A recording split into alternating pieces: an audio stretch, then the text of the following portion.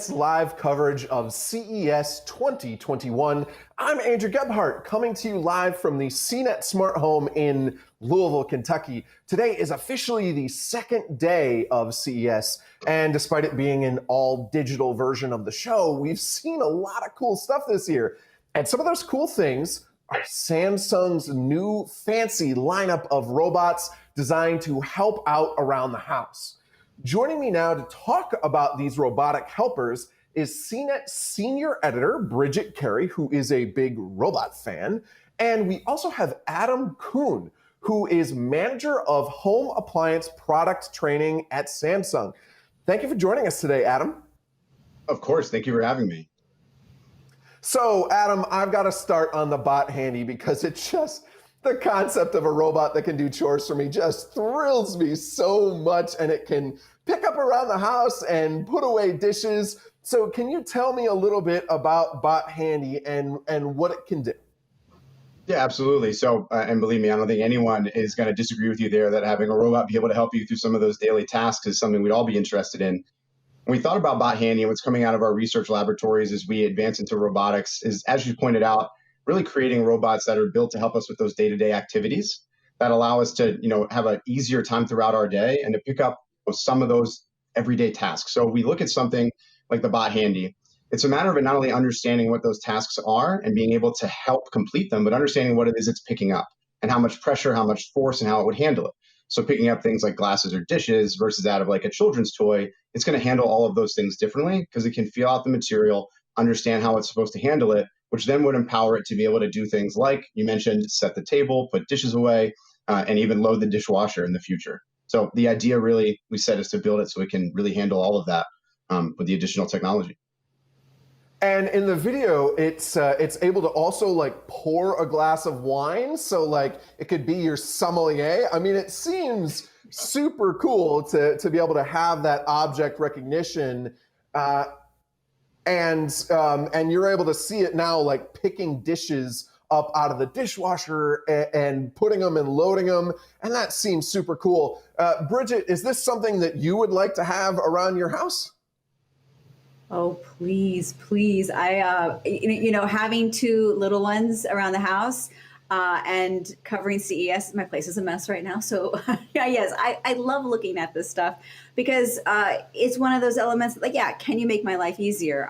But I also sit and wonder, okay, it's great to see a video where it can, pick up a dish and do all that. But where are we in terms of the biggest challenges in getting these robots to do this smoothly? And for that matter, any home robot, what are we looking at right now for like the getting to the next step to make that happen? Do I have to sit there and teach a robot everything? Like, this is what my dish is, and this is what the toy is. So I'm assuming that one's for me, so I'm going to take it. Fortunately for you, no, you're not going to be in a position where you have to do that. And we'll actually talk about it a little bit as we go some of the other products we're going to cover while we're all talking here today. The unit will actually be able to identify that on its own and utilize AI technologies to learn and be programmed to understand what it's picking up using a database of information that it can use as a reference to understand what it is. So once it's identifying that object, it can grab it with the proper force, understand what it's picking up, use the weight of the object to effectively pour that glass. So it's about it learning at the same time. So it'll be provided with information, certainly, to allow it to analyze its environment and then use reference material to ensure it understands what it's doing. So you won't be there with flashcards having to teach it. No.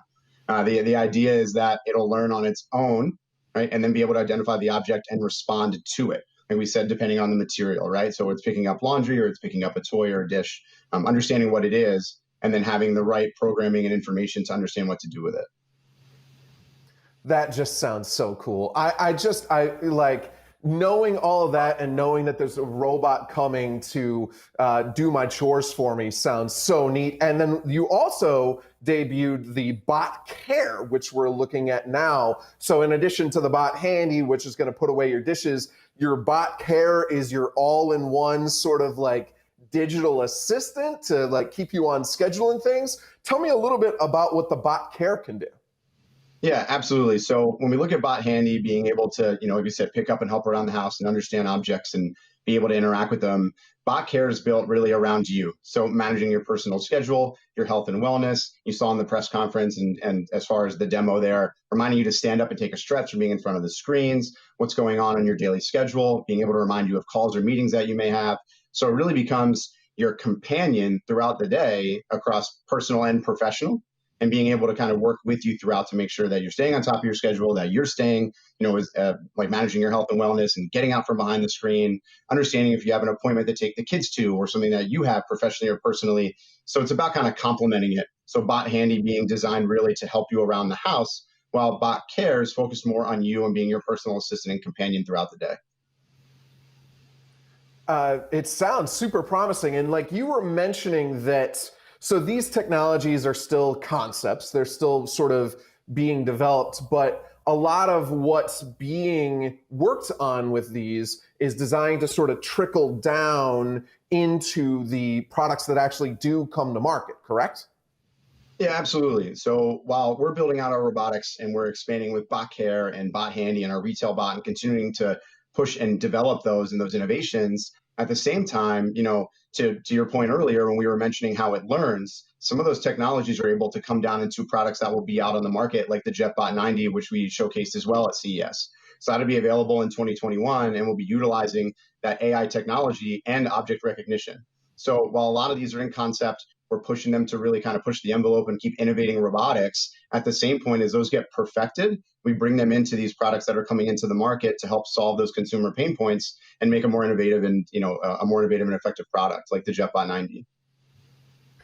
Oh, cool. Yeah. So, I mean, because the Bot Handy and the Bot Care are certainly like neat concepts, but right, you showed off, as you've mentioned, the JetBot 90, which is using some of that technology. And this year, people are actually going to be able to buy it because it's a robot vacuum and it's got some unique features. So, Bridget, what do you want to know about the JetBot 90 that would convince you that this robot vacuum is worth a purchase? Well, I want to hear more about how smart it is with the LiDAR, because we just saw in that demo, like, yeah, it was able to scan and go, this is a table and whatnot. And it's able to dodge toys. Right now, that's like the big pain point in trying to get a Roomba to go around my house, because it's like, always going off that it sucked up something. So what is that able to solve? And how far can those smarts really go to be able to dodge things and know what it's going to run into? Yeah, that absolutely. So it's a great question, and it's a combination of multiple sensors that are on board. And the main hardware upgrade that helps with that is the 3D object camera in the front. So you have the LiDAR sensor, which you'll see in the rear of the unit, and that will measure out at 360 degrees to help map rooms on a larger scale. And then there's over 250,000 sensors in the front of it that are helping it understand height. There's gyro sensors built in, allowing it to sense what's around it and also understand where it is in relation to those objects. But that camera you see in the front that's playing right now, that's what's actually recognizing the images of the object and then detecting what it is. And our partnership with Intel allows it in real time to understand whether or not that object, it could be a danger to it or the surroundings, or cause it to make a bigger mess, or something that it can safely vacuum around. So things like electrical cords, toys, cups, plates, furniture, portable appliances like an air conditioner, it will understand what those objects are and then either take a really wide path away to avoid them and then alert you that there's something in its way via the SmartThings app, or it'll clean close to it because it knows it won't be a danger to the unit. So the object recognition component is actually being done by that camera, and then LiDAR plus the additional sensors and the camera work together to effectively map the room and ensure it gets the most efficient cleaning path while dodging those obstacles. So what's the biggest thing that, sorry, I was getting really excited there. I was going to, what's the biggest thing that is the challenge that confuses these types of machines the most? Is it the pet running by, the kid? Like what is that big challenge that we're keep trying to solve that is like, the thing that confuses it?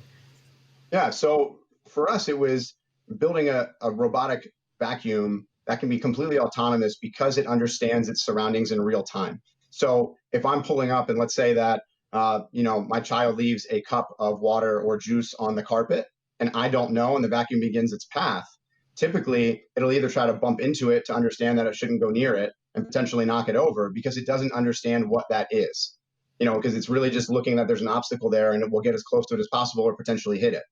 Because the JetBot 90 AI Plus can understand that that is a cup and that it could be holding liquid and could in fact make a bigger mess, it will avoid it and take a berth around it.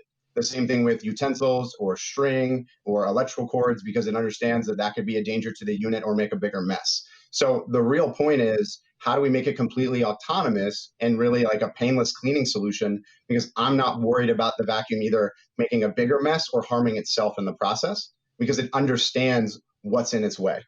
Rather than just knowing there's an object here, it knows, because that object is a danger, what to do with it. And then we'll also alert you. So if there's an electrical cord on the ground, inside of the SmartThings app, it'll put an icon letting you know that there's something there you should address, and then continue its cleaning path. So it also won't throw it off of its path.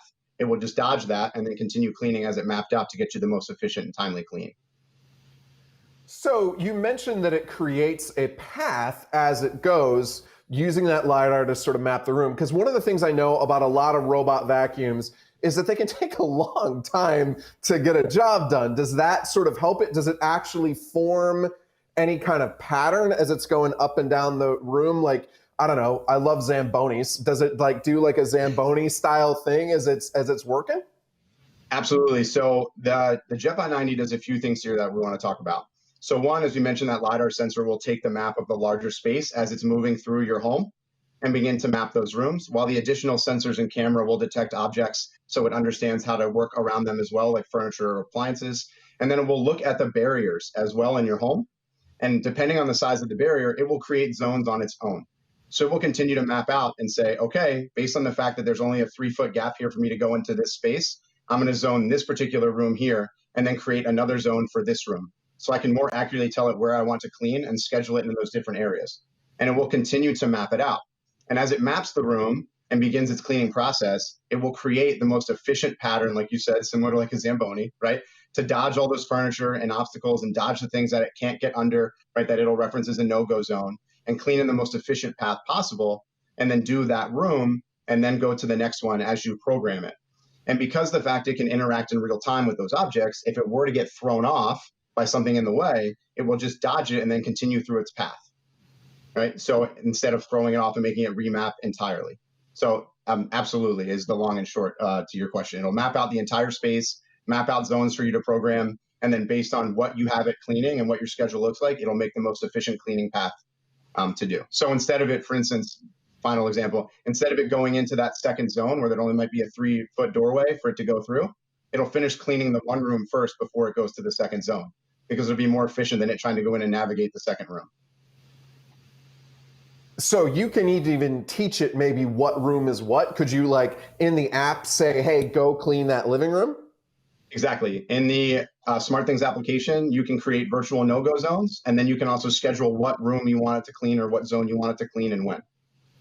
So you can have it do certain sections of the home on a certain schedule, or tell it you don't want it to go near something. So if you have a whole setup of, whatever, maybe collectibles, anything you don't want it near, it'll certainly understand them and dodge it on its own. But if you don't want it to go over there, you can create virtual no-go zones in the map as well, ensuring that it doesn't go anywhere you don't want it to go. Okay, so this seems pretty high tech.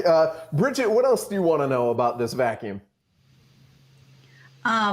What is it able to handle, hair any differently? So it's one of those things in vacuums, whether you have pets or kids with long hair, like I always wonder, like that's got to be so hard to deal with while you're also trying to program it to do just cool tech automation at the same time.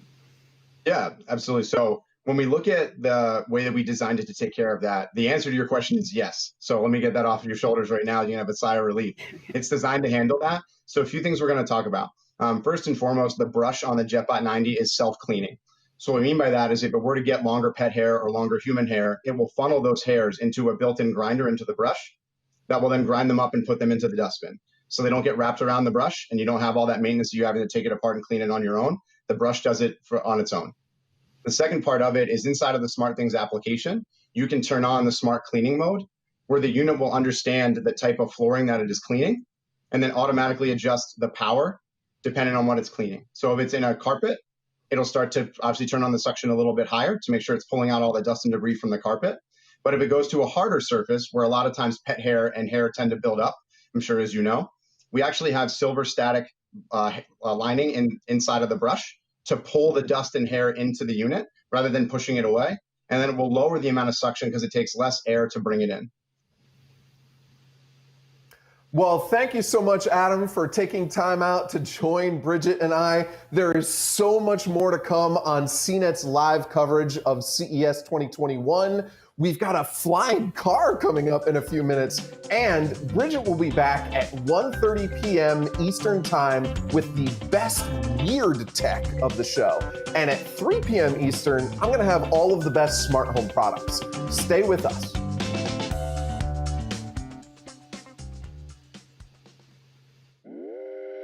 If you and your dog have always wanted a doggy door, but you don't want the neighborhood critters to know you have a doggy door, MyQ has an answer for you.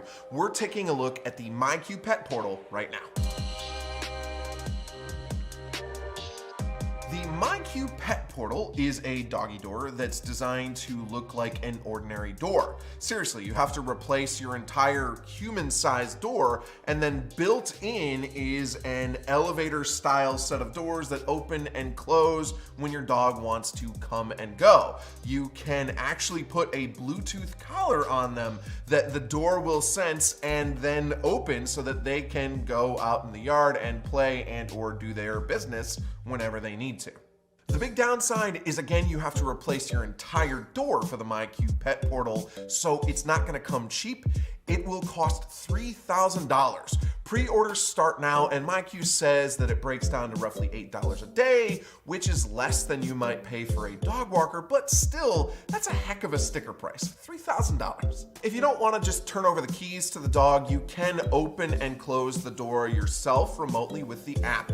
The door has a built-in camera and a two-way microphone, so you can talk to your pal and then let them out, and it will automatically close behind them so that the critters don't get in, but thankfully it has sensors built in there, so hopefully it's not gonna close on your dog's tail, fingers crossed. The MyQ Pet Portal is designed for pets 10 to 90 pounds, so it should fit a wide variety of dogs, but sorry Great Dane lovers. Otherwise, it also comes in a variety of finishes and materials so you can match the style of your home, and MyQ has packed in a lot of the right stuff here, although I'd still be worried about elevator doors closing on my dog's tail. Again, hopefully that won't happen and you just get the added smart convenience of letting your dog out when you're on the go. For much more from CES, stay tuned to CNET.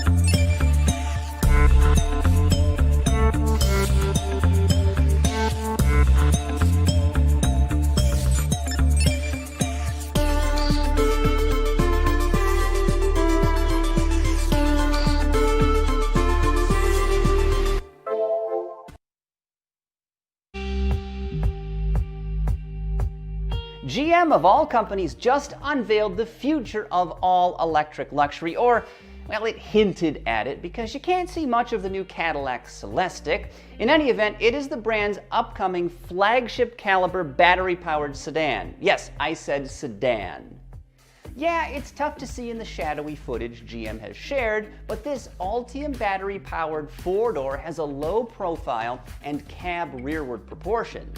Now, much like the Cadillac Lyriq SUV, this car's grille is broad, distinctive, and it even lights up, just like an old Mercury Sable. This is the first real glimpse you are getting of the Celestiq, which GM showed to media at a big battery event early last year, and when I saw it, the profile reminded me a lot of a Hudson Hornet from the 1950s with this sweeping roofline and hunkered down stance. It was pretty cool and big. I mean, this car has serious presence. Aside from dramatic proportions, this future Caddy also has plenty of tech. It will feature all-wheel drive and come with four-wheel steering. But topping things off is a groundbreaking full glass roof. Divided into 4 segments, each passenger can adjust the transparency to their liking, and the glass color even changes to match the interior ambiance.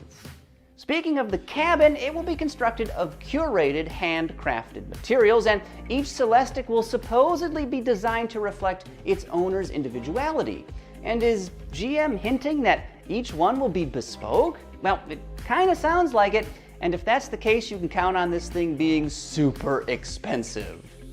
This car's cabin is dominated by a dashboard-wide infotainment screen that makes what you get in even the new Cadillac Escalade look pretty old-fashioned. Rear seat passengers get personal displays too, plus there are screens on the console for adjusting the vehicle's various comfort settings. With the Cadillac Celestiq, GM is looking to redefine what an electric vehicle can be to really raise the bar.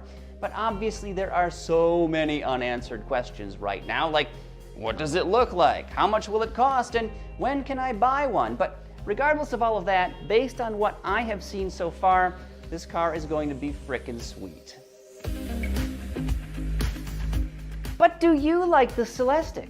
Well, leave a comment down below. I'd be interested to see what your opinions of it are based on the shadowy images that GM shared. Also, keep your browser locked on our website, theroadshow.com, for all of the latest car-related news coming out of this year's all-digital CES. Thanks for watching.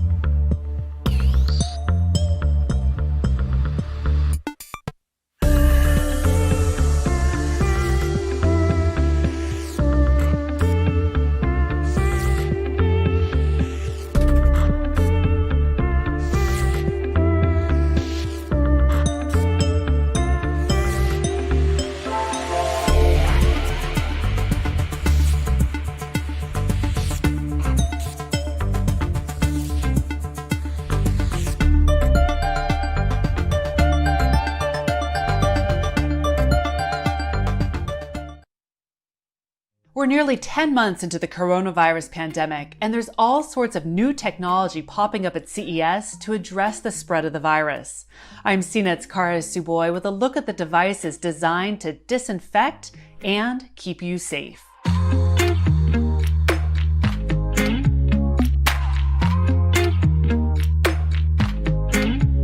Because the coronavirus can spread through airborne transmission, air purifier sales have spiked, with many new offerings on the market. The Brondell Pro sanitizing air purifier with AG Plus technology claims to kill 99.9% of COVID-19 and other viruses in a roughly 500 square foot space in 30 minutes time. Supposedly, it's one of the few air purifiers in its class that can actually destroy the virus. The Brondell Pro features 5 layers, 3 layers of filters, and 1 layer each of UV disinfectant and plasma sanitation. The company says this multi-pronged attack can break down the cell membranes of COVID-19. The Brondell Air Pro has just gone on sale for $649. If you're looking for air filtration on the go, there's the Shortwave Light Purifier from NS Nanotech. This personal device is about the size of a coffee mug, plugs into the wall, and is designed to purify the air and surfaces immediately around you. Picture it on your desk at work, in front of each kid in a classroom, or even at individual place settings in a restaurant. The company says the far UVC light attacks pathogens, microbes, and viruses, even the coronavirus, and effectively inactivates them. In addition to the far UVC light, which is deemed safe for human use, the purifier also features a fan to clear the air in your private airspace. The shortwave light purifier is expected to cost $200. You can pre-order yours now for 10% of that, or $20, and they're expected to ship sometime in the first half of this year. And finally, it's a well-known fact that our cell phones carry more bacteria than a public toilet seat. And with coronavirus able to spread on surfaces, it's more important than ever to keep our phones clean. The Glistener Clean Phone can kill 99.99% of germs from your phone in only 20 seconds. One of these gadgets could do 3,000 cleanings a day. Picture it like a toaster for your phone. Insert your phone at the top, and it automatically lowers to be cleaned with UVC light. The front display counts down the seconds and encourages you to sanitize your hands at the same time. Because really, what's the point of having a clean phone if your hands are dirty? Then the phone will gracefully lift up for you to remove it without ever touching the device itself. At $2,000, this device is not necessarily meant for at-home use, but rather high-trafficked public areas like airports, hospitals, shopping malls, hotels, and office buildings. I'm Kara Suboy for CNET. Handstand.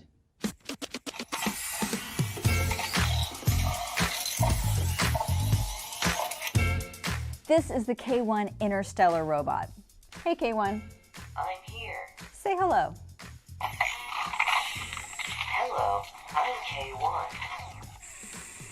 This is a programmable robot. Connection established. Start programming.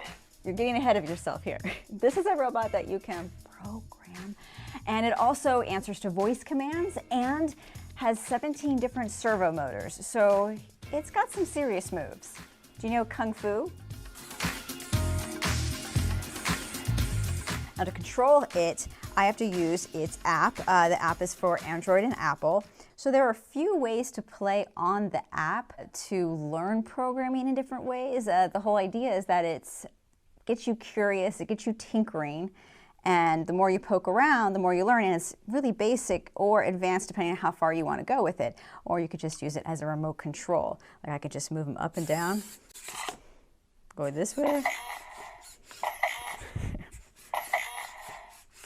A little shuffle, shuffle, a little double punch. Rhythm.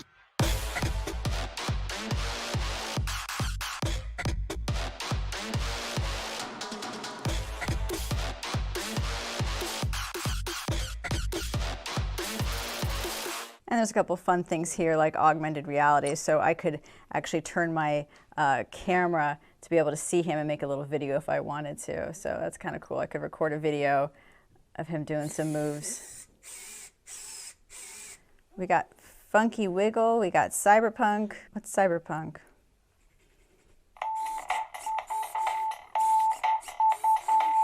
This goes on.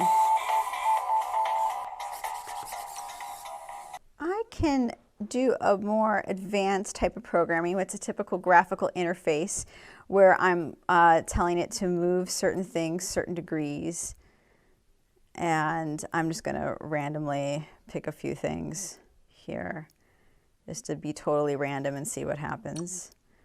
And I have to unlock. Oh, that's interesting. You have to do some basic programming before you can unlock some of the preset fun moves. I like that. Let's program something with voice commands. Close combat. Twist butt. Pose to take off. Ready to strafe. Mountain running. Executing.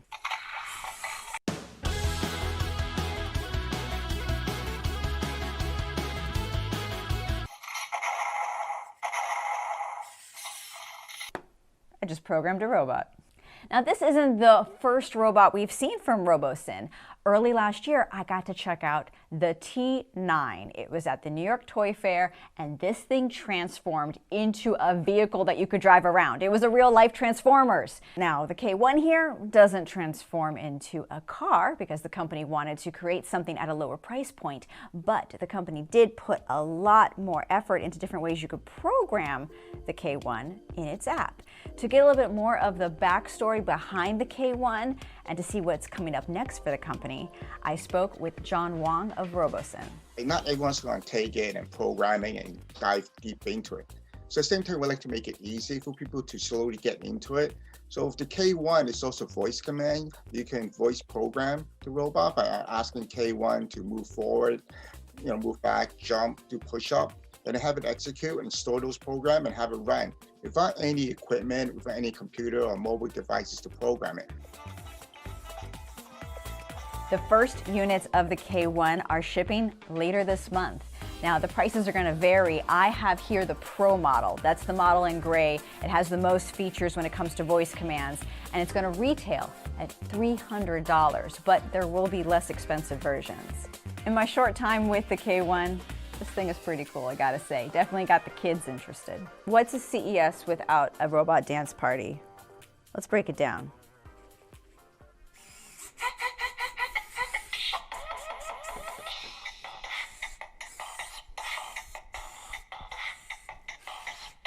For more on CES 2021, be sure to go to CNET.com. Go K1. Whenever we think of the future, everybody always wants a flying car. And that is now a reality. And here to talk with us about their product, PAL-V, is the CEO and founder of PAL-V, Robert Dingemanson. Hi, how are you? Hi, Ashley.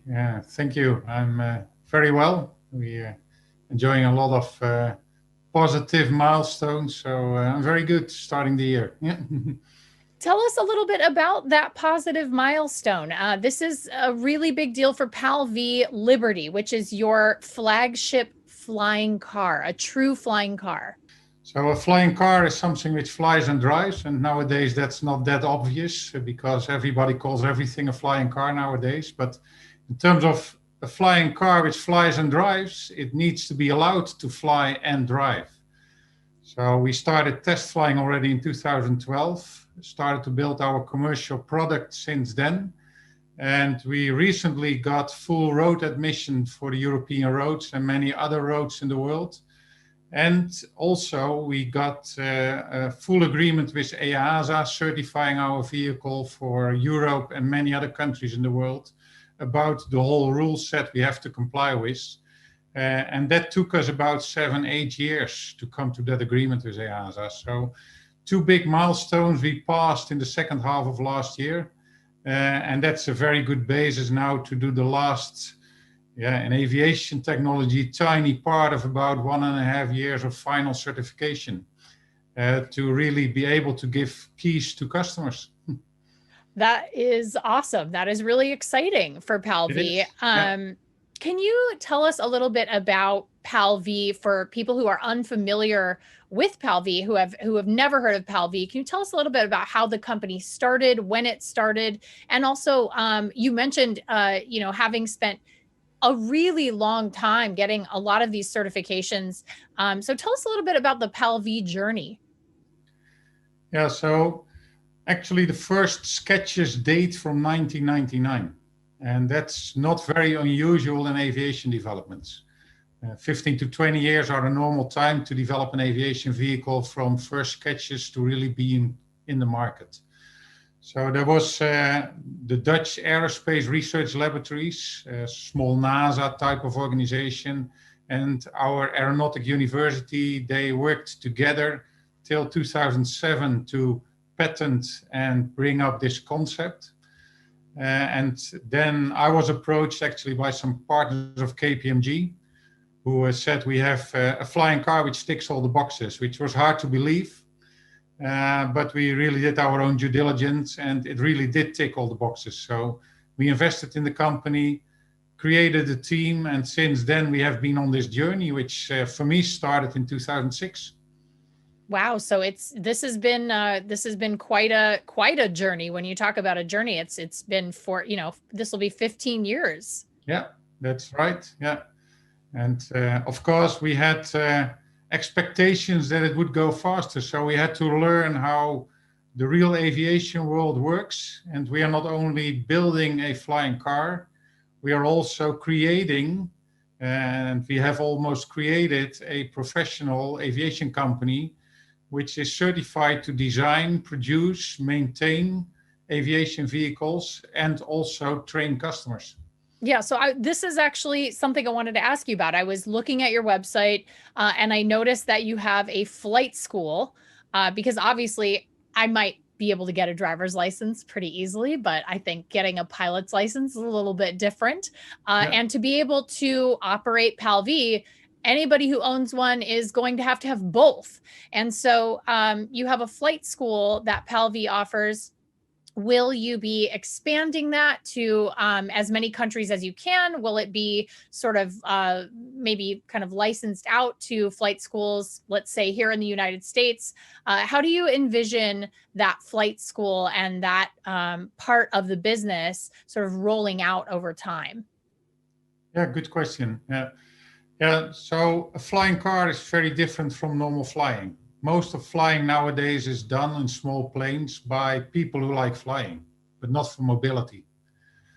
While a flying car you can really use for mobility because it takes you from door to door, which means our customers are also a different kind of customers than the hobby pilots. Our customers want a very efficient and effective way of getting trained for their license, and getting their license is not part of their hobby. And that means that we have created a way of training with the worldwide guru of gyrocopter training, who is our head of flight training. We have created a complete different way of getting trained. It's an adventure, it's effective, it's efficient, and above all, it makes you a very safe pilot. So we have created a school in the Netherlands now, which is, so said, the mother of the fly drive academies. But yes, we have cooperations in the works with other schools in different countries to further expand our training network, which of course comes ahead of delivering to customers. People can use this only when they have their flight license. Well, it's a gyroplane, which I mentioned, which is completely different than a helicopter. Sometimes people think of our vehicle as a helicopter, but it's not. Yeah, this was my next question. So we have seen a lot of vertical takeoff landing vehicles. We've seen a lot of autonomous passenger drones, a lot of different options for aerial mobility on a smaller scale than, say, a plane. Why a flying car? Why both? Why not one or the other? A fully autonomous drone, for example, or a fully autonomous car. So why specifically this vehicle? Why PAL-V? Yeah. So autonomy is something which will come in aviation too. And of course, that will take away the need for a flight license. Autonomy is expected actually to take still 10 to 15 years. So also those eVTOLs you see, the serious companies who are working on that, they have a pilot on board. And actually McKinsey has done recently a study about the eVTOL air taxi market, and they see flight training as one of the biggest challenges ahead of this market. And yes, that's also for us. We make a airplane which you can really use for mobility. It takes a different way of training. You need about 45 hours of training, so it's not that much, but still you need to do a theoretical exam to know everything which is there to know around flying. So that's a hurdle which will be taken away by autonomous flight. So autonomy will also come in our market segment. There's on the other side also a complete difference in application between something which flies and drives, which can take you from any door to any door, and something which only flies, which can take you from a station or a platform to a station or a platform. So although they are sometimes both called flying cars, actually the eVTOLs, drones, whatever you want to call them, they are a replacement of the helicopter, taking you from a station to a station as a service mostly, and still not a door-to-door mobility solution, while a flying car gives you the freedom like you have in your normal car. You can go from any door to any door, making use of existing infrastructure, taking your vehicle wherever you want, and changing your journey whenever you want, reaching any destination you want. But yes, both markets have a big future, and we play in the flying car domain. We do have developments going on for the air taxi domain, because that requires the same capabilities as we have been building over the last 15 years. That's really cool. Okay, so I live in Los Angeles, and let's say I'm ready for my Blade Runner future. I want a flying car, and I've got it parked in my driveway. I take it, and there's a lot of traffic.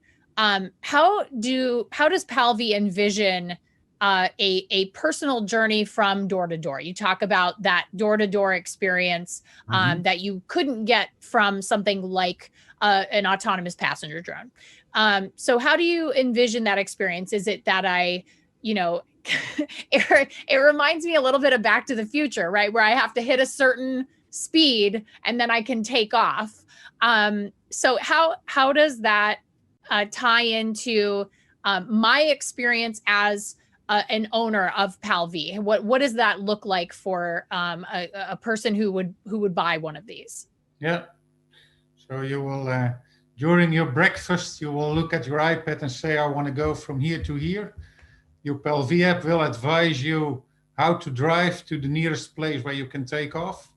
And then it will guide you to the place where you land. And from there you drive to your door. And it's as easy as that. That's it sounds so simple. It sounds so simple. Okay, so I'm really trying to make sure that I've got all my bases covered here. So, all right, I'm gonna check. It'll tell me where to take off. It'll tell me where to land. How in the US we have the FAA. Mm-hmm. I'm sure you're working with them. Yeah. How does that work? Would I have to notify a flight tower nearby that I was going to take off?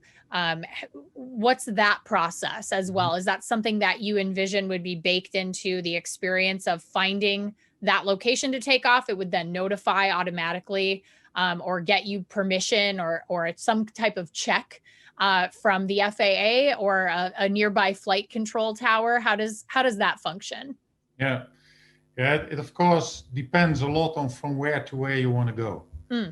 So the places which are available in the US at the moment is around 15,000 small airstrips which are spread over the country, where you're always allowed to take off and land. There's regulations in place that you can take off and land from your own property if it's possible, but of course not in the center of Los Angeles.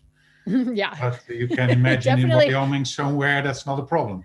Yeah, I can't think of any places in downtown LA that would enable me to take off. Downtown LA, you will be guided to a small airstrip which is available in the LA area. And from there, you will probably be guided to a place where you can land in the area and then drive on. So, and then the air is divided in what is called controlled airspace and uncontrolled airspace. So controlled airspace is controlled by traffic control. Uncontrolled airspace, you can fly wherever you want on visual. So this is part of your education, how you deal with this. So assume you fly from a small airstrip to a small airstrip through uncontrolled airspace. It's actually that simple. You don't have to do anything. You go there, you take off, you land, and you drive on. I learned something new today about small craft flying. Yeah. Okay, so if you take off from in a more busy area, you need a flight plan. Okay. And the flight plan you have to file and get approval for. And that sounds like a very complicated thing. But nowadays there's already software available for small aircraft where you just on your iPad plan your journey, you file send. In 10 minutes you have an acknowledgement that you can do the trip and then you fly the trip. Nice. Okay, so I feel pretty good about this. I'm in. Unfortunately, the cost is a little prohibitive for me. So let's talk about the cost. So PALV on the website when I went to go put in my pre-order, because I'm very excited about flying cars. It's $599,000, $600,000 here in the US. Pretty pricey for an average consumer, but you guys mention a sport edition that you're working on, and there was something a little bit reminiscent for me of the way Tesla has rolled out its vehicles and its fleet, in that obviously more expensive, but the original Roadster wasn't cheap.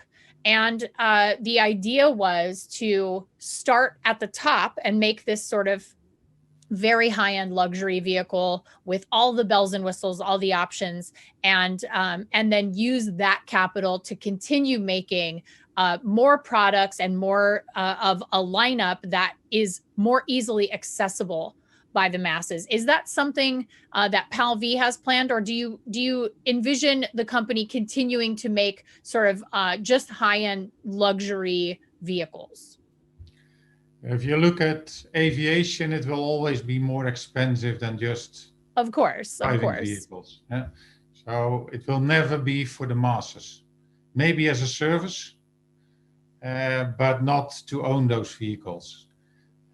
Still, we expect, of course, to develop this company having different ranges of vehicles for different applications.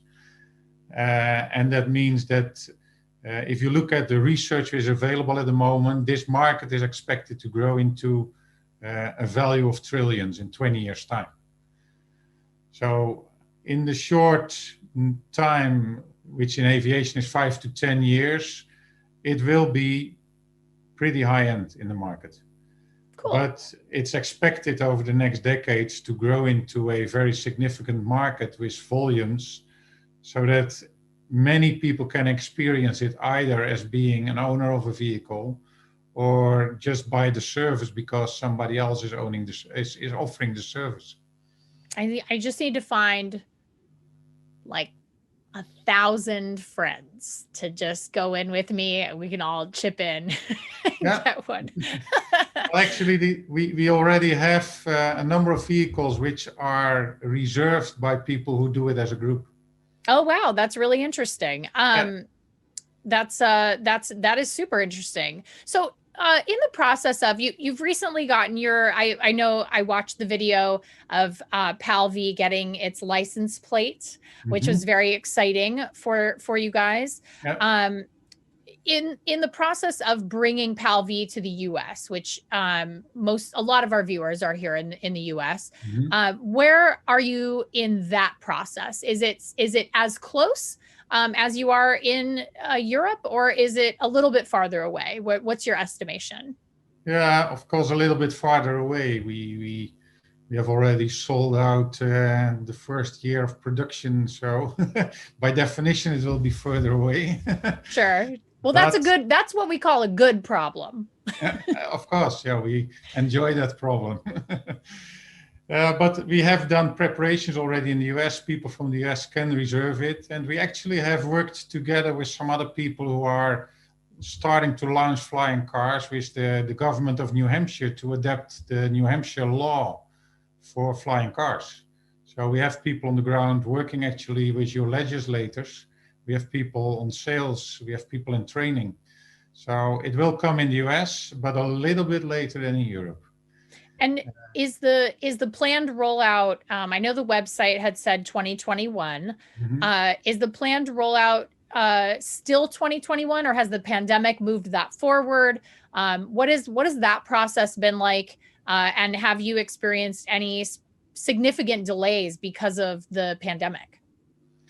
Yeah, unfortunately, the pandemic is affecting everybody and also us. So it's more like 2022 when we will start the first deliveries. And that has to do with many aspects which the pandemic affects. It's the availability of people at the government, EASA, but also the cooperation with suppliers is hampered a bit. Efficiency of your employee is not as good as it should be. Some things you cannot do because you are not allowed to physically work together with many people. So it did have an effect, but we were fortunate having a very stable and big investor base who is funding us through the pandemic. And that helps us a lot in making sure we will be in the market, but a bit later. That's really good. I'm glad to hear that. And one of the things I thought was very interesting about PAL-V is it is gas powered. And we've seen a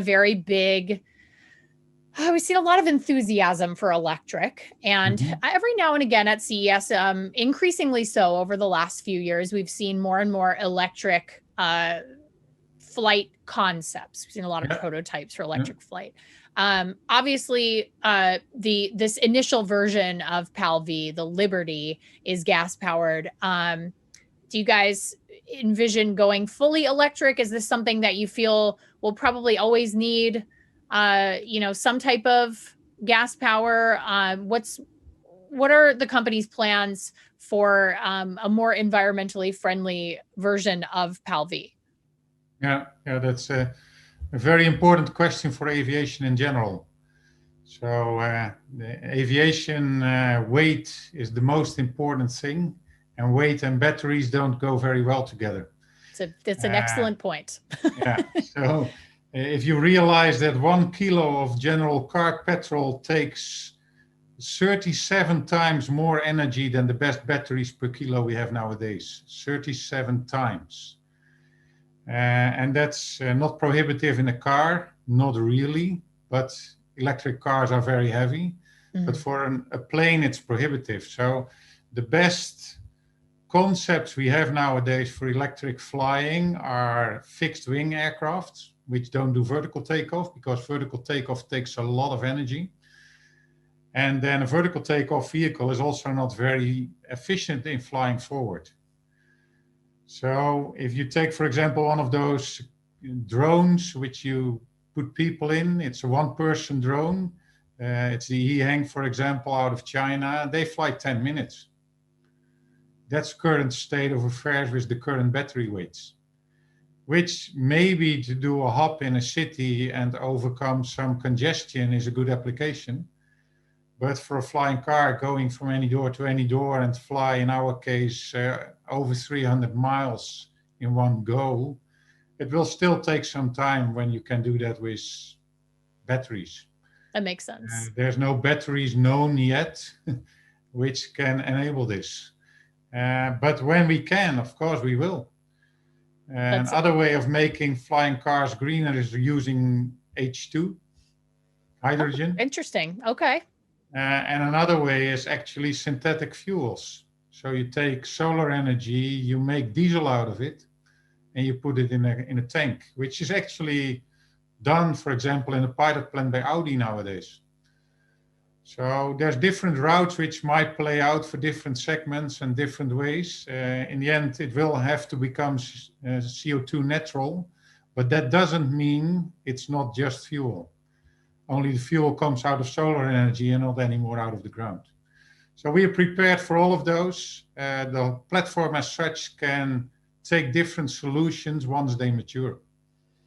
That's really interesting. I hadn't thought of those other options that would be available. Whenever we think electric, we just or at least neutral, carbon neutral, we think of batteries, we think of fully electric vehicles. Yeah. For long-range flying, that's probably not the outcome to be in the next 10, 20 years. That makes sense. Well, what's one thing, we'll wrap this up, but what's one thing that you think people should know about PAL-V and where you believe, let's say in the next 5 years, we always like to look forward at CES. In the next 5 years, where do you envision PAL-V?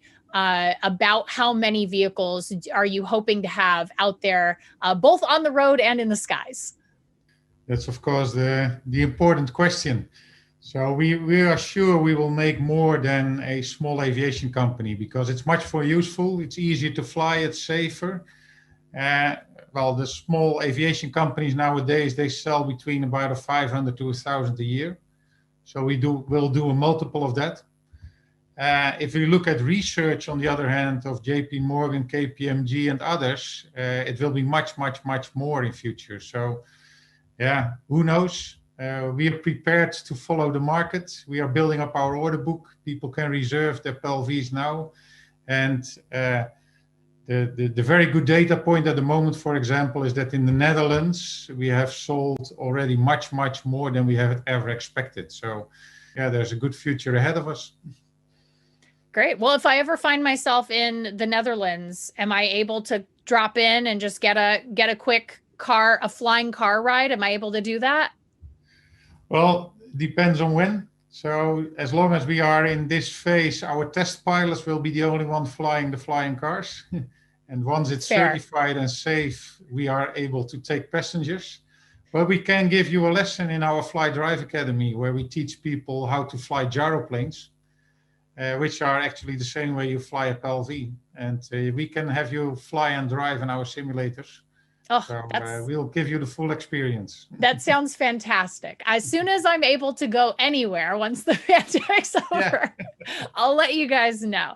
Robert, thank you so much for stopping by and talking to us about PAL V, Liberty, and the future of mobility, both on the ground and in the sky. If you're interested in anything PAL V, you can check out their website, pal-v.com. And until next time, be good humans. We'll be bringing you more CES coverage. Make sure to like and subscribe.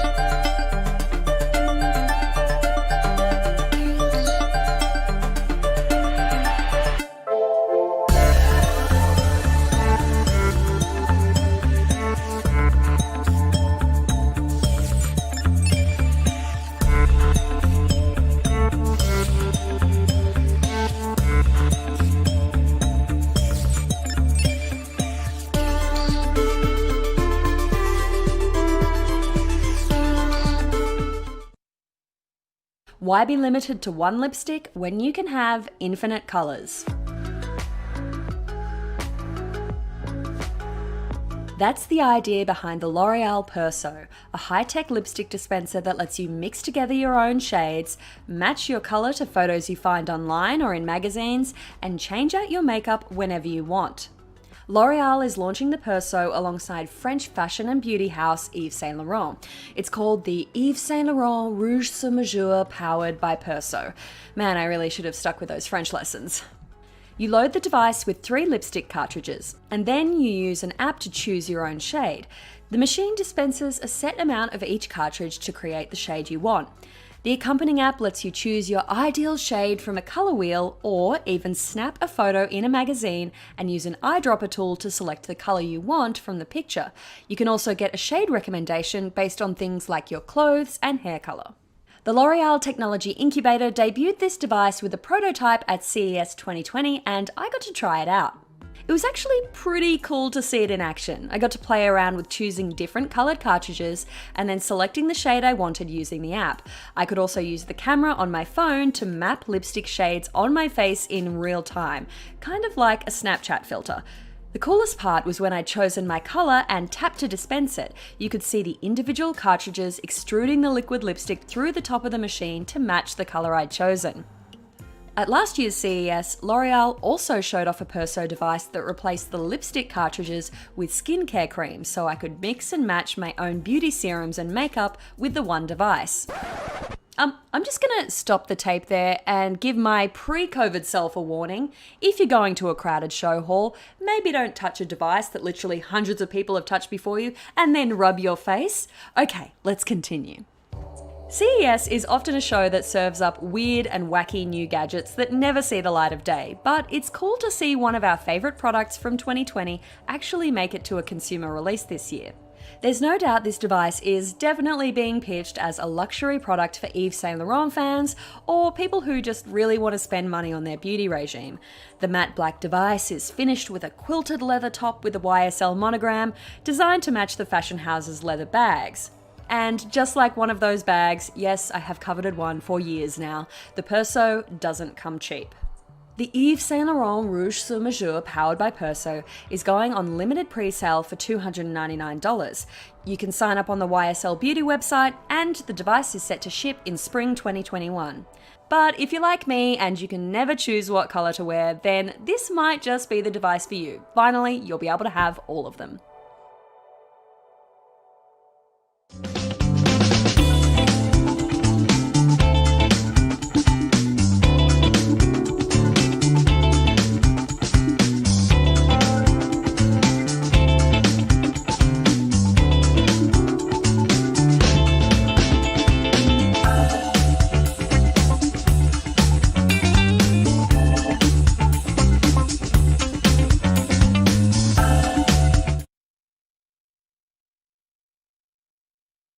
The problem with virtual CES is that you don't get to see and handle all the products in person. Well, tell you what, I went out and got 10 of the hottest new laptops of CES. I got them right here, and we are going to talk about it today.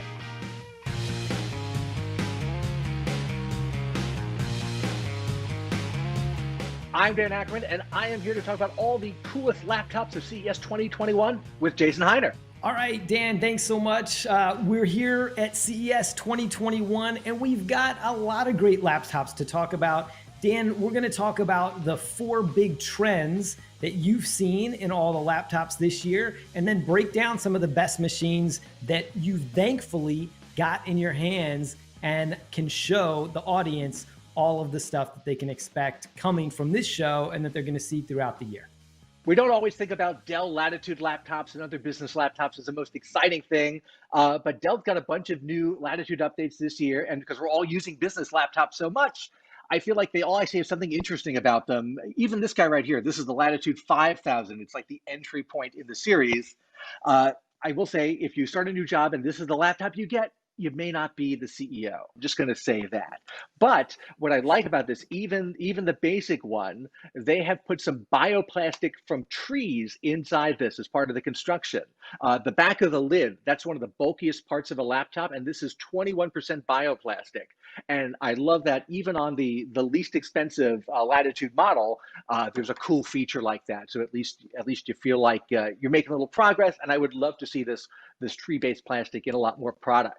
And Dan, can you explain just a little bit, what is bioplastic? You mentioned tree-based plastic. Is there anything else people should know about that? Yeah, it's usually made from bio waste, in this case trees, but there's an HP and a Lenovo I have here, and I think some of the parts inside those are made from recycled, sea salvage plastic from the sea, and they use that in components inside as well. But first, actually, let me give one more shout out to Dell for the Latitude 9000. This was a big hit at CES last year because it had 5G options, and it was super thin and light, a real premium one. And this is the clamshell. You can also get it in a 2-in-1. But I love that this and a few of the other ones now have a dedicated button. Let me find it right here. This is F9 in this case, but it takes the webcam and it puts a physical shutter over it, not a slide over, not a software cutout. The button is connected to a physical red dot that covers the webcam. And I think if you're on all day in meetings like you and I are, you want to have times when you can make sure that camera is shut off. And that's a nice way that they're emphasizing privacy on commercial laptops, where you really need that for OPSEC, but you also want it because it's in your house now. Very cool. So your first trend is more businessy laptops for this year. And you mentioned the Dells, but there's also some HPs and Lenovo's you want to talk about too, right? That are part of this trend. A couple of years ago, there was an HP laptop I liked a lot called the Elite Folio. It had kind of a leather cover stitched to it. It was a Windows laptop, but it had kind of a Surface Pro vibe because you could fold it back like a tablet. So now there's a professional version, and this is the HP Elite Folio. It looks like a regular laptop from the front. The back is this leather cover. This is actually vegan leather as opposed to the real leather on the consumer version. I like this better as a longtime vegetarian. And other than that, this is very similar design-wise to the consumer version, which I loved. You take the screen, it tilts like this, then you fold it down like this. There's a stylus inside, and it's got that HP privacy screen, so you can hit a button and it will stop people from seeing into the screen from a side view at an airport or at the next desk over. Not that we sit next to other people at desks anymore, but someday, and I love that it's got this stylus. you can see the stylus that's right there below the screen, and you can just reach in and take it out. The Surface Pro X, I think that's something similar. And then it charges while it's in there too. And I think that is super cool. And that's also a Snapdragon processor with 5G support. We were talking, just to round up our convo about business laptops, there was one I liked last year a lot, and there's a new version of it here. It is this little guy right here. It's the HP Dragonfly. There's also a Dragonfly Max that's bigger. This is just the regular Dragonfly. Now this one, of course, it's a 2-in-1. It's great. What I loved last year, and they still have in this one, is tile tracker support. So you can treat it like a tile. You know, you can click on your tile app or the tile thing. So I always wanted to take one of these and throw it out in the woods and see if I could find it, and I have not actually gone through with that yet, but I love that. But I also love that it's got the physical shutter button that some of the other laptops have, and they've upgraded this. The last one was, 8th gen Intel, now it's 11th gen. So it was kind of a first gen one last time because it was the first gen. Now it actually feels like a fully finished product, and I think it's one of the sharper looking business laptops. So if you don't want something that's quite so commercial looking, this one's got a great consumer vibe to it, but it's still part of the business line. That blue is nice. The leather on the folio is really nice too. But as you start to look at these as things that you're spending that much time with, and make a little bit of a statement as you carry it around. Eventually, you're going to carry these things around in business meetings and all of that, and it does make a little bit of a statement. You know what? I'm going to show you something, and you tell me what you think is different about this laptop from a lot of the other ones we see. I'm just going to lift it up here slowly. All right. Okay. I may be able to see it better if I do this. Okay. Immediately I know it's a Lenovo because of the little red dot in the middle, the little joystick. But beyond that, I'm trying to think maybe tip me off a little bit. 3, 2, 2.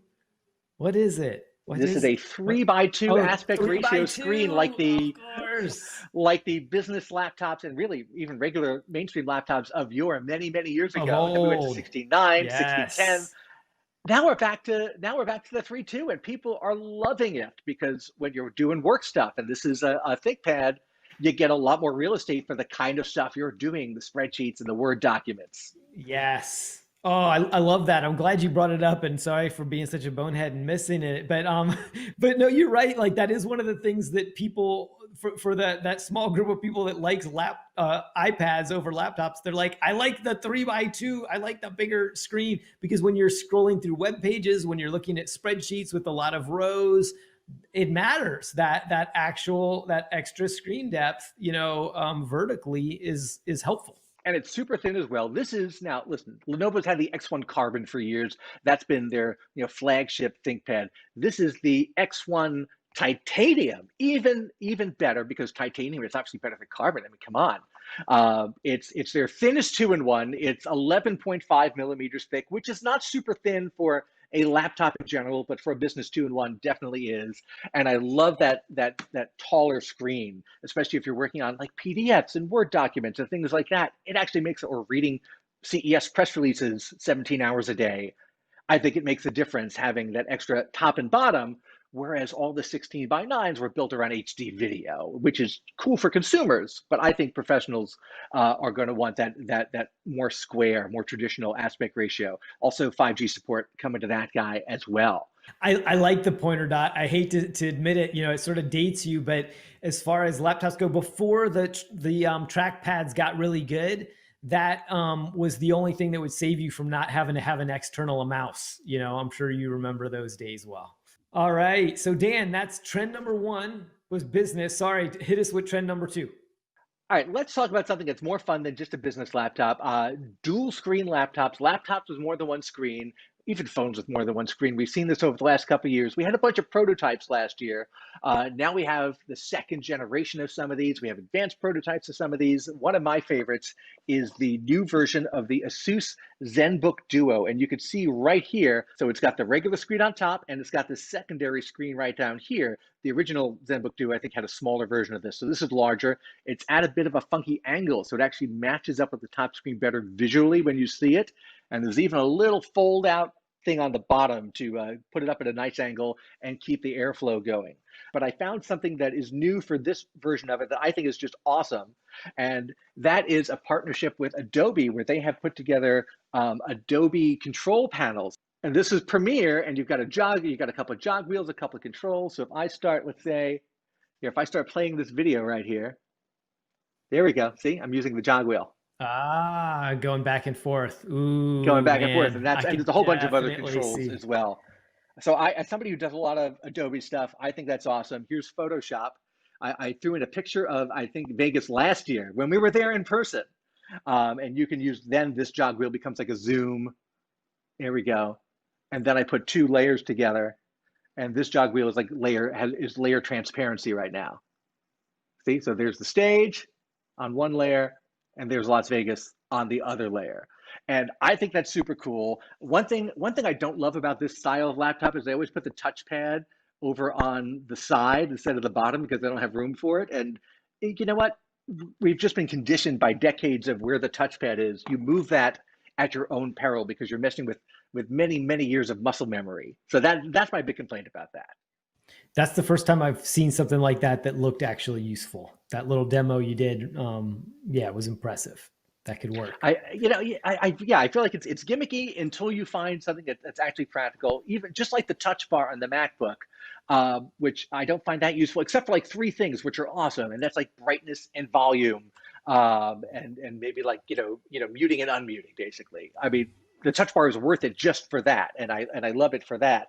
But a lot of the other stuff, you don't use every day. So if you have something you can actually use, I think that's awesome. All right, Dan, so do you have another dual screen laptop you want to show us? I have a completely different kind of dual screen laptop. And again, this is like a version 2 of something that we saw last year at CES. And it's this guy. It's the ThinkBook, not the ThinkPad, the ThinkBook Plus Gen 2. And it's got a regular laptop screen on the front. Okay, great. And then on the back, the entire back panel is an e-ink display. And last year's version was similar, but the display was much smaller. So if you close this display, it's going to go into its own little proprietary menu system. There it goes. And it'll show you, see if I have to flip it here, it'll show you your Outlook calendar and any emails that you have coming in. And it has links to a bunch of other Microsoft stuff. They actually have Kindle integrated now, which is super cool. And I love that the e-ink screen doesn't really use any power. So you can keep that open all the time and have your calendar and your notes and your reminders on there. And it's either using 0 power, like a Kindle that's off, or just such minimal power that you don't even have to worry about it.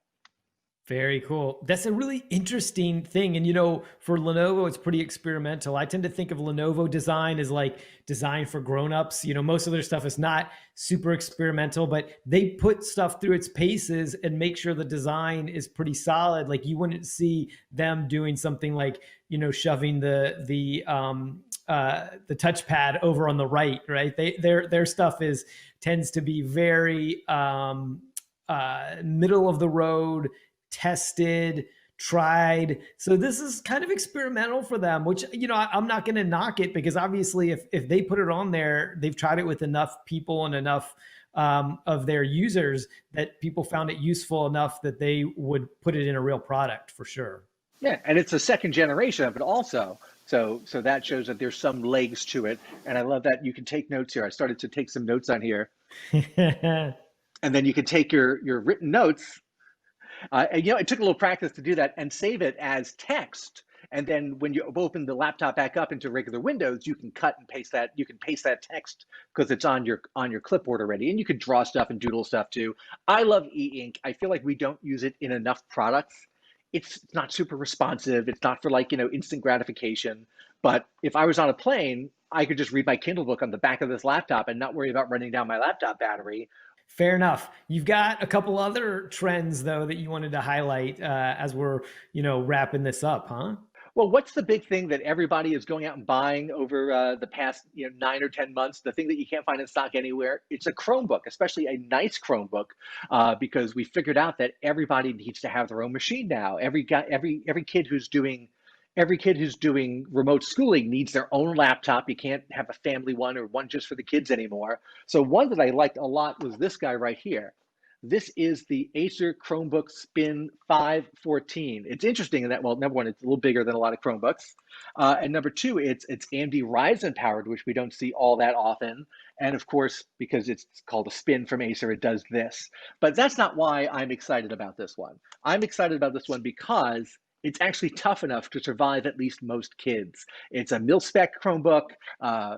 Some business laptops are, not a lot of consumer ones are. I haven't seen that many Chromebooks that are, though a few, and it's got Gorilla Glass on the screen. So if this is not kid-proof, I don't know what is. And I think it's going to be $479, which is not bad for a big 15-inch, premium metal construction Chromebook. Yeah, Dan, for the audience that doesn't know what mil-spec is, why don't you mil-spec? Why don't you explain that a little bit and why they're going to want that if they're given to a Chromebook, especially to like a kid under 10 or something, and maybe clumsy ones that are teenagers too. So when people used to take laptops and tablets and things out in the field to an oil rig, to a construction site, at a hospital, you have to make sure that it's not going to let dust and grit get in the sides and ruin it. If you get a little wet, it's not going to ruin it. If you drop it from 15 inches onto a concrete surface, it's not going to break. There's different levels of it. So that military spec testing, because it's based on some military standards for procurement rules for the military, that's why they call it mil-spec. So if you see a mil-spec laptop, that basically means it's a rugged laptop. Those old Panasonic Toughbooks used to be like that. But now everybody makes at least one version of it, and I love seeing it in a Chromebook. Good stuff. How about yet another Chromebook? And of course, the other big Chromebook of the show is one I actually went to go see in person the other week. That's the Samsung Galaxy Chromebook 2. And you can tell Samsung is taking these seriously because they're putting the super fancy Galaxy name on them. They had one last year that was, a nice fancy Chromebook. I think it was like $1,000. Battery life wasn't great. This version aims to fix some of that. It's got a QLED screen now, which is the same technology as in their TVs. The more expensive one had a 4K OLED screen. So this is technically, I would say, not as nice, but it's going to save you a ton on battery life, and QLED looks great. It's supposedly louder because everyone complains that their small laptops are not very loud, and you can get an Intel Celeron or a Core i3, and I think that either one of those is going to be good for everyday students. And it's a cool bright red color, and if you just, everyone is drawn to, the eye is drawn to it, and it's really nicely made. I think it's one of the sharper looking Chromebooks that I've seen. Last year, we went on the stage and brought this one up. We had this as one of our sort of picks for sort of the best looker of the year. It was really sharp. The red looks great. The metal as well is terrific. And it really kind of lives up to the Galaxy branding. I remember us saying last year, Dan. So it's good to see them dealing with a couple of the flaws that it had. And we pointed out several of them last year, including the price. It's nice to see them dealing with that and making what was an interesting product a lot more palatable to a lot more people potentially and a lot more practical. Definitely $550 and $700 versus $1,000 and better battery life. I feel like that's a winning combination there. I look forward to testing that one out a little bit more. And normally at these shows, we spend a lot of time talking about gaming laptops and gaming desktops and graphics cards because there's a lot of gaming tech at the show. This year, not so much. If this was a sports team, I would say this is a rebuilding year for PC gaming because the PlayStation 5 just came out. The Xbox Series X and Series S just came out. That's where a lot of the excitement is. But NVIDIA's here, new laptop graphics cards. And I think that the key takeaway for gaming laptops this year is that people are making gaming laptops that don't necessarily look like gaming laptops. That's really interesting because when I think, even still to this day, when I think of gaming laptop, I think of some like big honking thick thing with sort of a weird kind of cover on the back, and something that you wouldn't want to take into, a conference room in your office. But that's changing big time, isn't it? It definitely is. And part of it is the standardization of the look of consumer and commercial and gaming laptops. You want one machine to do everything for you. So it's going to kind of have a middle of the road look. And also the fact that the parts inside are getting so power efficient. They don't need as many fans. The GPUs are very small and very powerful. The desktop 3000 series of NVIDIA is now available in laptops, just like they did with the 2000 series last year. So you can get away with something like this. Here's a new one from the show. This is the Acer Predator Triton 300. And you see, it's pretty thin for a gaming laptop. And it's certainly, it could be one of those Dell Latitudes we looked at before. There's nothing that really jumps out about it. There's a tiny little bit of branding here and there, but that's it. And inside, 11th gen Core i7, you can get the next gen NVIDIA GeForce, that's the 3000 series in here, and something this thin, which I think is great. And you're going to find 144 hertz screens in a lot of these because people like the higher refresh rate for gaming. So I think that these thinner gaming laptops that are not quite as over the top, maybe when you take out all the fans and the need for the heat pipes and the cooling, that gets rid of the excuse to have the big glowing lights inside and the monster logos and the alien logos. Just the fact that you can make it thinner, you can get rid of all that extra stuff used to cover up the bulk. Very good. All right. Anything else on gaming, Dan? Yeah, I'll show you one more from Lenovo, which is not known as a huge gaming brand, but they actually do a really nice job because they know so much about ergonomics and keyboards and touchpads and construction from their business laptops. All that stuff comes through into the other lines as well. This is the Legion Slim 7, and this is their super thin gaming laptop, so very similar specs to the other one. I like the little offset screen right here, so you have a little bit more angle choice there, and it just kind of looks sharp. And this is the one thing I have that's actually a mock-up. It's not a real screen on it, but it's here to show us what the product will look like when it's ready. All right, Dan, so you summed up the 4 big trends from this year's CES in terms of laptops. We've got the workhorse business laptops, which of course everybody's using for work from home and educate from home. You've got the double screens, which is an innovative form factor idea that we've seen from a couple manufacturers. You've got the Chromebooks, because of course a lot of the education stuff is also happening on Chromebooks.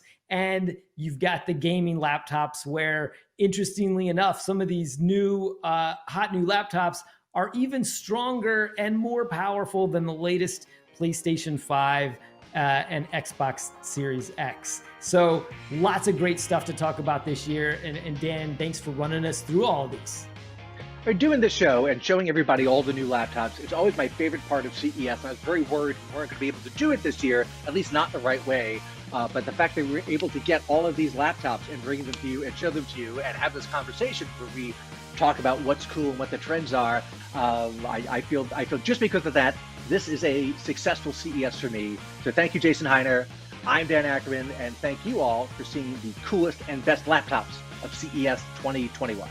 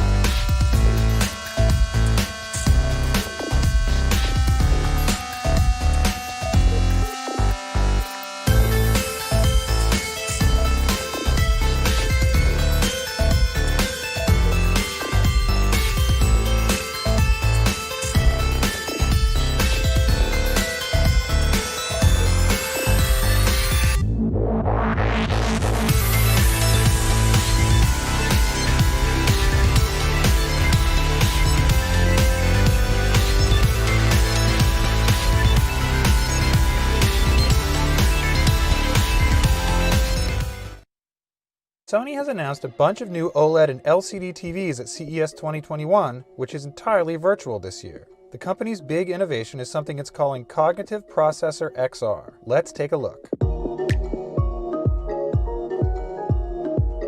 Sony says it has taken a new approach to picture enhancement by layering human intelligence over artificial intelligence to mirror how people actually see and hear. The Cognitive Processor XR chip is designed to focus on enhancing elements your eye is naturally drawn to, like people's faces and eyes, and make them look better. It sounds pretty cool, but as a TV reviewer, I'm more interested in preserving the original look of the material without any enhancements. Sony says its custom picture mode is designed to do just that, without any extra processing. The new processor is available in 5 new series Sony is introducing for 2021: the X90J, the A80J, the Z9J, the A90J, and the X95J. The A series is OLED, the X series is 4K LCD, and the Z series is 8K. We'll start with the OLED TVs. The The A90J is a flagship, highest-end OLED, equipped with a brighter OLED panel than conventional models. That extra brightness should help with HDR pop and in bright rooms, and has the potential to make the best technology for TVs even better. The A80J is a less expensive version. It lacks that brighter panel, but, like all OLED TVs, should be plenty bright for most people. New for 2021, it includes an 83-inch size. Next up are the 4K LCDs. The main difference between the X90J and the X95J is their LED backlights. Both offer full array local dimming, my favorite enhancement for LCD picture quality, but Sony says the X95 is brighter, with more dimming zones for more precision. The X90J is the only Sony model that comes with a huge 100-inch size, however. Finally, there's the Z9J, which is the only 8K TV in Sony's lineup. It'll be exceedingly expensive, but delivers the best local dimming and processing to enhance sharpness. 8K resolution is still not worth considering in my opinion, however, in part because the improvement for those pixels is minor, and there's no actual TV shows or movies in 8K yet. Sony is adding extra features to all these TVs. Bravia Core is a new streaming service specific to Sony TVs, with titles from IMAX and Sony Pictures. Speaking of streaming, Sony was also the first TV maker to announce Google TV's streaming system would be on board. All of Sony's 2021 TVs have Google TV, which also worked with Google Assistant for voice control. Sony has also revamped its TV's design, going for a more minimalist look on sets like the A90J and Z90J seen here, where the screen rests directly on the tabletop and the legs act as stabilizers. Sony has also enhanced its audio features, including new extras that cause the sound to seem to come directly from the screen. And in the case of OLED models, the screen itself does emit sound. That's a quick look at Sony's new TVs at CES 2021. Pricing and availability will be announced later this spring. I'm David Katzmeyer for CNET. This vehicle is the clearest articulation of exactly what we mean when we say any vehicle can be an EV. This is the world's first all-electric super truck. GMC Hummer EV will be capable of 0 to 60 in about 3 seconds with 1,000 horsepower and 11,500 pound-feet of torque. It has a crazy amount of power. It celebrates the performance possibilities of electric propulsion. This is a truck you want to drive because it delivers performance in a way that no other truck can match. And it happens to have 0 emissions. 2 things in particular I want to share with you that we haven't really talked about before. Terrain mode 1-pedal driving and the Bose electric vehicle sound enhancement technology. In terrain mode, the GMC Hummer EV offers 1-pedal driving for precision handling at low speeds while off-roading and rock crawling. It combines the fine control of the immediate torque provided by the EV propulsion system and the friction brakes to deliver a level of modulation that is beyond anything we could deliver from a gas or diesel-powered engine. It is a smooth experience, providing finely modulated power control that can dominate the most difficult terrain. And if you will love the power off-road, wait until you try it on-road. Watts to Freedom mode builds an entire experience around that 0 to 60 sprint. The double press of the traction control button triggers a request to acknowledge you are about to do something special. Acknowledgement causes the vehicle to lower and the battery electronics temperatures to be optimized in preparation for full power delivery. The driver coach tells you to apply the brake as the seat and the subwoofer start to shake. Then you apply the accelerator, and once you reach the required levels, you let the brake go and hold on. I've experienced the thrill of jumping out of a plane at 30,000 feet. In my opinion, this is better. But how do you create the sensory explosion to accompany motors turned up to 11? We worked with Bose. Bose electric vehicle sound enhancement technology makes its debut in the GMC Hummer EV. It incorporates guitar riffs, high-frequency feedback, and inspiration from Formula E Motorsports to communicate the sensation of power and torque that you've unlocked in Watts to Freedom. It is a truly immersive sensory experience that brings you in direct contact with your vehicle, and we can't wait to share it with you later this year.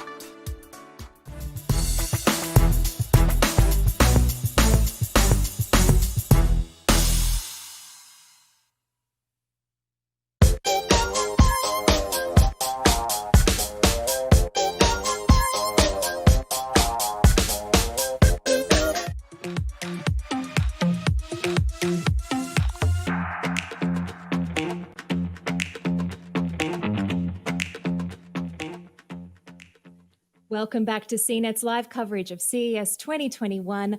I'm Lexi Savides.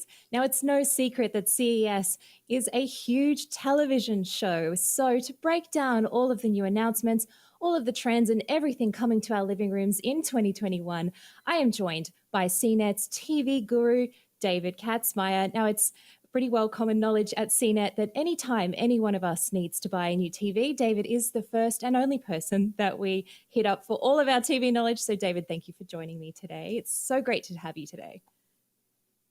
Thanks, Lexi. It's great to be here. I wish we could see these big TVs in person this year. That's the downside of not being in Vegas. There's a lot of pluses too. Pretty comfortable here in my basement now doing the show with you.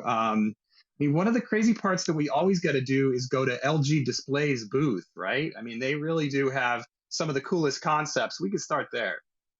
Yeah, let's start with that. So obviously, there's a lot of stuff that we're going to see in our living rooms over the coming year, but LG Display is always the most out there sort of technology, and it kind of really sets the stage of innovation in terms of the TV space. So give me a bit of a lowdown on what we've seen from LG Display and the cool stuff, the wacky stuff, the most out there stuff that is coming our way. So this is transparent OLED. This is a TV you can see through. So they're saying this year that they've got the transparency up from 10% to 40%, so you can see through it even more. The coolest concepts include this sushi bar, where you have this partition with the menu and even TV shows there, and it separates, the chef from the customers, which is great in our pandemic era. And there's even a little touchscreen along the bottom, so you can order your stuff without, getting fingerprints all over that big transparent OLED. Again, they've done a lot of these types of displays in the past. These are not TVs that you can buy now, but it just shows us what the technology is capable of. Here we got a subway platform or a subway window. So behind there's a simulated scene. You can imagine riding on a train and seeing, instead of, what's going on or overlaid over what's going on, the weather, some tour guide information, route stuff, to get it gouge you along on your subway trip. So pretty cool that they showed us this stuff and gave us this sneak peek from their labs there in Korea.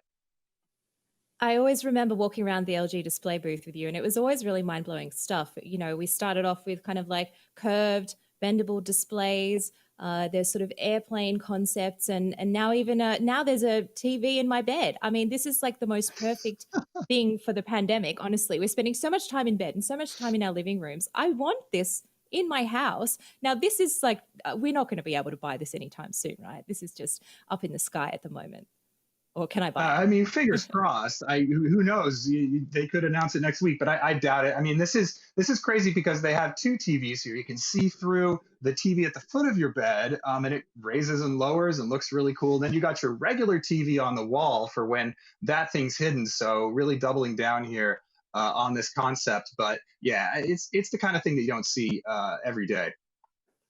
I love it. Look, I'm just going to have some wishful thinking that it's going to come to reality sometime soon. So I guess it's time to bring it back to the stuff that we're actually going to be able to buy this year, seeing as we are spending so much time at home. Give me a lowdown on kind of some of the big overarching trends that you're seeing in the TV space this year. Yeah, so the biggest trend, is size. We'll start there because, again, TVs just keep getting bigger. They keep getting less expensive. Massive growth, especially in TVs larger than 75 inches this year. But the other big thing that's going on is kind of a brightness arms race. So, I track picture quality. I compare TVs pretty closely in my lab here, and they just keep getting brighter and brighter. And it's really to help with HDR. That's the big thing. High dynamic range content is coming from a lot of different sources this year. Again, with the new game consoles, PlayStation 5, Xbox Series X and S, all those things, they do HDR. And so people are starting to get a lot more of this really bright content in their homes. So the TV manufacturers are trying to one-up one another by having the brightest televisions. Yeah, it really does seem like there's so much competition in that space. And because I guess we've kind of reached the limit of a couple of other things too, which we'll talk about in a little bit in terms of improvements. But I do want to talk a little bit about the Samsung range that was announced. So walk me through kind of what you saw, because you actually got to go and see these in person, which was, I guess, a bit of a rarity in this day and age. It kind of seems weird that we would always go and see these TVs in person, but the past year it's been very difficult. So you actually saw these in the flesh. Tell me what we're seeing on the screen now. Some QLEDs. What's new from Samsung there? So yeah, you're right, Lexi. It was really cool. Samsung, went through the effort to, put together a whole studio here that we could go into. You see, I got my mask on there. That was a Neo QLED super bright television. And I'm walking over here to a TV where they're demoing more of their game features. I mentioned that earlier. They've added a new screen to the television, pops up here. It shows you all the different features that are on these new consoles, like 120 frames per second, HDR, which we mentioned, variable refresh rate. Before, it was kind of a mystery whether this stuff was actually engaged. You had to go in a bunch of different menus to find it. It's nice that Samsung is showing people that bought these new consoles whether these features are actually active here in one easy to see screen. LG did something similar, I'll mention, on their 2021 TVs as well. So, again, gaming is a huge focus for these TV makers this year. Definitely, especially with all the consoles coming out, which just kind of seems to be a big driver to cause people to upgrade their sets. But let's talk about the other Samsung stuff that we've seen. Now, the frame. Now, this is something that isn't exactly new. We've seen this before. It's kind of like Samsung's beautiful way to display artwork in your home. It looks a little bit more stylish than your traditional TV. What's new with the frame this year? So the frame is one of these things that's been around for a couple of years. I think 2017. It first was debuted. We're actually seeing some LG OLED stuff here instead. But the frame is Samsung's.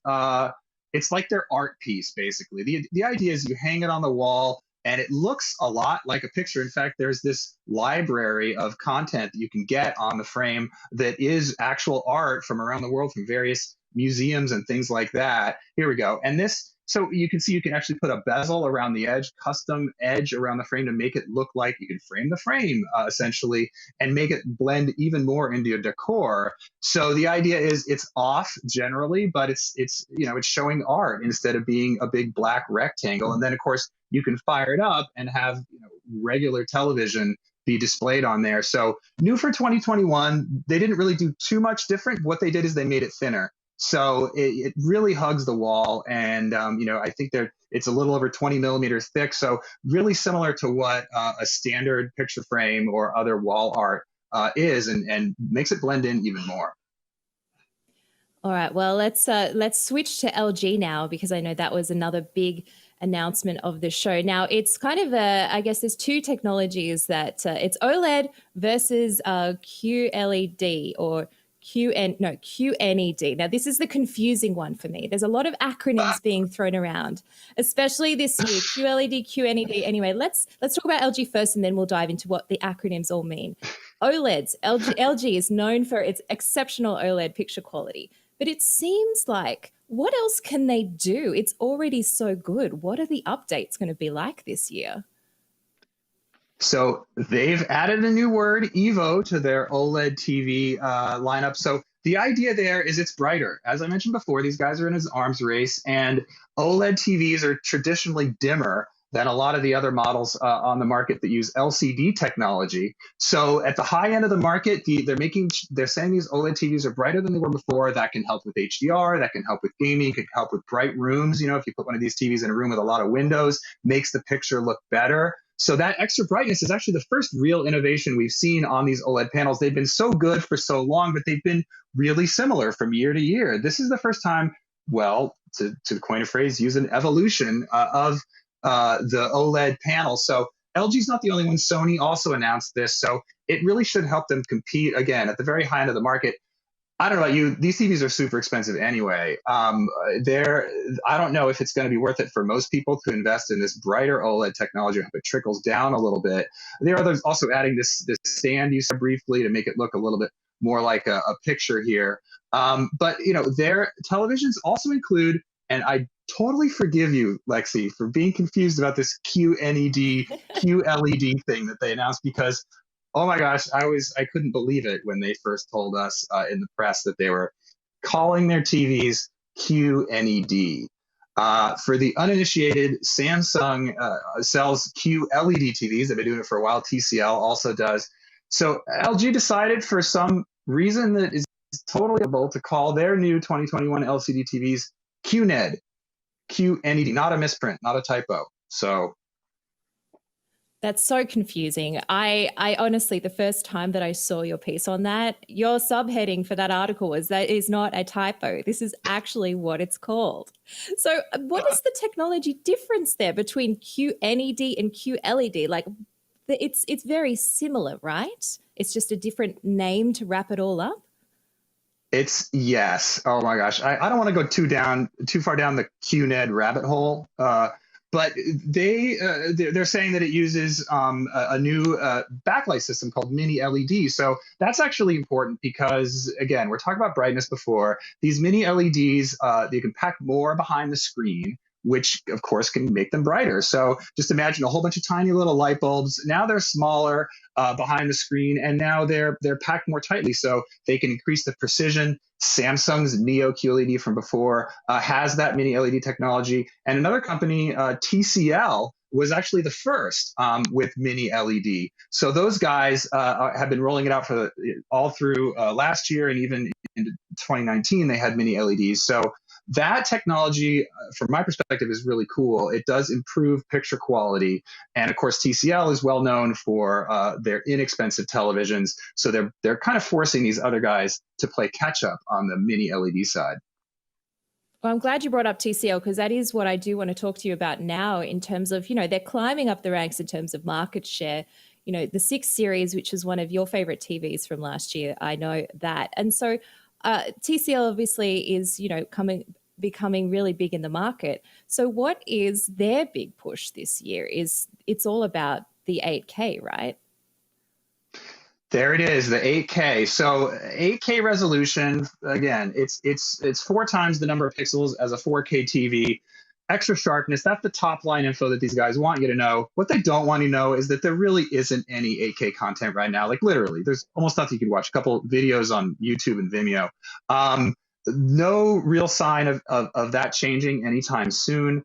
And so you're stuck with these big TVs that have all these extra pixels with nothing to fill them. Also, it's really hard to see the difference. 4K TVs are super duper sharp. They kind of approach the limit of human vision already. And unless you're talking super gigantic pictures that you're sitting really close to, I've seen these things, it's hard to tell the difference in person with that extra resolution. But TCL's saying, you know what, we're going to sell an 8K TV anyway. It's going to be their first one for 2021. And as I said, those guys really do push the market pricing down. I mean, they have, as you said, great market share. They're the number 2 TV manufacturer in the United States, TCL, after Samsung. So that's pretty cool. And this new 8K TV they're saying is going to be cheaper. Well, with that in mind, I mean, you're talking about the lack of 8K content. There are consumer devices like phones that are able to film in 8K, albeit, a little bit choppy.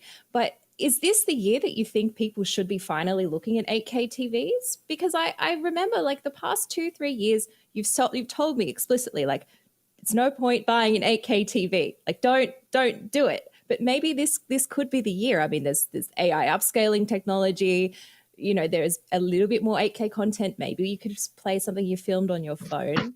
Or is this the year to finally pull the trigger, or should I just wait a little bit longer? Yeah, Lexi, you should wait. It's sorry.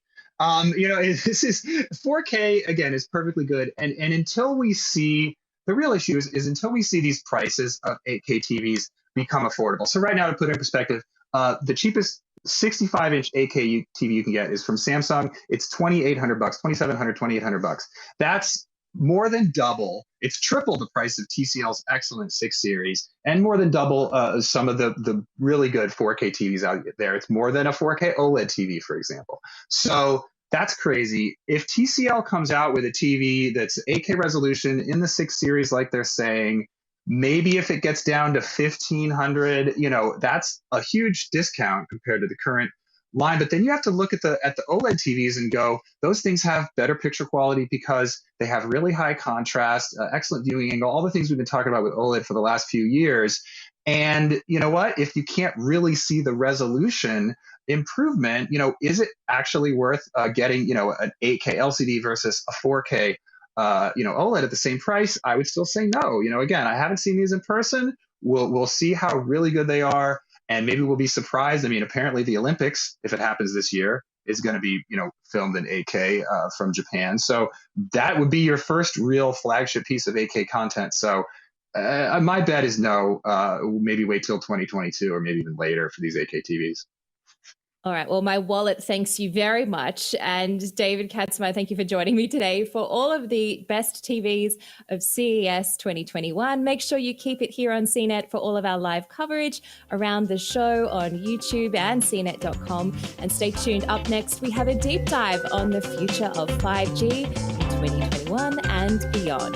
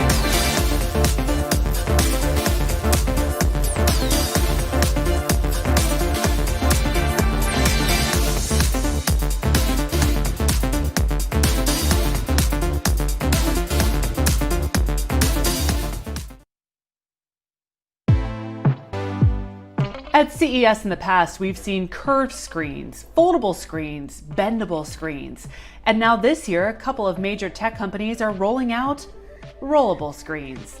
I'm CNET's Kara Suboy with a look at this latest phone innovation. LG was the first to tease its new phone with an expandable screen at its press conference on Monday.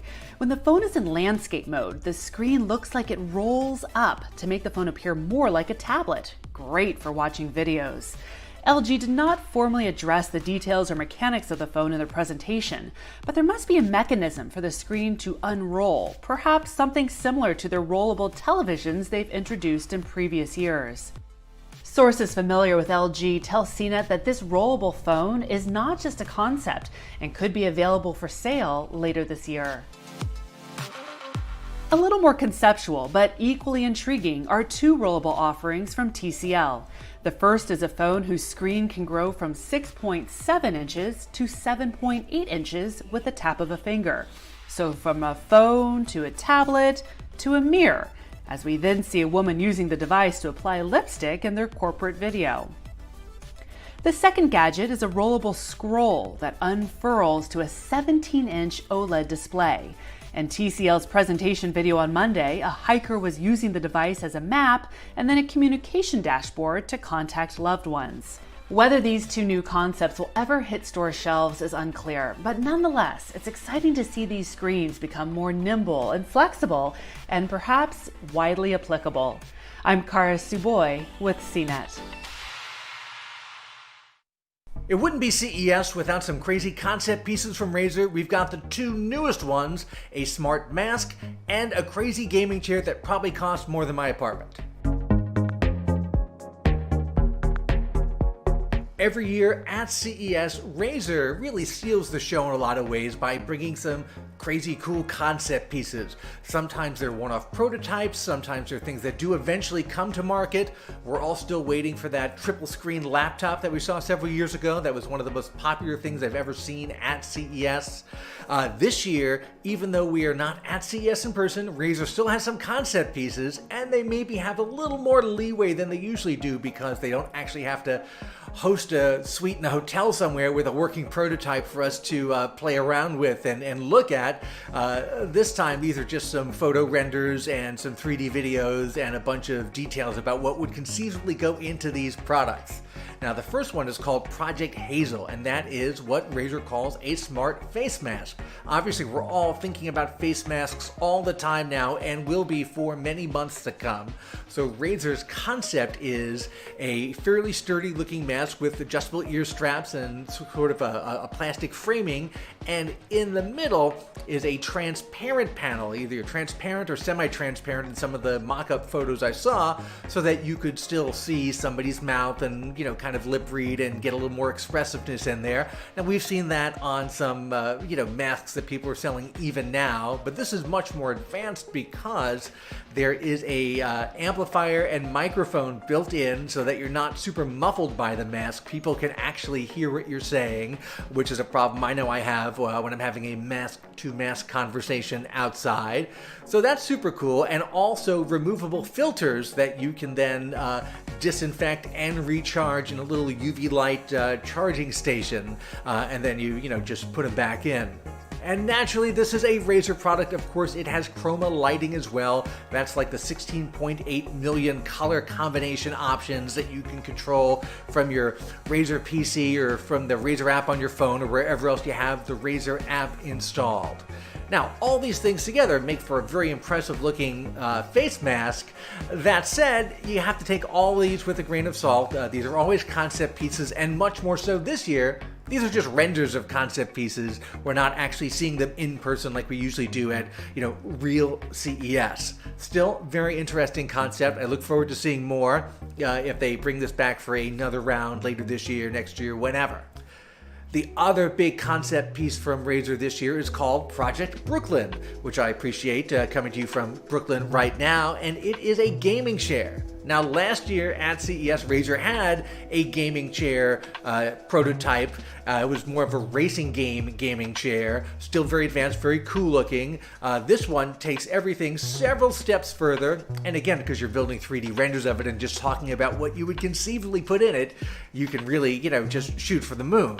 So, carbon fiber chair frame, leather backing, 4D armrest, which means they can move in a whole bunch of different directions, haptic feedback built in so the chair will like shake and move. Of course, chroma lighting, because everything Razer has to have chroma lighting, and it could sync up with your, you know, Razer controller or your headphones or your gaming laptop. All the colors can sync up and work together. But the big concept here is that in the back of the chair, there is a rolled up 60-inch OLED display that comes out and then unfurls in front of you as a gigantic curved display. Now, this is not actually outside the realm of possibility. There are already roll-up TV screens. There are transparent TV screens now, and they're becoming more transparent, and the roll-up ones are becoming more flexible. So these are not consumer products you're going to go out and buy right now, but the concept is there. We've seen the pieces in other products, so it's not outside the realm of possibility that you could put a giant rolled-up OLED screen in the back of a gaming chair and then have some sort of mechanism to lift it out and unfurl it in front of you, so you have a giant, very immersive 60-inch curved screen. This all sounds great. Even though it's called Project Brooklyn, I don't imagine it would fit in my Brooklyn apartment or the apartments of anyone I know.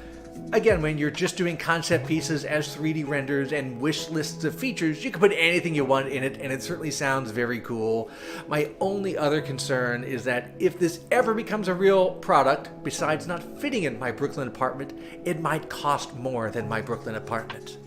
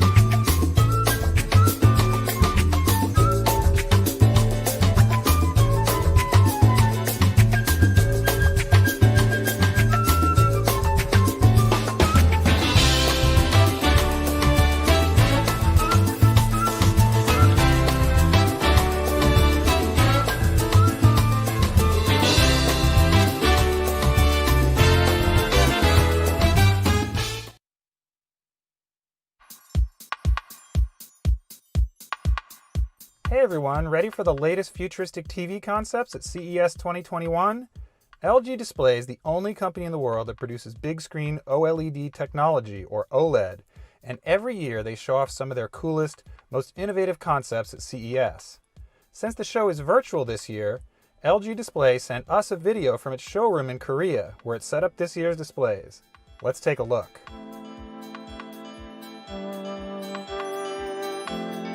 The focus is on transparent OLED. That's right, screens you can actually see through.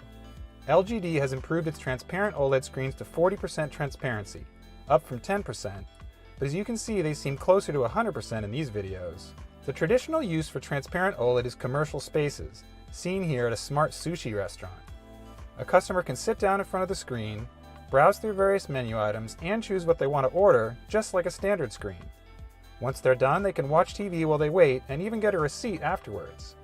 Another advantage during times like the pandemic is that the screen acts as a partition between the customer and the food workers, and it's super thin when seen from the side. Below this 55-inch transparent OLED, LG Display has also arranged another strip of touch-sensitive OLED screen that allows customers to make selections and control the TV without touching the main partition. LG Display also set up another commercial application it calls MetroZone, seen here as a transparent OLED display in a subway window. Normally it's a standard window that riders can look through to check out the scenery, simulated in this demo, but the screen can also overlay transit-specific information. That can include a map of the subway line with progress between stops, as well as pop-ups for destinations and tours, or even something as simple as the time or the weather.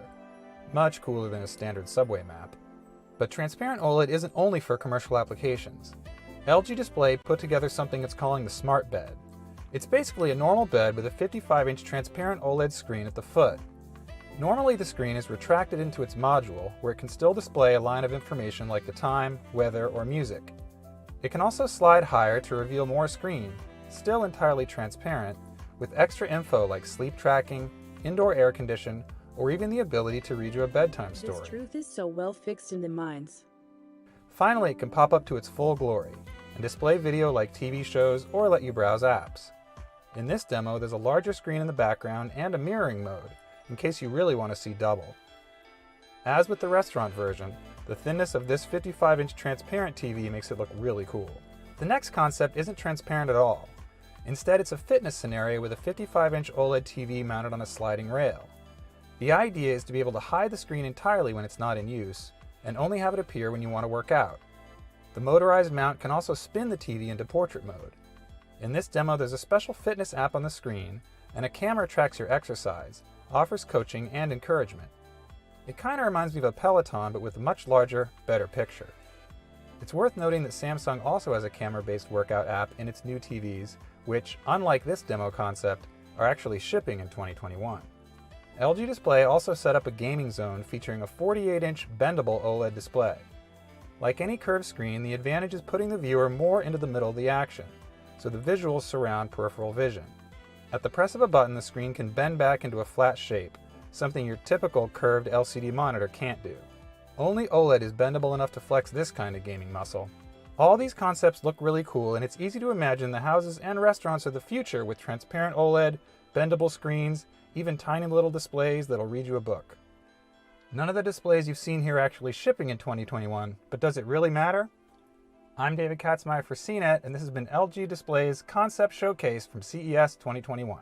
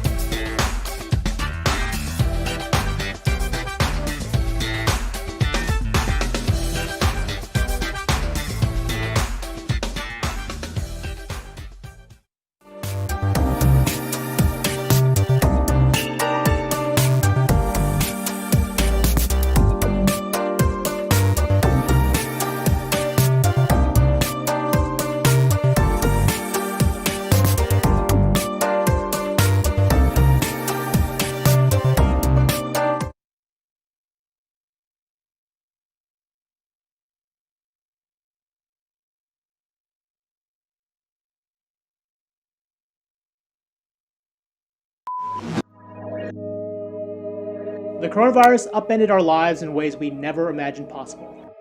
The push to lock people in their homes, all while keeping the world running and connected, exposed vulnerabilities we didn't know existed. Patients couldn't or wouldn't get in to see their doctors, many afraid of exposing themselves to COVID-19. Parents, many relearning to do their jobs from home, also struggled to help their kids focus on remote learning. And that's if they had adequate broadband, which a staggering 18 million Americans still can't get. Enter 5G. If 4G is a crowded main street, the next generation wireless technology represents a 6-lane freeway, complete with a carpool lane. We're talking downloading a TV series in seconds. It was supposed to wow us with its blazing speed and capacity. This is a 1 hour, 43-minute film, and it's downloaded. Supercharging our phones and smart homes. With 5G, we can put cars together in rigidly coupled virtual road trains. So as soon as the first one moves, they all move. And pushing industries like self-driving cars and virtual reality into the mainstream. It promised to keep us connected to that speedy and responsive network while we were on the go. That didn't happen. Why not? For one, not a lot of us are on the go that much. While 5G phones are widely available, complications from the coronavirus meant businesses had to put on hold ambitious plans for the technology, as many focused on just surviving. Those early speeds weren't much to brag about, with networks still needing big upgrades to fulfill those even bigger promises made over the last few years. But that's not what I want to talk about today. I want to cut through the hype and explore how 5G can get us out of the mess that this global pandemic has gotten us into. That means looking at how this technology can support and remake areas like telemedicine and remote learning, while making our work from home lives easier, all while closing the broadband gap. And I want to discuss how we turn these short-term solutions designed for a society still battling the coronavirus into long-term, fundamental changes in how we operate, so that these benefits are something we'll be able to appreciate for years to come.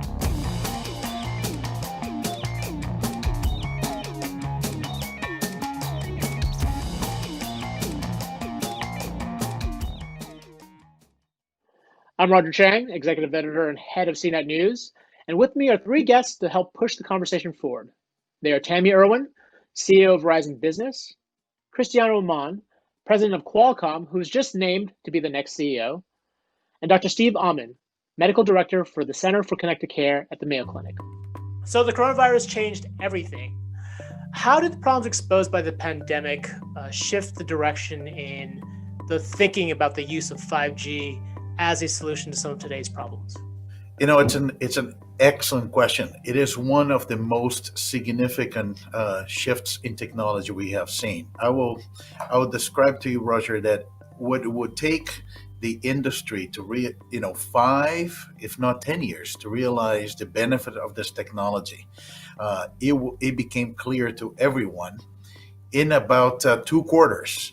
Ready or not for remote education, ready or not for remote medicine, ready or not to a fully connected workforce.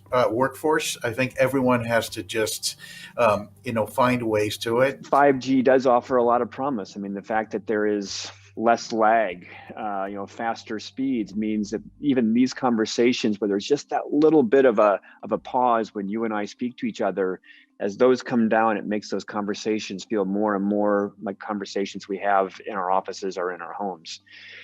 So that will make the experience feel more natural for people. The ability for more stable video and maybe with complementary data from a device you might be wearing to augment that video has a bigger promise with a solution that offers, in theory, 100x improvements in upload speed or download speed. Certainly, COVID has changed everything for all of us as we think about the impact of 2020 and what we're dealing with as we go into 2021. And what I would tell you, Roger, is if anything, it has dramatically accelerated the forward motion of 5G. As you know, 2 years ago at CES, we announced the 8 currencies of 5G UWB. Since that point, we've rapidly gone from PowerPoint to proof of concept to commercial scalability.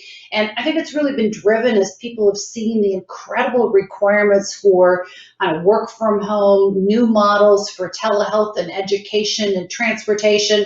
It's really accelerated the potential and the capabilities that people are seeing for the power of 5G UWB. But I want to just get a quick primer in terms of 2021. What does 5G look like? Is it just more 5G on more phones, or are we actually going to get some of those other broader solutions? It is both. Definitely not discount the phones.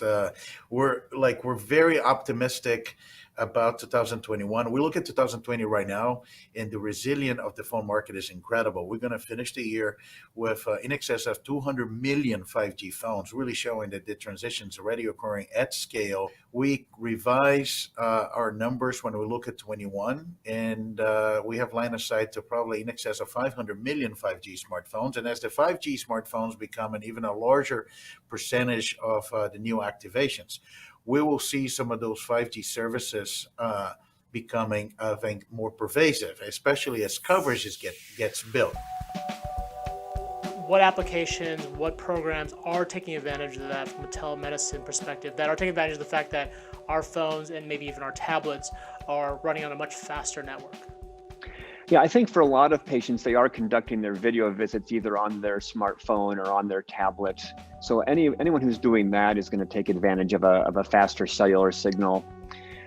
And then when you get into the realm of what we call remote patient monitoring, where there are devices in the patient's homes that are monitoring pulse oxygenation, temperature, blood pressure, heart rate, all those kind of things that we might be monitoring with patients who are recovering from COVID at home. Many of those devices are Bluetooth enabled in the home and then connect back to the hospital system via cellular connection. And so that could take advantage of those signals. And again, the potential of 5G is, rather than episodic uploads of data, 5G bandwidth could allow real-time monitoring of signals and potentially on the back end, AI processing that can send signals to the care team and to the patient much more rapidly and allow a more real-time monitoring of those patients. We're working today with a company called Avisha out of Boston. They're one of the first healthcare providers we're working with today, and they're actually using the power of 5G, low latency, to diagnose polyps in a way that they would not otherwise be able to do, because that low latency allows them to see polyps as they're doing diagnostic testing that they wouldn't otherwise see if they didn't have that low latency capability. There's a very interesting project with 5G in the UK done by British Telecom, which was the 5G connected ambulance, when you actually have the ability to get the paramedics and first responders to do image exams into the ambulance and send that image in real time to doctors in the hospital. They're doing the diagnostic and basically facilitating the process of triage and diagnostics as you go, from that straight to what the necessary treatment is. What are some of the challenges or hurdles to embracing this technology? I mean, you talked about the fact that some of the doctors were less willing to do this pre-COVID.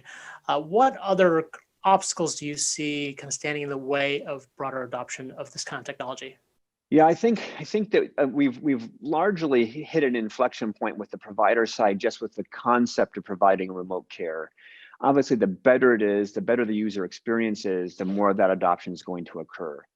I think the bigger issue, particularly if you look at Mayo Clinic here in Rochester, Minnesota, we literally live in rural Southeast Minnesota. We have issues with some of our communities don't even have 4G signals yet.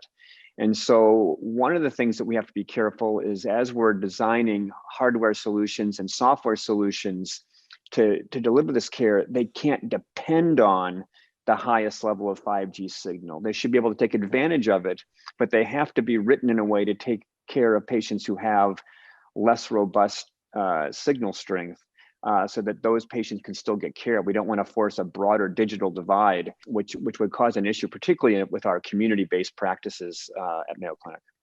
For millions of Americans who are transitioning to a work from home situation, it was rough. I know I personally struggled to get all the right equipment and get a comfortable enough space to work while balancing my personal life. I'm curious, Cristiano, what 5G applications or what role does 5G play in making our work from home lives a little bit more bearable?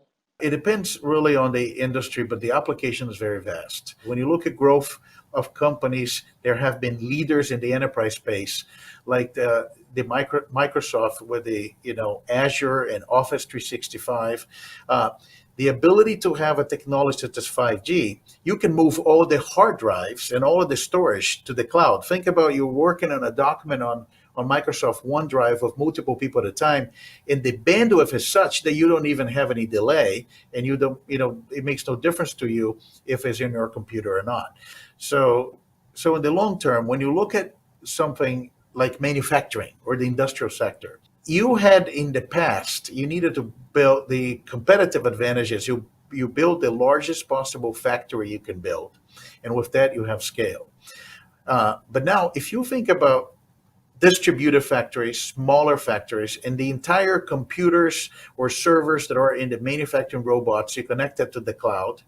You can centralize that location in the cloud. Then you have a lot of data for machine learning. You can change productivity, and we're seeing really a revolution in how you think about manufacturing. Just as an example, Germany, that it has a very heavy industrial economy, was the first country to have licenses for private industrial 5G network. In this year, 2020, 88 license applications were granted, as some of those companies are thinking about really connect all of their manufacturing equipment to the cloud and have a flexible, smart factory system. That's one example. Another example that we're seeing is the opportunity within the enterprise on this ongoing movement on all IT infrastructure to the cloud. And 5G is going to be a key ingredient of this transformation. And the list keeps going on and on as we think about other sectors. And one that I'm excited about is smart cities transformation, as we looked of the impact of this technology in cities as well. Because UWB, it's not ubiquitous, it's not everywhere. So if they're in these kind of limited pockets of each market, how do you take advantage? How does sort of the workforce, especially the remote workforce, take advantage of some of these high-speed pockets of network coverage? Yeah, I think in cities where you have those pockets of coverage, and listen, I think it's really important to acknowledge that we are running a marathon and not a sprint.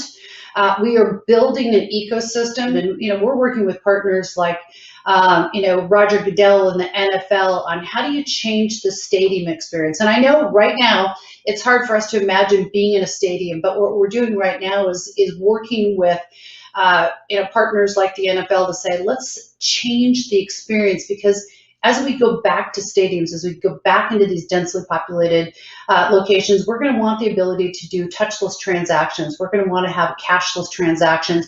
So all the things that allow safety and entertainment and cashless transactions in those environments are things that we're building today to enable a new capability. As you think about remote workers, I think it's the reason why it's important that your 4G network is now 5G enabled for over 230 million people across the US to really take advantage of the capabilities of dynamic spectrum sharing and the ability to really do 5G NR. So, what I love about our strategy is it's not one or the other, it's both.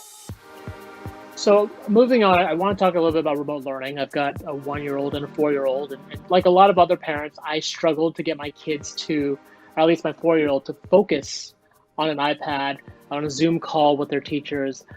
I'm curious how, and from the work you guys have done, how you sort of see 5G playing a role in making remote learning more of a thing, more of a practical and interesting and engaging experience for students and really even adults and kids as well. It's a fascinating topic of discussion, because also, besides technology solving a real problem we're facing now globally, it creates the potential also to bring significant improvements in education. Today, in many aspects, even within our own cities, within our states, within our country, you can argue that quality of education could vary based on location. And the ability to remotely connect quality education and students on a regional level and on a global level, it's an incredible opportunity to increase the reach of quality education and improve have an ongoing improvement of quality of something that is so important and vital. What we see with the power of 5G is it won't simply be a teacher on an iPad or on a remote screen, but we really see the power of the content changing. And that's where I think you then gain the interest of kids like yours to be able to do AR capability. You know, one of the things that we've announced this week that we're very excited about is our partnership with the Smithsonian. So you think about all of the things that kids can see in an augmented reality environment. If you can deliver the Smithsonian where they're part of and surrounded by the content and all the things that they can see at the Smithsonian, how cool is that? Now it's immersive and it's real, and they really are excited about the learning as opposed to watching their teacher in front of a whiteboard. How much of these solutions are short term, and how much of this is stuff that's built intended to benefit us over the long term? A new technology, just 5G, when we design those new standards, they have to last a decade. When we started with 4G, and it was the very first 4G launch, you know, people with their BlackBerries were asking, you know, why do I need 100 megabits per second data? Then the smartphone came, and with that came new companies, new business model, and many other things. And 5G is the same.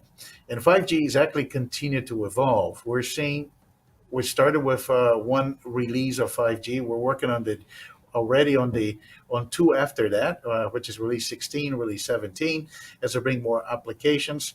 But I believe many of those solutions are here to stay, and we're just at the beginning of this transition. I really do believe that we've cut 3, 4, 5 years off of the planning cycle of going from planning for digital transformation to actually deploying digital transformation. And what we're seeing with our customers is they're beginning to see the possibilities of 5G, whether it's in our lab environments or whether it's in cities where we've actually got it deployed. It's just creating more and more curiosity and commitment to acceleration of transformation. It's a mixture for sure. I mean, I think there are some quick fix things that are happening. On the other hand, I do think that it is forcing us to examine some of the standard care models. So, you know, traditionally, if a patient had condition X, they might see their provider, and there was often let's see you in 3 to 4 months. In many cases, that was a historic surveillance interval that was based upon when the provider could get reimbursed for seeing the patient again. So if you take out those reimbursement intervals and just talk about what do I actually need to know about person with condition X to know that they're doing okay, and whether any more testing or examination is necessary. And if you break it down that way, you start to re-examine what's necessary to take care of patients, and you can actually change that care delivery model and make it much more convenient for the patients and much more enjoyable experience for them, because they recognize that they don't have to stop their lives to see the doctor. The doctor can see them wherever they are. I want to talk about bridging the digital divide and the fact that there's still at least 18 million Americans who can't get adequate broadband. How does 5G help close that gap? Or is this another instance where the have-nots are usually the last in line when it comes to getting access to the new technologies? That's another, topic related with identification of gaps that became very, very visible with the pandemic. There is no question today in anyone's mind the difference between having broadband and not having broadband.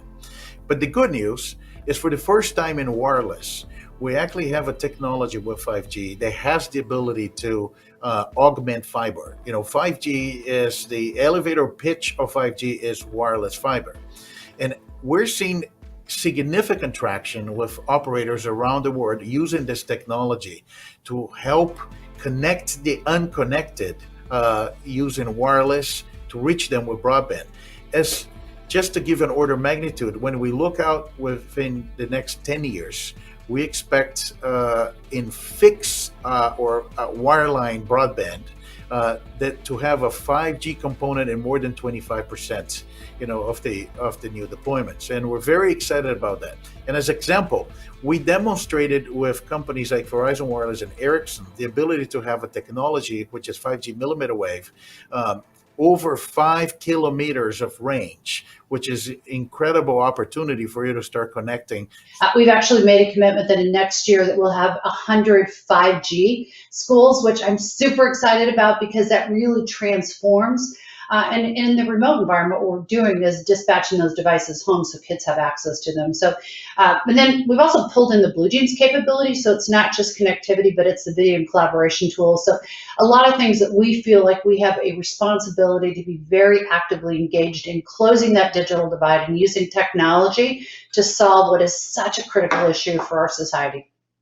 In terms of access or beyond access, I know a lot of folks who can't get broadband right now. It's not a matter of getting the network out there; it's a matter of price. And so I'm just curious where you think, pricing-wise, how 5G can, I guess, change the dynamic in terms of getting more people on a 5G network. We're on the beginning of this ramp. The device ecosystem is already moving and moving ahead of the networks. I think the best 4G phone you can buy today is a 5G phone, but the networks are coming.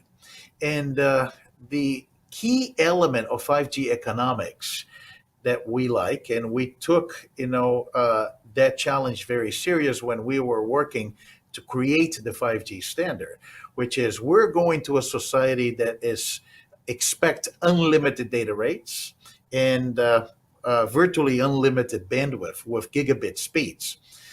When you look at the cost per bit of 5G technology compared to all the other technologies, it's a much more economical way to deliver that connectivity because it's being designed from the ground up for an unlimited, data, cellular network.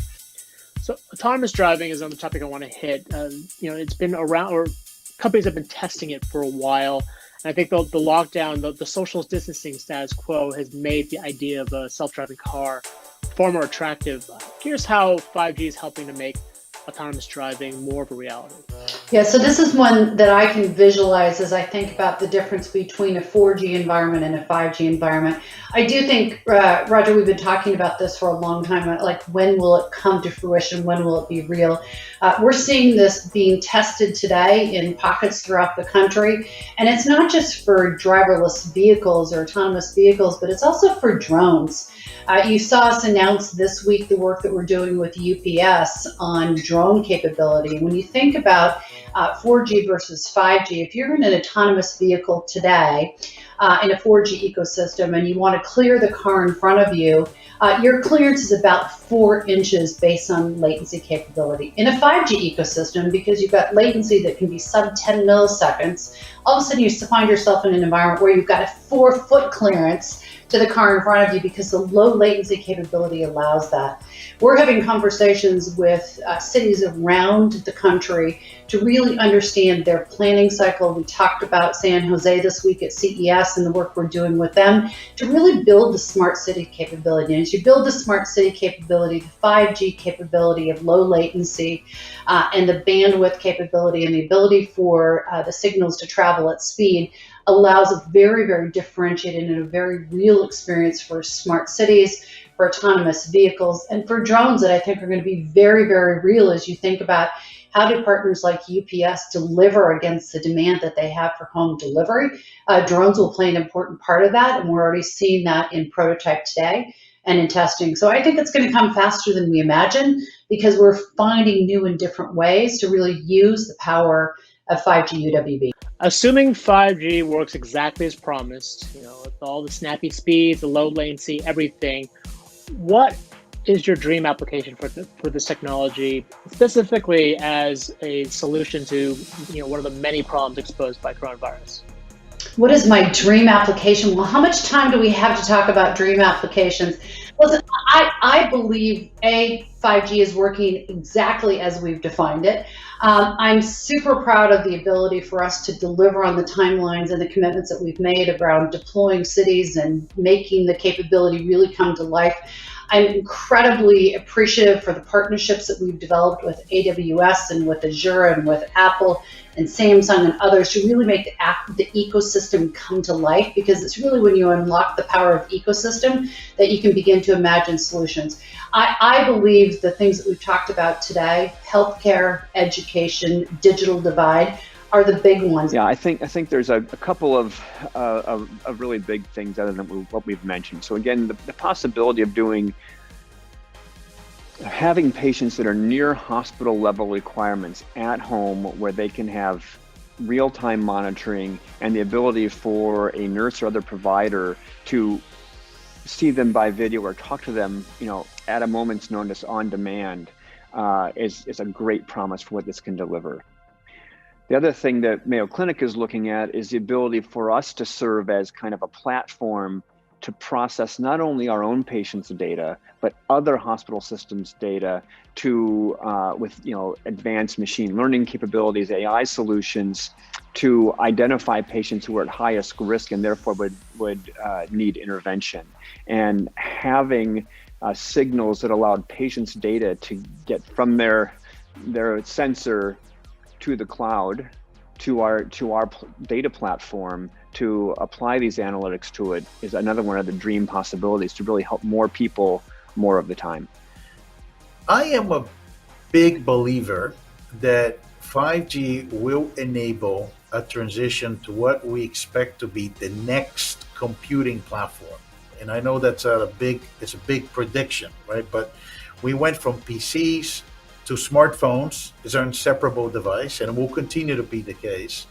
But 5G will enable the next computing platform. And they could look like eyeglasses, like the one I'm using right now, where you could do a lot of the computation on the cloud, and whatever you see and hear, you can share in real time, or you can process images with computer vision, go to the cloud instantly using 5G, and get information about that and superimpose that information for you with augmented reality.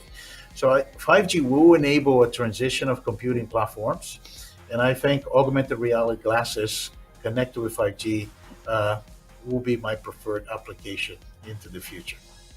I want to thank everyone who took part in today's panel. Tammy Irwin of Verizon Business, Cristiano Amon of Qualcomm, and Dr. Steve Amen of the Mayo Clinic. Stick around for more CES coverage at CNET.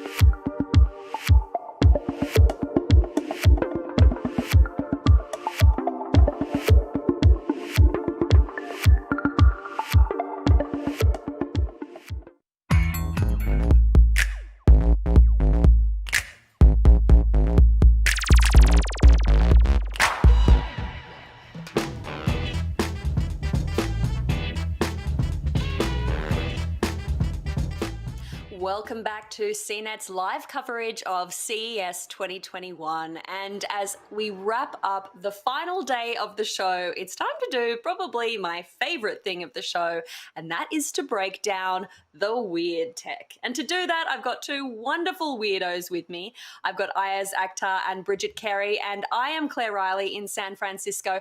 Now, before we get into all the kooky, fun, crazy stuff that we saw at the show this year, and despite the size of the show, there was quite a lot. Ayaz, I want to start with you. Was it harder to find the crazy stuff this year now that we couldn't actually be physically walking around the show floor and heading to the darkest corners of CES? Yeah, I think it's definitely more difficult because basically you're going online and you're facing the internet, and there's a lot of events going on that are not CES based and trying to figure it out. When you're on the show floor, because obviously this year is all digital, but last year and years before, when you're on the show floor, you can find some of the strangest stuff in the weirdest spots because there's always like a little tiny booth and you're like, what is that? Very hard to find that stuff. If their PR isn't very good or their site looks a little janky, you might not see it. But on the floor, a lot simpler. Completely agree. And Bridget, I'll ask the same question of you actually, because I know that you and I at the show, one of our favorite things to do is kind of run around and have a bit of a treasure hunt. Did you find it harder to find the cool stuff this year, or was it still something that, you know, every year at CES there's going to be some weird stuff so it's easier to find? You know, a lot of the pitches were still coming at me, but you wonder like how real they are, because that's something, you know, when you go to these booths, you can see, all right, you know, do you have something that actually turns on or not? So I think because it also is such a weird time right now, I was hungry for the weird, you know, like give me the stuff that is odd because everything is odd right now. Yeah, that's a good point. And I think we could all kind of use a bit of a distraction. So Bridget, I mean, the thing that we see at every show is weird pet technology. What did we see in the world of weird pet stuff this year? It's not a CES if you can't find a robot pet. So we do have a robot pet that has come out of the shadows. This is not a dog like Aibo. It's not a cat like I saw last year with Mars Cat. This is a fluffy creature called the Mouflin. It's by a company called Vanguard Industries, and right now it is a Kickstarter, but you can check out this video. It's got little eyes, it coos and kind of sounds like a little critter, a little kitty of sorts, but what makes it interesting is that it doesn't just move randomly. It is an AI pet that is supposed to learn and grow. We saw that with Sony's Aibo, that it would kind of change how it acts depending on how its owner acts. Same kind of idea here. So the more you give it positive reinforcement, it might change to be a little more friendly to you. It knows different people. So it also charges in this little adorable pod. So, oh my gosh, right? It looks like a little Tribble has come to life in your hand. I just want to snuggle it. It's for different reasons. You could have it as an emotional support. We see that a lot now, you know, when elder care, you know, like, can there be something that can respond to you and grow? And maybe even for children, you know, give them responsibilities and teach them to care for something. But it's a little pricey. It's right now, if you go on Kickstarter and you pledge about $400, they say you can get one in June. Okay, right. So, I mean, yeah, I love it because normally I see the robots that are kind of like, I don't want a robot in my home if it's a piece of hard, cold plastic. That just reminds me it's a machine, whereas that thing is, I'm not going to lie, it's freaking adorable. Can you tell me a bit about this this pet door? I saw like a pet door that you can actually kind of, the dog can open it with its butt. Am I getting that right, or have I completely mischaracterized? Well, there's a couple ways. Maybe you can open it with this, but this is called the MyQ Pet Portal. And, you know, I talked about how this little cute fuzzy thing looked like a Star Trek Tribble. Now we have Star Trek doors for your pet instead of like a pet, like a doggy door that would come in and out. Now they have this kind of elevator style, you know, door that if the dog or cat approaches, the way it would open the door is that it would have a Bluetooth sensor on its collar. And so when it approaches, opens up, and then it closes, hopefully not on its tail behind it. It has sensors to prevent that, it says. So this is an expensive product. It's going to be about $3,000 because you got to buy the whole door. You know, so it's an investment. But I just kind of found it interesting. Also, it has a camera, so you could, you know, see, like, if you're hanging out with your friends at the bar, you're like, my dog's got to go. Better open the door for him if you don't want to set it to be automatic. And you can apparently talk to the pet, and they can hear you back. And yeah, I just thought it was another funny, like, okay, I can understand this, because if you don't want to just have a flap where any animal can get in, but also you just got to be really trusting of this automatic door. And what if your Bluetooth collar like runs out of battery? That poor door, the poor dog, and then it's so confusing. I'd be afraid if I was an animal to go through this thing. Yeah, I think you're right. Like, I love the idea that pets can engage with the smart home, but at the same time, yeah, it's got some real Star Trek vibes. I'm seeing it on the screen there. It's maybe it's something if you really care about your pet having that level of autonomy, but at that kind of price tag, we're starting to seriously get up in cost. But speaking of smart home, we always see some really cool smart home tech at CES, and this year was no different. I mean, smart home for the pet, sure, but we also had smart home tech for humans, right, Ayaz? That is very true. We've seen a lot of great stuff for smart home, but the thing that really caught my eye was LG. They were showing off some awesome transparent OLED TVs. These aren't necessarily meant for the home, but they did show an application that I thought was insane.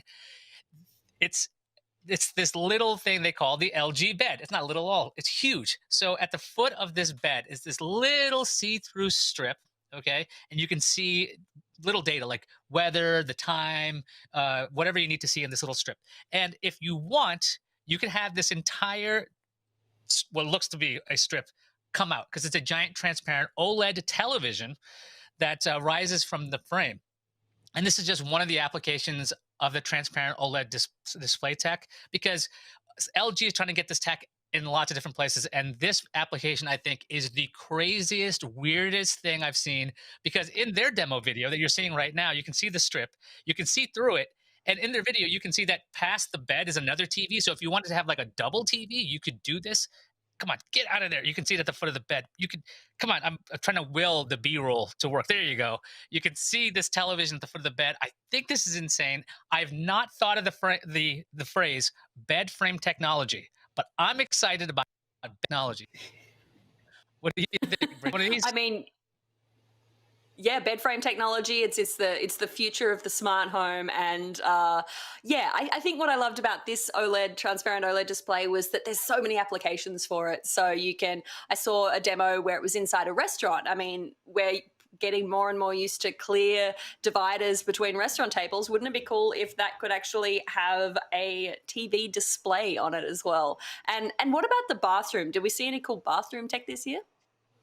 I mean, yes. I mean, well, you got everything else is getting smart in your home. Your bathroom's got to get smarter. Kohler, obviously a big name in bathrooms in general, but the stillness bath, you've heard of it. It's been all over the place. The top of the line version is only $16,000. But think about this. What other company is pushing tub technology? Another one. You got colored lighting. You've got mist coming out of this tub, and there's an infinity overflow. And I forgot to mention something. Did I mention that you could talk to your smart speaker to fill it up and set the temperature? So you could be like, hey, set it to 200 degrees and half full, and it would do it. The craziest, weirdest part of this is that this product is real, and it's coming out in May. I don't know about that OLED transparency stuff. I think that's really cool. That's commercial. But you'll be able to buy this and put this in your home if you want for $16,000 in May, and that's the top of the line version. There's a cheaper one for $6,000 and a mid-range one of $10,000. So you got your choice. Yeah, I like that. I feel like I could just do a casual refurb of my house and pay $16,000. I couldn't even finish that sentence. I was just like, I really would love a bath in one of those baths right now after CES week, but I don't know that I've got $16,000 to splash on that, pardon the pun. I also really loved from Kohler, I saw some cool touchless technology. So that's a big topic this year, obviously, because of the pandemic and our concerns around health. The ability to just wave your hand over your toilet or wave your hand near your faucet and for it to suddenly switch off. That's the kind of convenience that I see being something that could roll out into houses in a kind of a real and measurable way, rather than the $16,000 infinity bathtub with misting effects and the ability to integrate with my smart speaker. That's what I look for in a bathtub. Bridget, speaking of touchless faucets and toilets, talk to me about pandemic tech or health tech. It's become a really popular topic at this show because of, waves out window. What were some of the cool, weird things we saw in this realm? Well, we got some high-tech masks, and I know masks themselves aren't weird. It's just weird to see how much tech there is in a purifying mask. Here's something that LG has. It's called the PuraCare. It's just under $300, and if we roll the B-roll, you'll be able to see how this thing goes over your face to make you look something like Shredder from Teenage Mutant Ninja Turtles, because it has 2 fans. It's got a dual HEPA filters. Inside is a washable fabric face guard, but with a respiratory sensor and this whole fan system. You can get this now and walk around and definitely have people look at you. But wow, I think it's interesting for pollution, obviously, but I want to be over this era. I don't want to invest $300 into more of this life we have. And going in and talking about that, Razer, the gaming company, they have something that I think is a little more my style. It's just a concept right now. They call it Project Hazel, and it looks a lot cooler than what LG has because it lights up. It's got a clear front area so you can see someone talk. And it even has glowing, RGB lights to, fully immerse yourself in that dystopian future. Because if we're going to go there, let's go there all the way. Let's look futuristic. And it also has a way for you, when you talk, it amplifies your voice a little bit so people can hear you better. It's a prototype. It's a concept. It's not something that we have a price for yet. But I like where their head's at. It's just wicked looking, man. Yeah, I sort of question as well how much this stuff will stick around. That's the big question, right? But I mean, I also think back to March last year when we thought that masks would be a short-term thing, and they have stuck around, and everyone that bought the really uncomfortable ones in March is now like, maybe I should get a slightly better mask. I actually need to be able to breathe through this thing. Speaking of Razer, I did want to kind of have a quick mention of something that I loved from the show, and that was the Razer gaming chair that completely bonkers. I don't know how much this would actually be used by gamers or whether someone would invest the kind of cash to get one of these in their home. But I mean, Bridget, this was seriously cool. Would you want this for your home office setup for your Zoom meetings? I want this to be in my dentist office. So if I'm in the chair, I can at least look at this 180-degree transparent screen. I mean, oh goodness, I don't want 180-degree Zoom meetings. Oh, enough of that. But yeah, how cool is this though? It's transparent. It's, once again, something that Razer came out with as a concept. We don't have a price. I think they call it Project Brooklyn. It's got haptic vibration on the chair. You can totally immerse yourself. And, why not immerse yourself in something other than the same living room you've been looking at for 9 months, right? Oh, I feel that so deeply in my bones when you say that. I mean, yeah, you're right. Razer has really cool concepts at CES every year, but it's not necessarily something that will come to market. That's the really big thing. Speaking of rollout screens, Ayaz, we saw some amazing technology in the TV space this year. Now, CES is normally a big show for TV tech, and if you think about it, everyone's at home. Everyone's watching their big screens. There's a reason that, Quibi didn't really take off in those small screen shows. Tell me about the TV tech that we saw this year and what really excited you, and maybe some of the cool, weird stuff we saw. Okay, on TV tech, I will say I've seen some awesome stuff from a number of companies, including Samsung, LG. These guys have been really pushing it when it comes to the mini LED solution so that we can get a really nice black level on certain items. But I was thinking more of a portable thing. TCL showed off some rollable devices. They showed off some TVs and stuff. But the thing that got my attention, I'm going to kind of veer off a little bit, is the 17-inch OLED scrolling display. Yes, you could use it like a TV, but this thing is weird. It's a concept, and it is kind of amazing.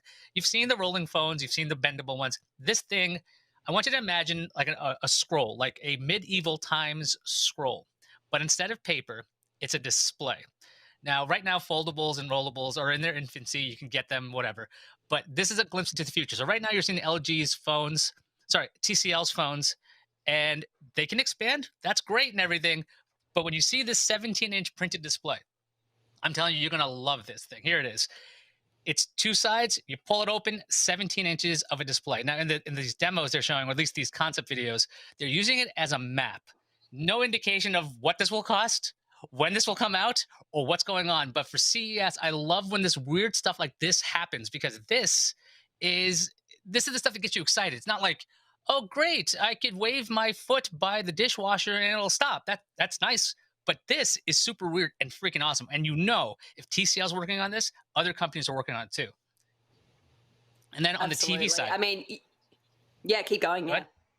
Yeah, so on the TV side, the most impressive TV step in the future is, I will say, it's weird, it's amazing. It's Samsung's remote control. I know this doesn't sound that exciting, but on the back of this is a solar panel on the remote. So when you want to have the remote, like work, you just turn it upside down, have the backside showing to an indoor light, and it'll charge the actual remote. Yes, you can charge it with USB-C, and that's nice and everything, but it's such a weird thing that nobody else has done this. Why is this not a thing? This is brilliant. This should be on like everything, right? Yeah, absolutely. I mean, you sort of split us earlier. You sort of said, I want the bonkers treasure map. I want the thing that, like, we've got the gaming chairs, the Razer masks, the TCL rolling display with zero price, zero release date. There's that kind of level of weird tech. But you're right. There's the other level of weird tech that's just like, this is just a simple solution. This is a pain point in our lives. And I think it makes sense to be able to just have a solar panel on the back of your remote. And that's the stuff that most of us are probably going to see in our lives more readily and more quickly than a talking robot or perhaps a fuzzy Tribble-like pet. And that leads me, Bridget, I have to ask, what proportion of this is vaporware, do you think? Every year at CES, we see products that are just flash in the pan, very exciting, but they don't necessarily go anywhere and they kind of disappear. How much are we expecting some of this tech to stay around? And are they going to be part of our lives anytime soon? I would say a good chunk of this is, not exactly vaporware, or maybe inspires another version next year to something that's more practical in our lives. But I will give you that there is a robot I got to see this year that is not vaporware. It's very real. It's sitting behind me. This is a CES product that they sent to me a little early. It's called the K1 by Robosen. Can I give you a little demo? Because this is a weird tech segment. Give me a quick demo. This is how I want to end it. It'll be great. Okay. Let me turn them on a second. Hello, humanity. I'm Interstellar Scout K1. He answers voice commands, and because this is a weird tech segment, I'm going to do something that has never been seen on video yet. Hey, K1. I'm here. Take a poop.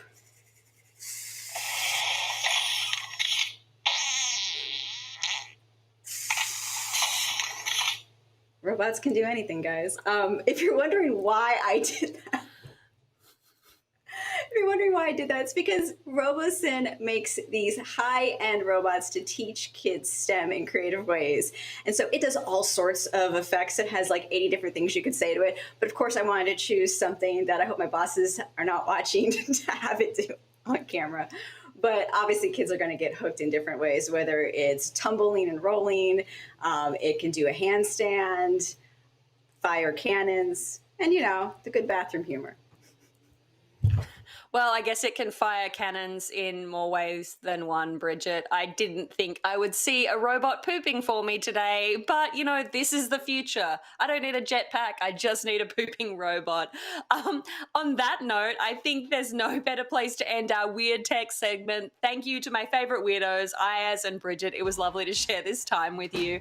And for all of you watching, make sure you stay tuned because we've got so much more coming your way from CES 2021. We've got CNET's Best of CES 2021, which is our editor's top picks for the show. And of course, we've got a couple of deep dives for you on things like digital healthcare, which is particularly relevant post-pandemic, as well as the future of transportation. So make sure you keep it here. Stay tuned.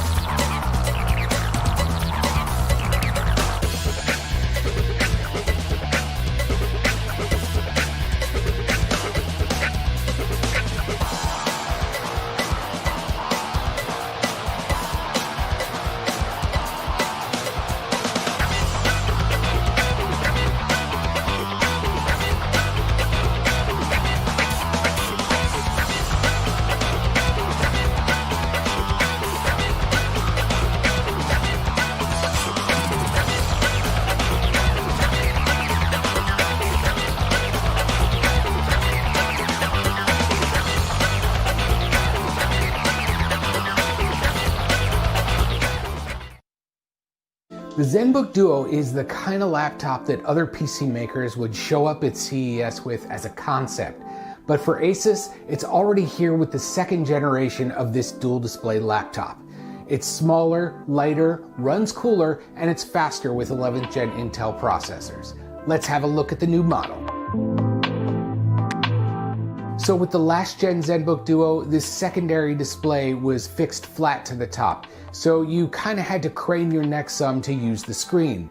Now it tilts up when you lift the lid, just like the Zephyrus Duo, the company's gaming version of this design.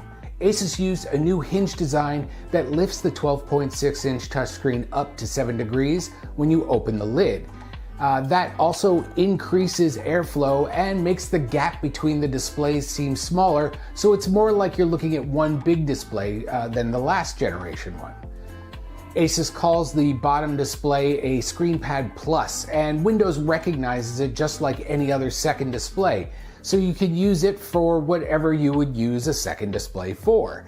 But Asus also has a bunch of other functions built in, so it can be used as a number pad or a giant touchpad or for writing input with the included Active Pen.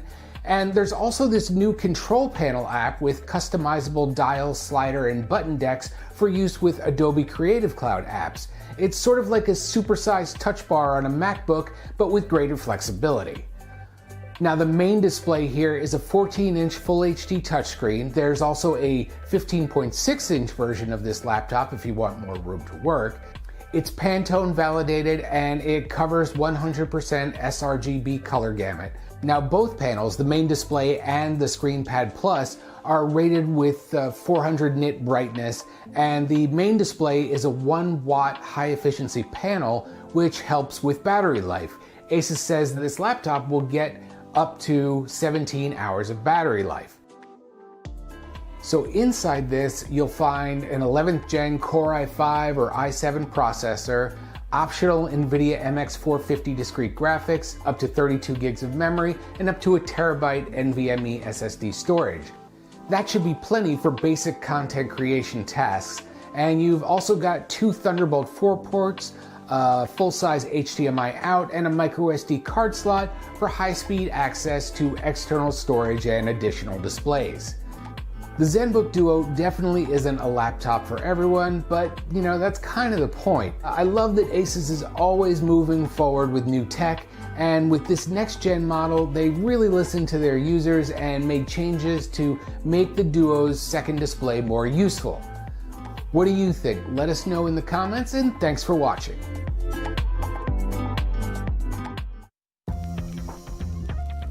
Alarm.com's got a doorbell that just doesn't want to be touched. We're taking a look at their touchless video doorbell right now.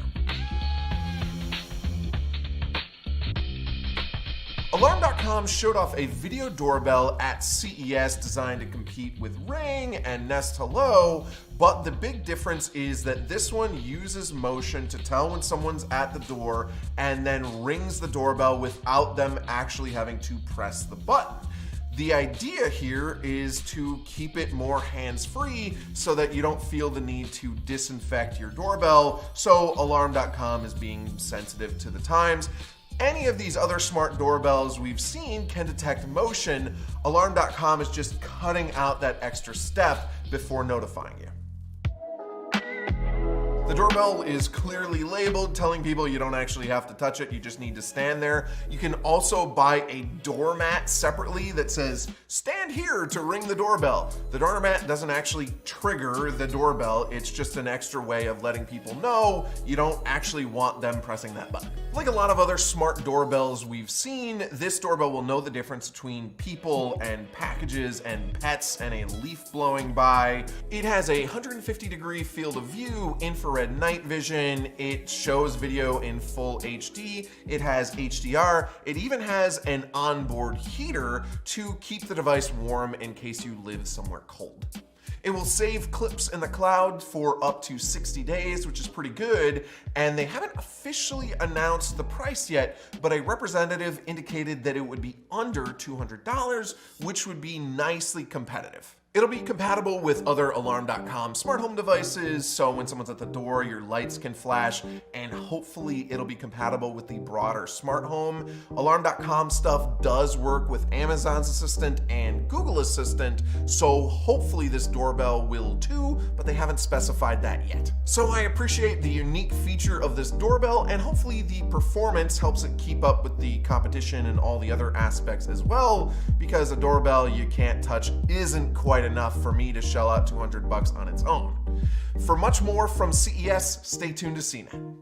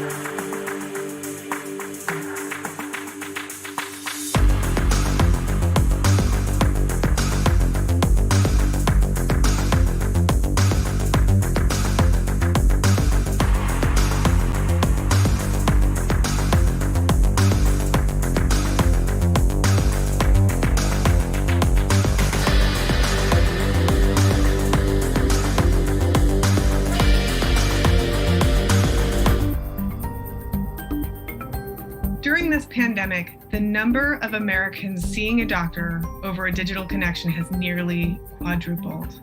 Remote sensors have changed medical technology too. We've moved beyond stair steps and heart monitoring, even to mental health monitoring from home.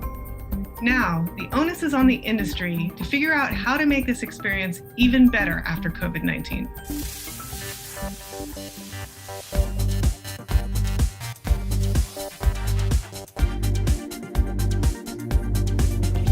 Of all shifts we made in 2020, none may matter more than the one that happened in healthcare. Telehealth saw a spike like few others in modern tech history. Usage by U.S. broadband households jumped from 15% to 41% between Q2 of 2019 and Q2 of 2020, according to Park Associates. A jump like that would have taken years on a pre-pandemic trajectory. I think for certain situations, it makes a heck of a lot of sense. I think it just depends on what my question is and my problem. Alongside the telehealth trend, consumer health devices have been moving from elective to more essential. The Apple Watch 6 can read cardiac rhythms and blood oxygen levels. The Omron Heart Guide measures blood pressure the same way a clinic does. Amazon's Halo Band tracks body mass and monitors your voice for health trends. And Abbott's Freestyle Libre is now used to monitor blood glucose for people who don't have diabetes. Blending both trends was one of the biggest health tech headlines of the year. Teladoc, a telehealth platform, bought Livongo, which, among other things, can integrate home health device signals to indicate when you might need a visit with a doctor.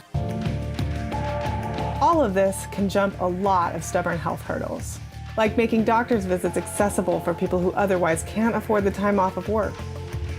My wait was about 10 minutes, which is longer than I like to wait, but much shorter than a visit to the ER. Or people who live in rural areas, a trend that grew in 2020. And telehealth visits are less of an event, encouraging patients to do quick check-ins on small issues before they become big problems. I would be much more ready to just hop on a telehealth call to sort of talk it through, right? There are often things that we run across or that we feel that we might brush off and say, I should get that checked out, right? It's a really easy way to sort of talk through and get things checked out. Of course, telehealth is the right tech at a time when we remain focused on controlling exposure to others. They were able to answer my questions quickly and confidently without me having to take the risk right now of going into a medical facility. And while lacking the three dimensions of an in-person consultation, telehealth can convey the context of a patient's lifestyle that might be absent in a clinical environment. But don't start putting all those doctor's offices up for rent just yet. Patients and providers don't relish fussing with new technology. I'm in the software business, so I understand what a good user interface could be. It was a little sketchy getting it set up and then waiting for the doctor to appear. Everyone knows how to use the door to a doctor's office, but the same can't necessarily be said for telehealth visits. Doctors aren't convinced that a simple video call can convey the same diagnostic nuance as an in-person visit. And all of those health tech devices, they run the risk of adding too much information, potentially creating false alarms for providers and worry for patients. Finally, does this modern health tech revolution go too far toward making the patient a consumer, potentially distorting the doctor-patient relationship? The question isn't whether we pursue telehealth and at-home health devices that can inform it, but whether these gadgets and services are additive to excellent, affordable healthcare and not a shiny distraction from it. To bring this all together and talk about what challenges and opportunities face us in the coming years in telemedicine, we've brought together a panel of 3 thought leaders. I'd love to welcome Dr. Yulin Wang. He is the head of R&D at Teladoc.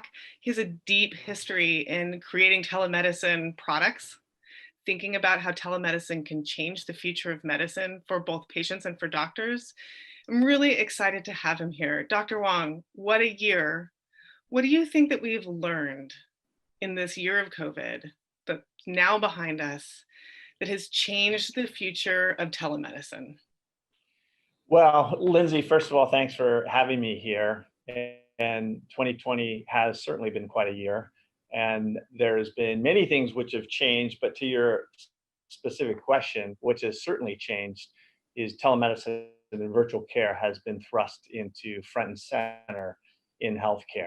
I think prior to COVID, telemedicine was actually gaining momentum nicely in terms of its growth rate, in terms of physicians and the medical community at large, their willingness to use it, and it was growing at a, call it a 20 to 30% annualized clip. And then when COVID hit, the growth rate of telemedicine went up tenfold, almost overnight. It was just mind-boggling. It really put everybody's systems to test. Teladoc did well through that transition to a 10x improvement, actually growth rate.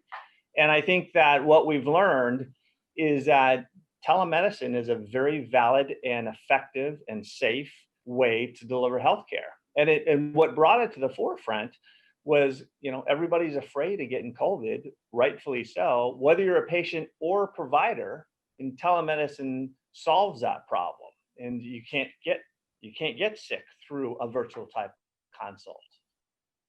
So it seems like going into this year, the telemedicine industry had been very much focusing on fulfilling the needs of people who might not have access to doctors on a daily basis, or might not be able to leave their home very easily. I guess my question is, were we in the right position? What hadn't we thought of as an industry? What the telemedicine industry, I'm guessing, hadn't thought of some of the things we would need to address in the past year. What did we learn?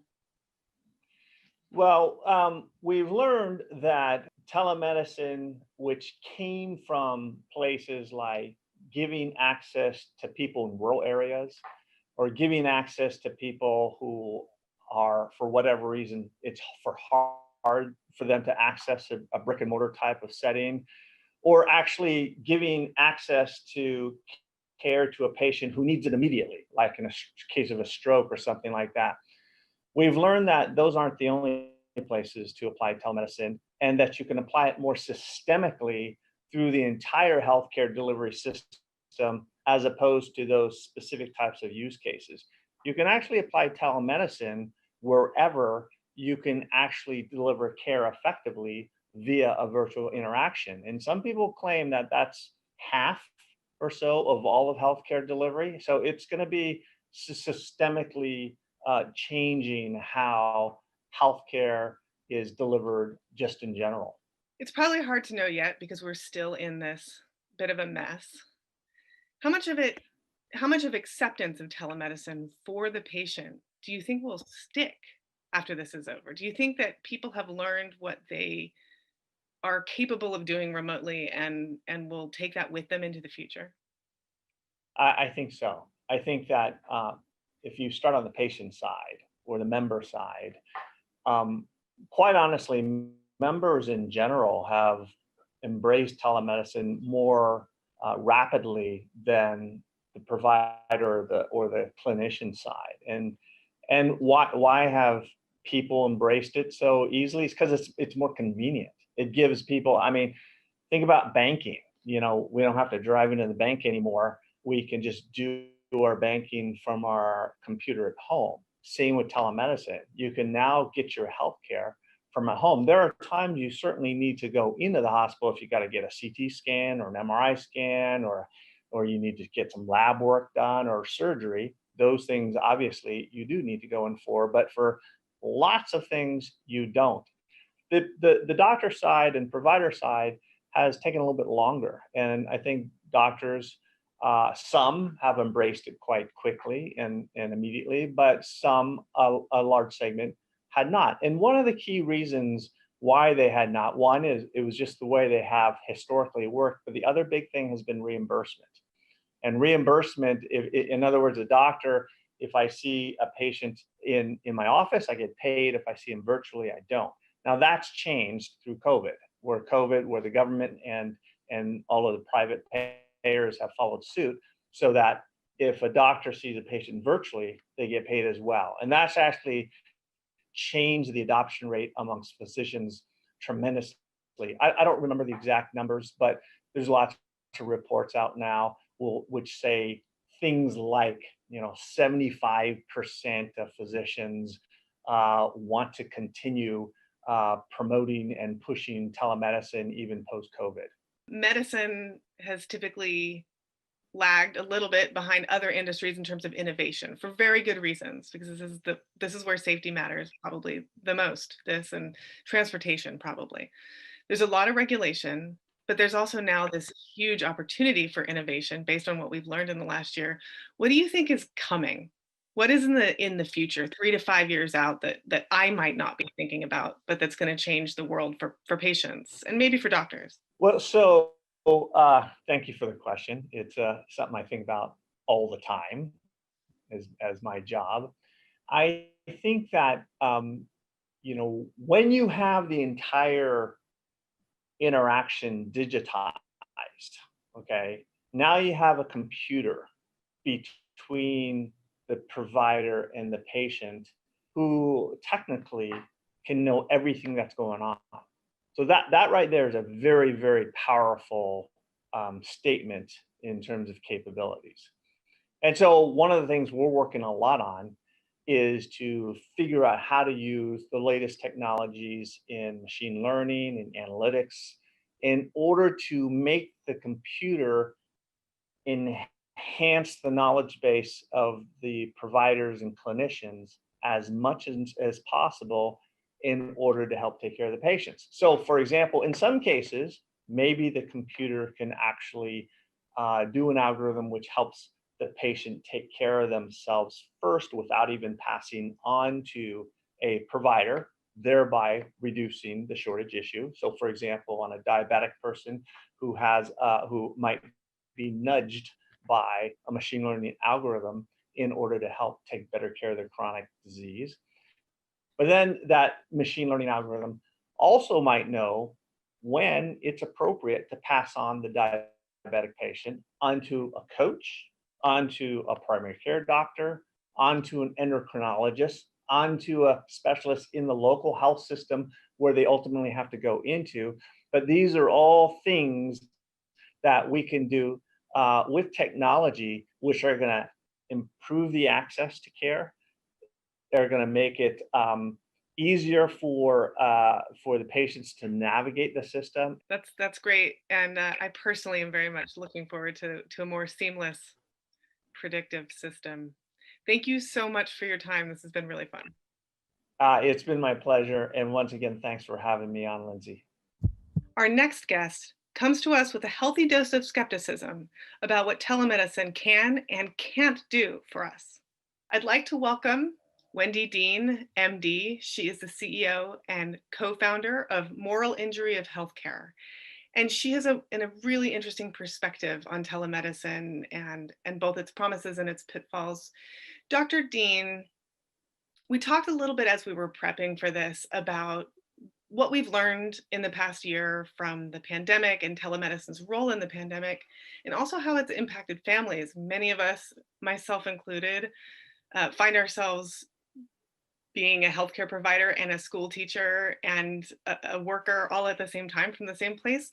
What have you been thinking about what we've learned from this big telemedicine experiment over the last year?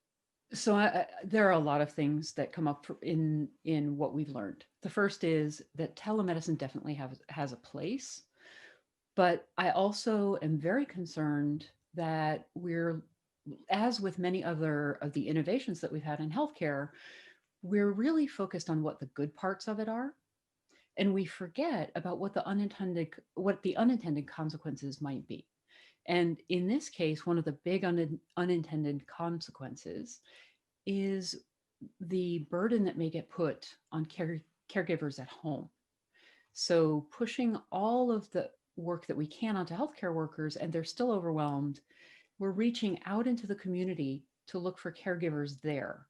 So wives, mothers, daughters, sons are going to get pulled into healthcare while they're still trying to do the educator role and the worker role and all of those other roles that they didn't expect that they would have either. What's an example in the telemedicine situation? We're setting up let's walk through a real life scenario.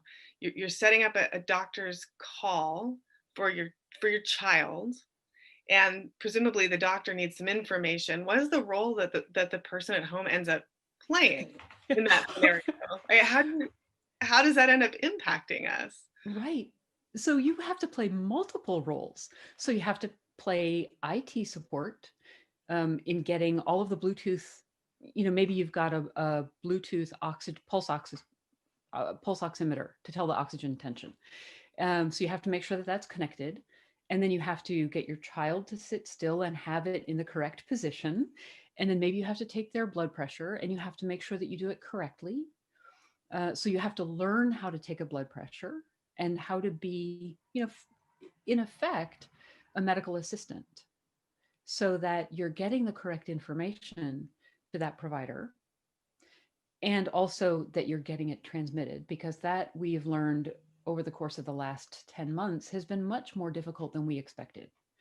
Even people who are relatively savvy, including myself, I'm on these calls a lot. And when I went to connect to an appointment for my son, didn't work. I couldn't get connected.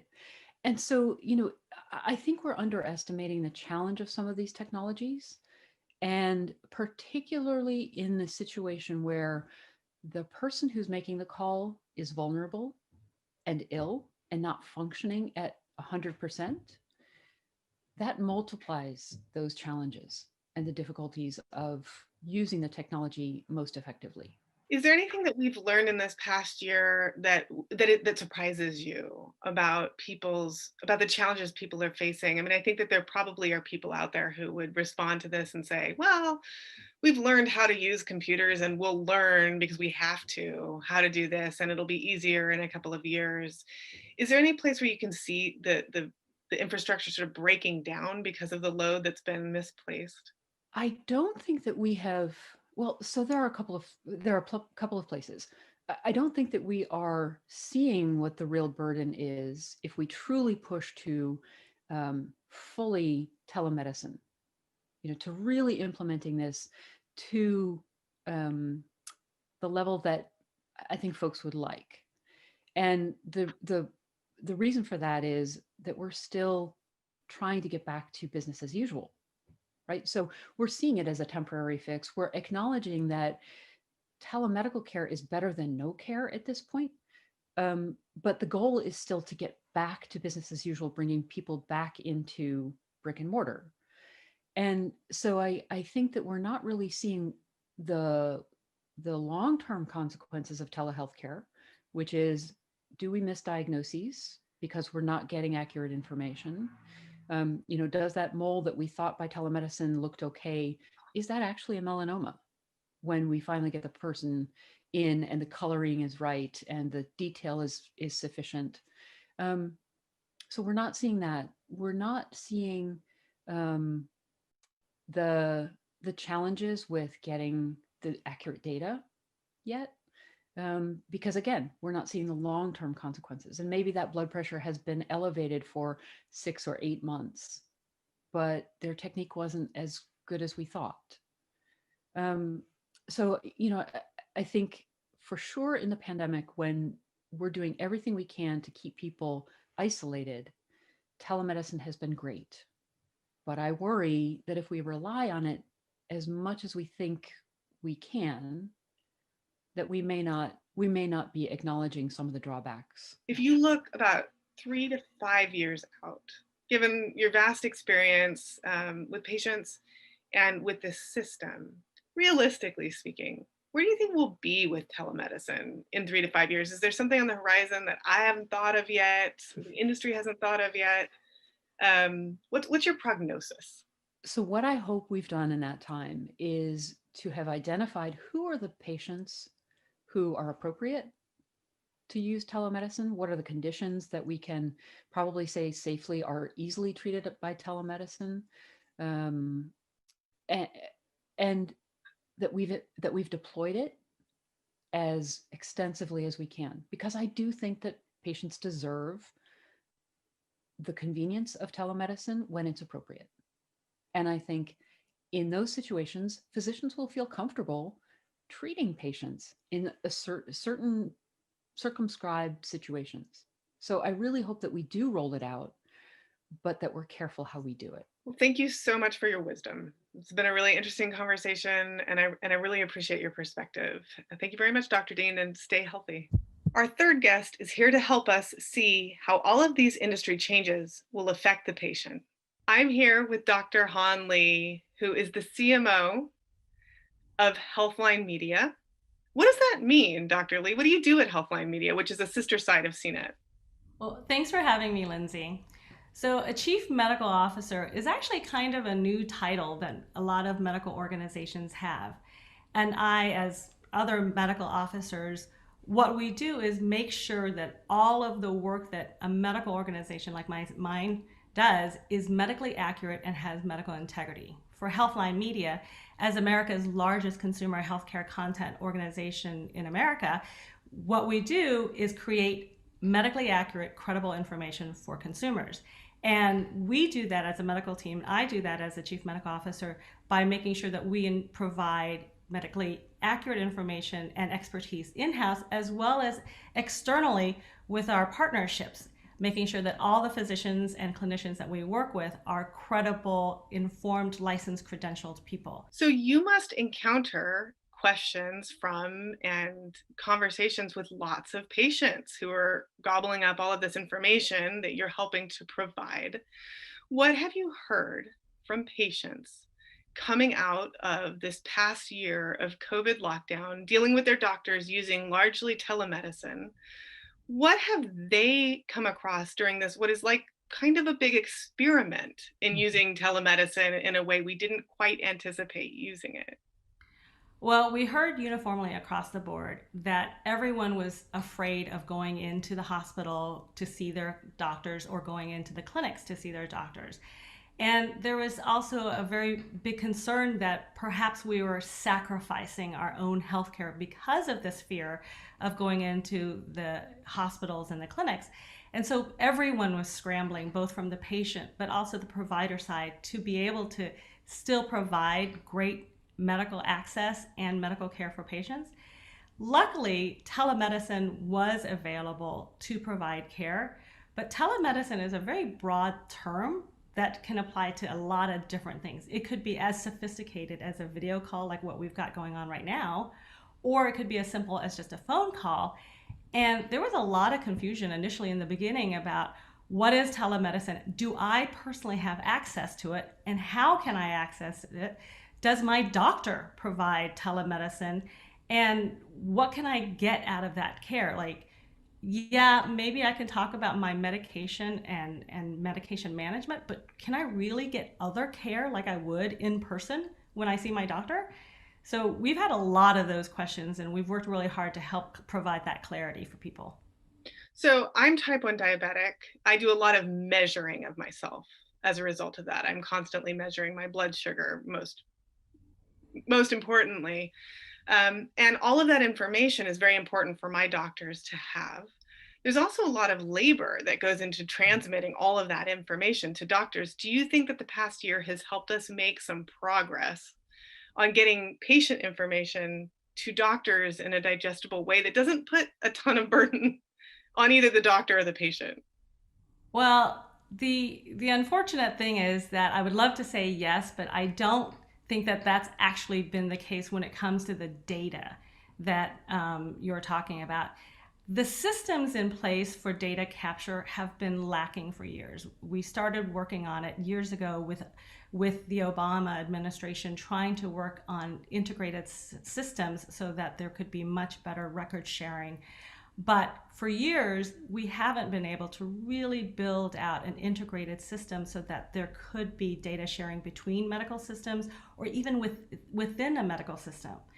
Telemedicine has completely exploded since the COVID pandemic and has allowed for better video and audio communications, but that hasn't necessarily solved the problem of the data sharing. Unfortunately, clinical physicians are still sharing information through CD-ROMs and paper records that are still being faxed to this day. And telemedicine in itself has not solved that problem. Yikes. So, what have we learned in the past year that we can take with us to make this experience probably not in a replacement for the doctor's office, but supplemental to the doctor's office? Is there anything that you think we can take away that will help solve that problem? Well, I love that you say that, because I think that people have been talking about telemedicine as much as is very much in the vein of this is the new thing and this is going to suddenly replace inpatient clinical care, and that's simply not going to be the case. It will very much be a supplement to it, because there are certain things and certain care that you have to provide to a patient as a physician that will never be able to be accommodated by telemedicine. But I think what we've learned in the last 9 to 11 months is that the adoption was much better than we anticipated it would be. I've been in conversations with healthcare systems and in my own work as a physician for decades about telemedicine. And there was always this question of, is this something that patients will adopt? Will patients want it, particularly older populations? Will they be interested in a technology-based option that they have to figure out either on their phones or their computers? But, you know, like they say, necessity is the mother of invention. And because we had to do it, a bunch of people said, you know what, we're just going to do it. And what we saw was that a lot of people just figured it out. And my own mother, who's in her late 70s, figured it out and got on telemedicine. Most people got on telemedicine pretty quickly, and adoption became a huge ramp up for not only patients, but also their providers. And it's been great to see. Now, the other thing that we learn from this experience, like any time you have a technology that is adopted very quickly, is that there are a lot of pitfalls that you have to be aware of and be able to plan for. We think about telemedicine as this great video call that can, you know, enable great personal conversations. And that's true for certain healthcare conditions. For mental health, it works great. For a lot of primary care visits, it works great. If I had a patient who wanted to talk to me about cold and cough symptoms or allergy symptoms or even dermatologic conditions and they want to show me their rash, that works great. But in no way should a telemedicine visit be used for a cardiology visit. If someone's having acute chest pain that might be suggestive of a heart attack, or they are having respiratory problems that could be an asthma attack, or even neurologic symptoms, these are not conditions that I would ever have my patients delay care for because they're waiting for a televisit. So that's another key lesson that we need to learn, is how do we educate and inform and arm our patients with the information so that they know when to seek out care via telemedicine versus when to brave the visit into the office or the hospital despite COVID. Do you think that there has been any aha moment in the past year that or idea that will come to fruition in the next 3 to 5 years that will help take what we've learned now and turn it into some future experience that we haven't had yet? Well, so in my clinical practice and in my work in technology since then, what I've come to see often is that documentation of that patient-provider visit is one of the biggest struggles and barriers to adoption for most electronic health records. The question has always been, during the patient encounter, there's so much information to capture, document, retain for not only medical legal purposes, but for billing purposes too. One of my aha moments that I hope comes to fruition is that this video visit that we have can be recorded as a document of the visit. And so it actually could remove the burden from both the patient and the doctor to document the conversation. And then any transcript that comes out of it could be used to create that medical record for the doctor and the patient and to enable billing. And that would actually remove a lot of burdens, desktop medicine burdens, off of the physician. Now, as I say that, I suspect that a lot of patients and physicians may have an automatic visceral response like, I don't want my visit to be recorded. That sounds terrible. Like, you know, we don't necessarily love the idea that that visit's recorded, but for medical reasons, it might be great to have that record because you want the physician to be able to recall what you said. I think a lot of patients get frustrated because they feel that maybe the communication between patient and provider was not clear or wasn't easy to retain and recall. The video visit may really help with all of that for both the patient and the provider. That's a really interesting idea, and I do think it could help so much. And I want to thank you for this time. I know it was fast, really valuable. Thanks for talking with us. I've really enjoyed it. Thank you so much for having me. Thank you so much for joining us for this engaging conversation about the future of telemedicine, and we hope you have a healthy 2021.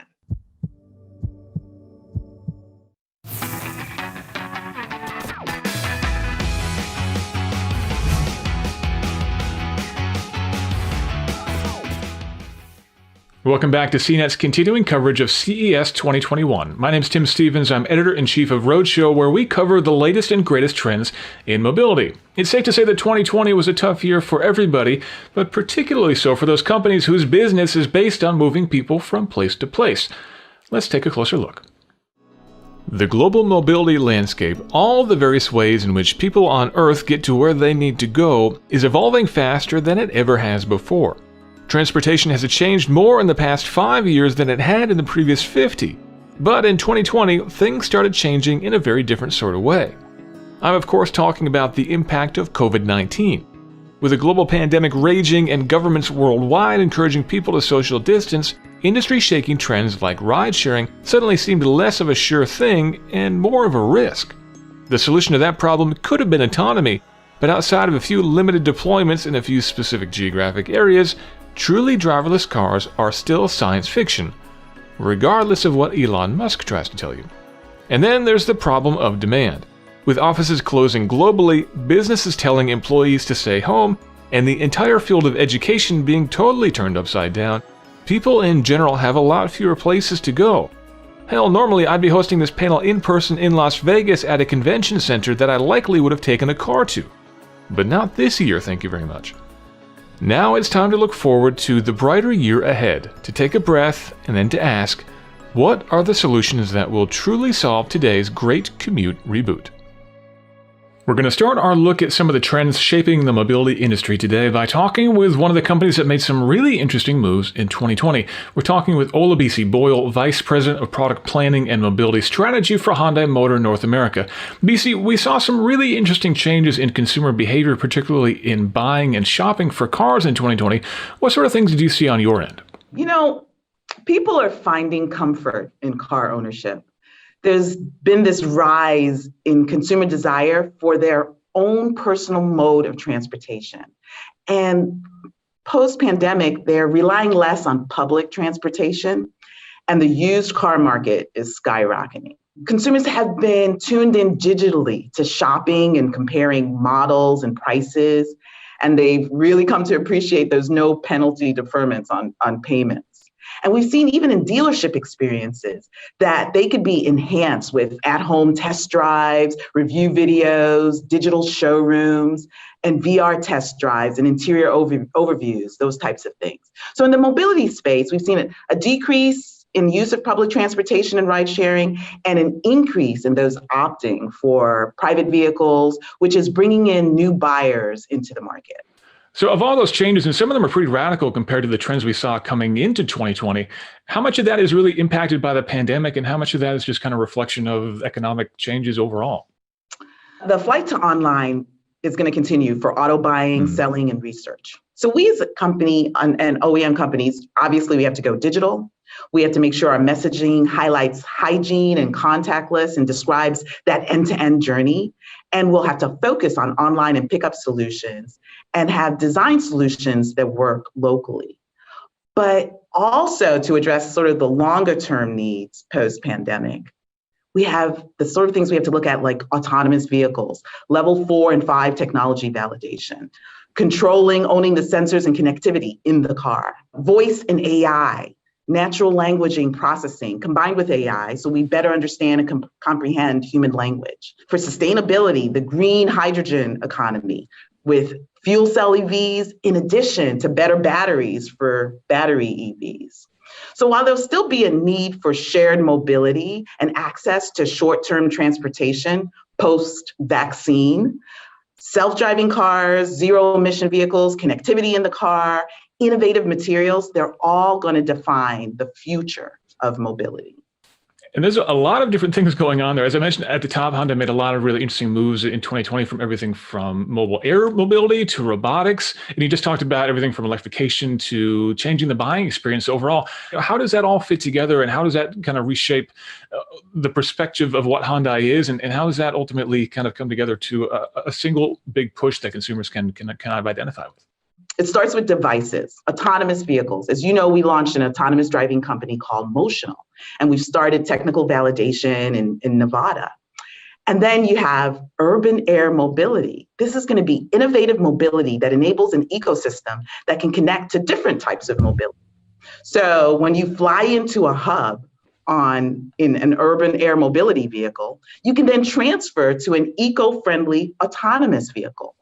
And then you have those purpose-built vehicles that are on the ground. They can be used for public transportation, can be used as a mobile living space, can be used for cargo transfer, can be used for clinics. So the big part or pillar, as you're thinking about all these announcements that we've made, are the devices. The second pillar is services for mobility. So car hailing for medium to long trips, infotainment, where you have that mobile living space. The connected car, you'll have real-time nav, remote vehicle control, voice command systems, wireless updates, car to home, home to car, voice-activated pay for parking and charge while you're in the car, last mile mobility. So e-bikes, e-scooters, delivery bots, and then these transit hubs that I talked about, where you have urban air mobility and these purpose-built vehicles. Also along that journey is improvements in our performance to our vehicle lineup. You have technology that prevents accidents and predicts danger.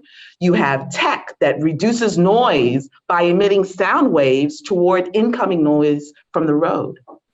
But then it also brings in fuel cell technology. We'll have a lot of conversations where people are saying, is it BEV, battery EV, or fuel cell? In this progress for humanity, there's room for both to find all sorts of solutions that meet needs for that zero emission world that we want to get to. We're looking at wearable robots, an extension of the human body to complement any physical limitations. And then I'd say sort of the last pillar of the strategy is smart factories. In our smart factories, we can use AI, robotics, IoT, big data to make assembly, logistics, and quality control more intelligent, smart, with AI-based autonomous control systems, using those wearable robots to reduce body fatigue for repetitive tasks, and then using AI to predict supply and adjust to market shifts. You hear the disparate announcements and you're like, how does that all come together? Well, the road to a smart mobility company is going to include the devices, the mobility services you provide, improved performances on your journey to reach complete EV and zero emission, fuel cell and battery EV, the robotics, the smart cities and those hubs, and the smart factories.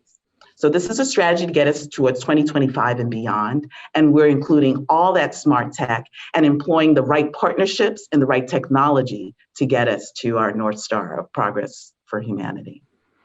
In the shorter term, a lot of people are expecting 2021 to be a really big year for EVs. And it seems like for the past couple of years, people have been expecting that. But 2021 in particular seems like a year where a lot of people should be moving over to the EV bandwagon. Mm-hmm. How important is cost right now to a consumer going into a dealership right now? And how do you kind of explain how maybe spending a little bit more for an EV might be worthwhile? There are hurdles in EVs that still require work. EVs cost more than ICE vehicles. Battery longevity and cost to replace are a concern. Range and public charging is a concern. People expect a range of greater than 300 miles. And getting dealership engagement and working to address these. The fact that maintenance costs in EVs, that cost being lower is helpful to consumers. And we have partnerships and collaborations in battery development and research to help with battery range, cost, and longevity. And we're partnering with others to provide access to EV charging for all our Hyundai owners. And we're providing marketing support, sales training, and EV inventory to support dealer ROI on EVs. And the companies that develop platforms that best address battery life, a limited range, resale value of the vehicle will lead in profitability and wins for the consumers. So we're kicking off a wave of new EVs starting in 2021. And on this platform, we're going to develop the Ioniq 5 compact SUV that comes out in late summer this year. It's about the size of our Tucson. We'll have an Ioniq 6, a mid-size sedan that comes out in 2022, kind of the size of our Sonata, and then a large SUV in 24. That's sort of the size of our Palisade. And we really believe the investment in platform modularization and standardization will enable rapid and flexible development that'll lead to really profitable EVs. And profitability on your end presumably means lower cost to consumers as well, which should hopefully drive that boom that we're looking forward to. BC, really fascinating stuff. A lot of great stuff to look forward to over the next couple of years, and I really appreciate you taking some time to talk with us. Thank you so much, Tim. All right, now we're going to take a look at some of the implications in the micromobility, ride sharing, and delivery space. We're going to talk with JK, the Chief Product Officer at Bolt. JK, thanks very much for joining us. Can you give me a little bit of an introduction of what Bolt is? Because I think a lot of our American viewers might not be familiar with the company, even though it's really huge in Europe. So Bolt is one of the leading companies in Europe in ride-hailing, in food delivery, and in micromobility. So we now have over 40 countries and 200 cities. And, and we are growing a lot, a little bit less during the pandemic, but now growing a lot again. And definitely, in 2020, there was a lot of negativity toward ride sharing and ride hailing and that kind of thing. But yet Bolt was able to maintain a pretty steady pace. Can you talk to me about how the company reacted to consumer demands last year, which are obviously pretty dynamic and very challenging? The environment changed completely. Like one joke I had is that if you would design a way to hit the ride-hailing industry, then probably you could not come up with a worse way. Epidemiological safety of people became a primary concern.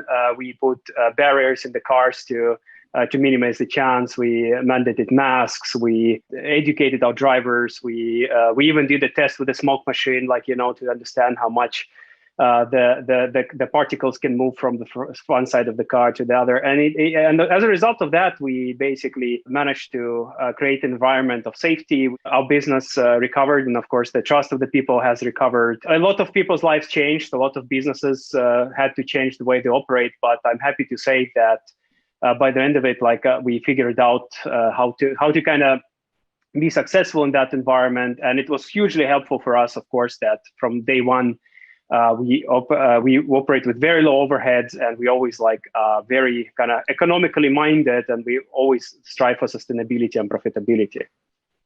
That's great that you were so progressive. In the US, we had a lot of companies that were kind of dragging their feet about trying to figure this out. But I think, especially when you're talking about getting into someone else's car, consumer confidence is everything. It's great to hear that you guys were so progressive on that front. What sort of trends did you see when it comes to maybe ride hailing versus micromobility? Because you guys cover basically that entire space. Did you see a shift from one to the other? And it comes down to basic psychology. Like when the whole thing happened, then people suddenly had to reevaluate their lives, understand what is now safe in this environment, what is not. And the one big concern, especially in the beginning, was in the car, you still have to share the space with the driver. So people weren't sure how safe that is. I think now there's much more kind of feeling that, yes, it's okay. Yeah, as long as people are wearing masks, so there's a barrier. But especially during March, April, May, when at the height of the first wave of the pandemic, we saw our rental vehicles, the e-bikes and scooters were used the same as they were before, maybe even a bit more. And whereas the people are much less willing to take a cab. And where do we go from here? Do you anticipate that trend shifting back again once vaccines are readily available and we're past the pandemic? Or do you think that this is more of a permanent shift in people's demands and needs for mobility? I think there's both components to it, right? And it's hard to say upfront which will be bigger. I think what was great about it is that people were pushed to try these alternative forms of mobility, maybe much, much more than they would otherwise, right? And because of that, and because it's so great, because the product kind of sells itself, right? That it's such a great feeling, it's such a great way to move around the city. I think we do have a lot more permanent users of this mode of transportation than we did before. I think the same effect, even much bigger scale, was for food delivery. Obviously, a lot of people tried food delivery for the first time during the pandemic, and the market has grown tremendously. And I think that effect will persist as well. I think that's actually a great point. The idea of people actually having more incentive to try scooters. Everyone I've spoken to who's actually tried the scooters thought it's just a lot of fun, a great way to get where they need to go. Obviously, it won't work in every situation if it's pouring with rain, or I'm in New York right now, it's very cold, so maybe not ideal for scooters. But definitely, it's great to maybe give people a little bit of incentive, and maybe they'll stick with it. And kind of following that lines, you guys announced a new scooter pretty recently. Can you give me a little bit of a rundown on what's new there and what's improved?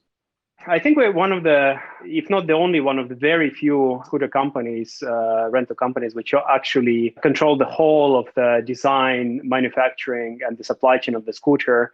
And that allows us to make those scooters like better. It allows us to make them cheaper. That particular model, I'm just really excited about it. It comes with like a swappable battery. It comes, and it's a swappable battery, which also enables you consumers to swap batteries if we ever get there. It's safer. It has all kind of sensors on board that allows to detect accidents, falls. It has alarms on board which warn you in case something happens. It's lighter. It's very maneuverable. And Bolt just had a new round of funding as well. So obviously business is looking pretty good for you guys. What sort of thing should we expect in the future from Bolt going into 2021 and down the road further? God, it's been such an unpredictable year. If you would ask me in the beginning of 2020, what are we going to be doing? Then I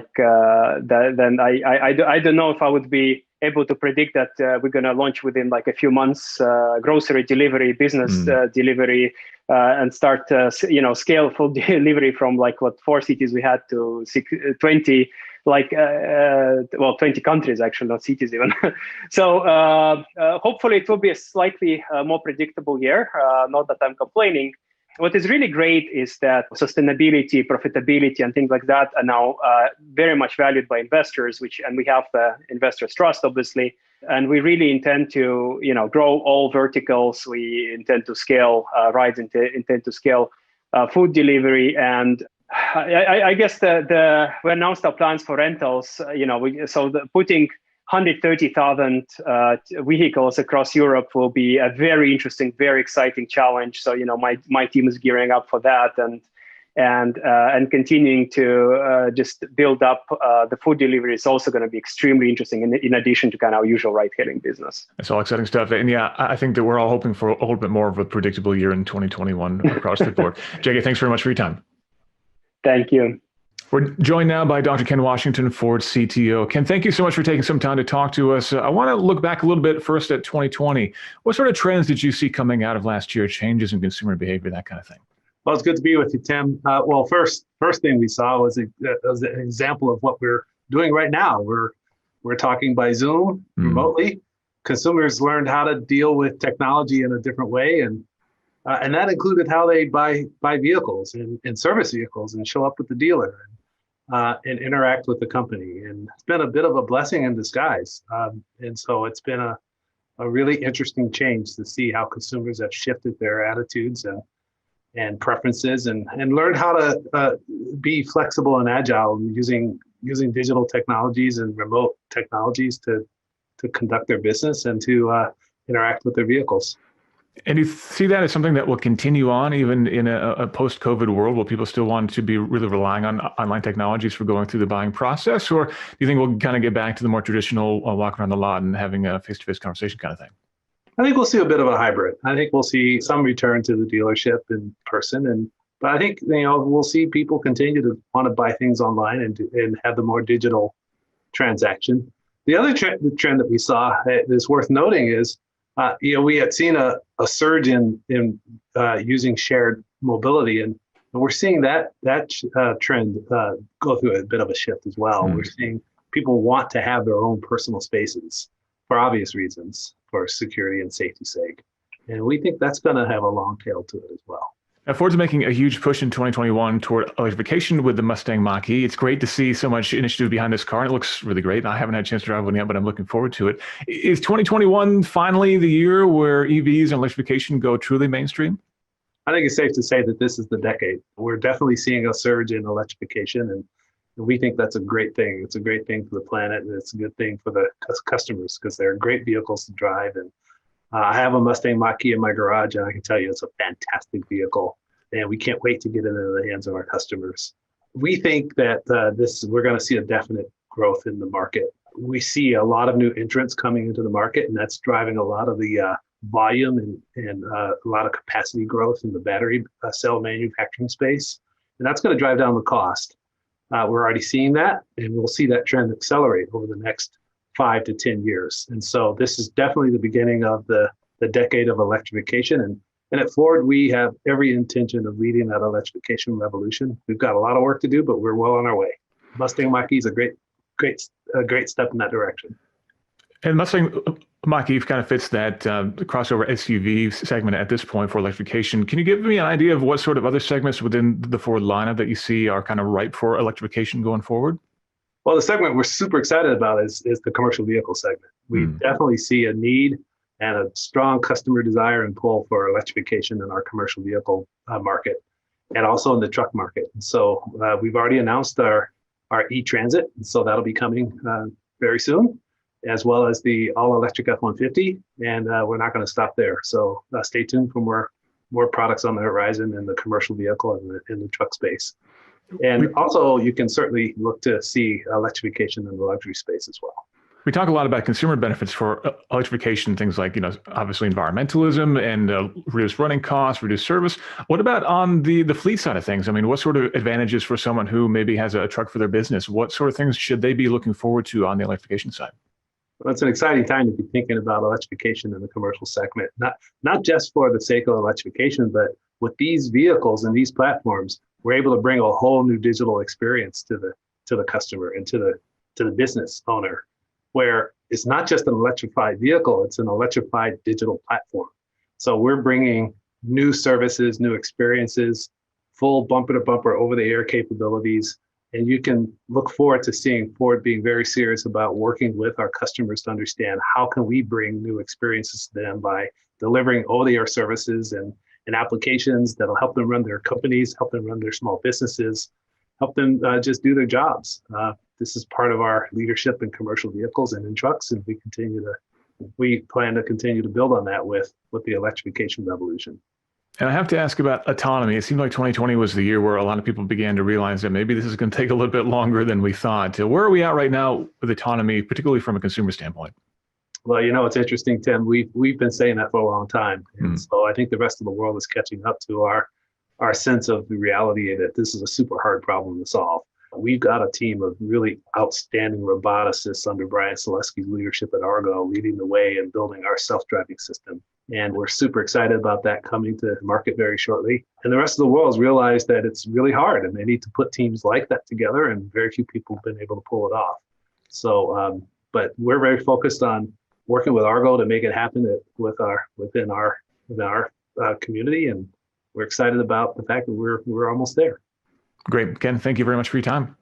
You're very welcome. It's great to be with you. All right, I'm now joined by Tony Aquila, Executive Chairman at Canoo. Tony, thanks very much for joining me to talk about everything going on in the world right now. Canoo made a really big splash at Automobility, showing off this amazing semi-autonomous vehicle, but it sounds like the direction of the company has changed a little bit. How are things evolved since then for the company and for the brand? Yeah, first of all, thanks for having me today, Tim. For us here at Canoo, one of the things that we realized, we built this multi-purpose delivery platform, and we put, hundreds of millions of dollars of time and effort into this. And we realized that we could meet a lot of use cases. And with COVID kind of putting a little bit of cold water on ride sharing, we were able to very quickly take to some derivatives of the vehicle, which we're really excited to share with the world. And what are some of the advantages of that amazing platform that you showed off before when it comes to things like deliveries and service vehicles and that kind of thing?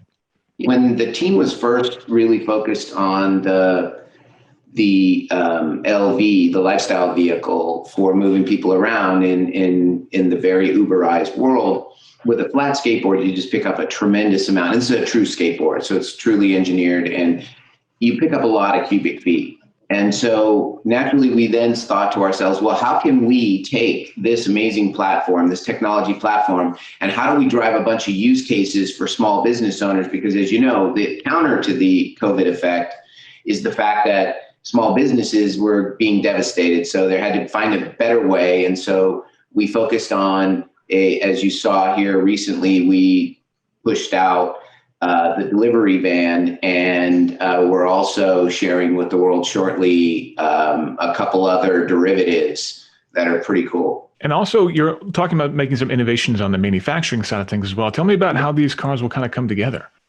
Yeah, so look, I mean, I come out of the aftermarket side, so, I'm very focused on the technology. Canoo's really, for me, when I invested, it was really about the technology. One of the things I think that is very powerful about the platform is the fact that we can make use case scenarios for these small business owners or, in the truck, in the configuration. I think what got lost in the automotive industry over the years is, they build it, you get this flavor, and maybe there's a few versions you can get, but it's really not for me. And it's really not thinking about my body, the ergonomics of me. And so what we said is, look, we want to make it so that not only does the person love driving our vehicle, but they love using our vehicle, meaning, in the truck bed, how it's designed for productivity, in the van, how many times do you bend over? I mean, we thought of things that, we just ran these down as if we were the person using it. And I think that sometimes you get manufacturing that does it that way, and then sometimes it's just about money. But what we focused on in the manufacturing environment is, I believe that the 3D and the laser technology is going to allow for microfactories and to allow you to have multi-part production rather than this old robotic system, which is very expensive, slow.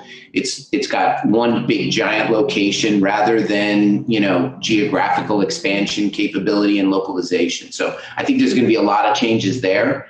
And that's because people are going to want their vehicles much more built for them. That's exciting. So that means you'd be able to really react to any future major shifts in market trends that we see coming forward, just like we've seen in the past year. Yeah, exactly. And so, if you think back, the demand is so high in EV. When you think of the productivity, it's the first vehicle that can be out there where you can get a return on capital. Because for most people, you lose money on a vehicle. But if you design a vehicle, whether it be a van, a truck, or even a certain type of delivery car for people, and it returns capital, or if I'm a construction worker and I got to run a 240 volt welder, or, I want to charge my power tools, my DeWalt tools and stuff. All that stuff should be happening on my vehicle. And so this is the first time I actually think, and we're very fixated on being able to deliver $50,000 to $80,000 return on capital on a 7-year life. And talk to me a bit about autonomy. Is that still a part of the future of Canoo, or is that a little bit of less importance now with this shift? So 2.5 is really where I think people need to be focused right now. And I think we all need to be careful not to drink too much of the Kool-Aid in the 4 and 4 plus range yet, because there's a lot of infrastructure, there's a lot of debugging. We want to be the productivity and the luxury side and the adventure side. And we'll focus on 2.5 now, which we feel very confident about, and then bring it up step by step. But that's an infrastructural play. That's everybody's got to participate. Infrastructure, it's not just a car thing. I mean, I come out of the aviation space and, they call it autopilot, but there's still 2 people up there. So don't shoot for the moon, basically try to get something to market and then evolve as the foundation evolves as well? Exactly. Yeah. I think, the iterations will continue to happen. And of course, the way we design the technology platform, it's a plug and play. So those upgrades can happen to the vehicle. And that's one of the powers of the platform. And how soon should we expect to see these things on the road? 2022. We're targeting kind of towards the end of 2022. We're constantly in positive violence trying to bring that forward. Because we got great demand, and it's just a cool time to be in this industry. It is indeed. Great, Tony. Thanks very much for your time, and I look forward to seeing these on the road. Thanks again, Tim.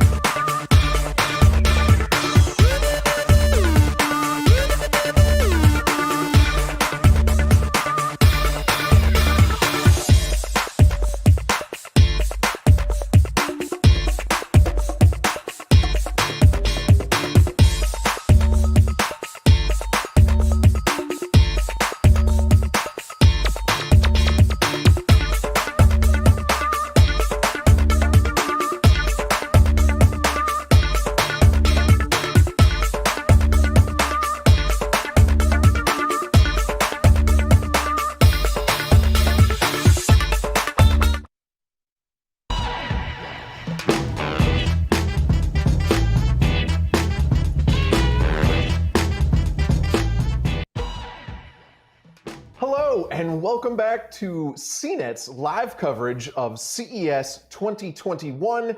You just saw the best weird tech of the show. And now it's time to take a look at our favorite smart home tech, only some of which is weird. I'm Andrew Gebhardt, and I'm actually in the CNET Smart Home in Kentucky, where we get to test out all of these wacky gizmos. Joining me are the smart home experts and my colleagues, Molly Price and Megan Woolerton. On our list to talk about today, we've got robot butlers and smart fridges and economical security systems. We've got so much that we're not even getting to Kohler's $16,000 bathtub. So we saw a lot of cool smart home gear at this all digital version of CES. But to start things off, Megan, I'm ready to scream for ice cream. Tell me about Cold Snap. Yes. Okay, you all, Cold Snap. This is something that I am very excited and passionate about. If you know me at all, you know that I have a massive sweet tooth, and this is basically a Keurig for ice cream. So it is a countertop appliance. You stick it on your countertop and you insert these aluminum pods that do different frozen treats, ice cream, smoothies, mixed cocktails like frozen margaritas. Yeah, you insert the pod, you close the lid, and in 60 to 90 seconds, it dispenses your frozen treats. So literally, it negates the problem of you go into your freezer, you realize you're out of dessert, which is basically my worst case scenario, especially this year when I can't just run out and go to the grocery store. Instead, you just have these single serve recyclable pods that you can just pick and choose the specific treat you want. And if someone living in your house with you has a specific dietary restriction, there's oat milk, non-dairy options as well. I am very enthusiastic about this, if you couldn't tell. And our colleague got to test it out and said it was really, really good. The ice cream in particular, she tried the chocolate ice cream and said that it tasted like a mix between a chocolate mousse and a soft serve, which I am very, very eager to try. So I definitely want to try this thing. The one downside she reported is that it's really heavy and can be noisy when you're actually using the machine. And it's still in the prototype phase, so it won't necessarily be available until 2022, and it could cost upwards of $1,000. So that's pretty pricey, and each pod is going to be between $2.50 and $3. So, yes, it's definitely a big price to pay for ice cream, but you guys, come on, ice cream. I mean, ice cream, single serve ice cream sounds fantastic, and I'm glad to hear that it tastes good, because that's one of my things with a lot of Keurig-like products is you're being a little bit more wasteful, and then you're getting sort of like the junior version of that product. But Megan, it sounds like they're sort of addressing that with this. Yeah, absolutely. I think you're going to have a ton of different options. You have these recyclable pods, these little aluminum things. Oh, and I forgot to mention, there's a little QR code on the top of each one. So it reads the specific sort of mixing instructions and gives you a sense of, actually how to do the recipe. And it's all this patented technology that's built inside the little canisters. And then 60 to 90 seconds later, you've got ice cream or I think a mango passion fruit smoothie was one of the options, margarita. There's so many different cool options. I think they also have some different frozen coffee options too, which I think is pretty awesome. But yeah, you can kind of pick and choose, and everyone with different tastes still has an option. And it's supposed to be shelf stable, so you can, in theory, I don't know who would keep ice cream around for that long, but in theory, you could keep it for up to a year in your pantry if you wanted to store a bunch of pods for a long time. So I think that's pretty cool. So Molly, the question that needs to be asked, what is your favorite ice cream flavor, and would you shell out $1,000 for something like this? Ooh, that's a tough one. I think I'm a cookies and cream person primarily. Strawberry is probably my second favorite, and I will go just like plain vanilla and sprinkles if I have to, no problem. But $1,000 is a lot. Even with the recyclable pods, I think I can recycle my own ice cream container if I'm buying from a company that makes a reusable or a recyclable ice cream container, and $1,000 will buy me a lot of ice cream. $2 to $3 for one serving isn't that bad. I guess it's better than you'd get if you went into a store. But yeah, the price point's a little much for me. It does seem a little steep, but still, I admire any technology that gives us an excuse to test out desserts. And speaking of cold things, next up, we're going to talk about a fridge. So like you can store traditional ice cream in here in theory. This is the LG InstaView refrigerator. And apparently it can do much more than just store your ice cream, right, Molly? That's right. LG has had InstaView fridges before. This isn't the first InstaView we've seen where you can knock on the door and look inside it. But as you can see in this video, it has that glass side to it where the window will illuminate if you knock on it. But that's not new. What's new is a UV light that will sanitize the water dispenser. And there's also a microphone and a speaker so you can open the door via voice. Now, this video doesn't show it, but we have some photos of it at cnet.com if you want to check that out. And it is a cool idea. The idea that you can open your fridge hands-free. You know, you're coming in with a bundle of groceries and you can just ask to open the door is super interesting. We don't know how much it's going to cost. Most of LG's fridges are in this InstaView line around $3,000, which is more than an average fridge, but you get a lot of smarts with that. So I'm interested to see how it goes. The UV light, I have questions about. Certainly wouldn't want to like stare into that for too long, but it's an interesting concept and certainly something that has come about because of all of our concerns over cleanliness and germs these days. So it seems like an interesting pitch. Now, Megan, we've had some issues with smart appliances being too expensive and a little too niche. Do you think this one, do you buy the pitch? It's got voice open door and the UV light and all the things Molly was saying. Would you be willing to invest in a smart fridge if that's what you were getting? I would have to say no right now, but I do think it's an interesting technology. The thing I would be waiting for is something similar that happened with the Samsung Family Hub line, where they started at a really high price point. And then as the technology became a little more ubiquitous, they started to make it a little more affordable. So that's kind of a trend I would be tracking. I do think it has an interesting use case for an office scenario where maybe you don't want everyone touching the doors. Again, COVID times, trying to keep down on germs and stuff like that. I think that is an interesting use case, but definitely not in my own home right now.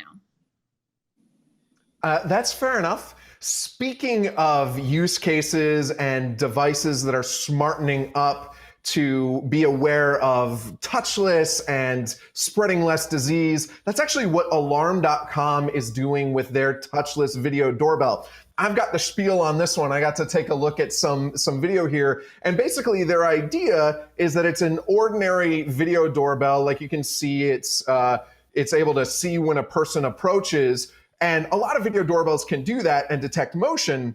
What this one's going to do is that when it sees a person in front, it's going to ring the doorbell without them needing to push the button, thus touchless. You can even see it has like a special doormat that comes separately. It doesn't actually trigger the doorbell. It's just a doormat. There's nothing smart about it. It's just helping people understand, hey, don't touch the button. I don't want to disinfect my doorbell.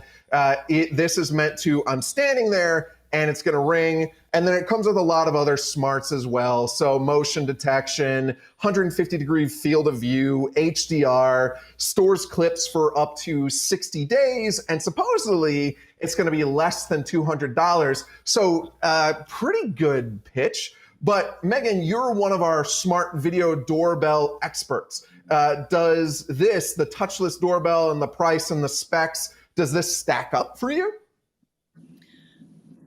Kind of. So, okay, let me start out. I think this is an interesting concept. I definitely like that it's addressing some of the issues we're having right now, not wanting to spread germs. I think that's important. But most of the security cameras and doorbells we have nowadays they have motion detection already built in. So you don't actually have to ring the doorbell for the front door to actually trigger your phone, and you'll be able to have the live feed and talk to someone via two-way talk. So it's kind of potentially a gimmicky thing. Also, if a stranger is coming to the door, they don't necessarily know that this doorbell has that function. So you would still have, right? So you would still have people delivering packages or food or whatever coming in saying, oh, this is a standard doorbell and I'm going to ring this doorbell. So I'm not sure if the touchless function would really translate in practice.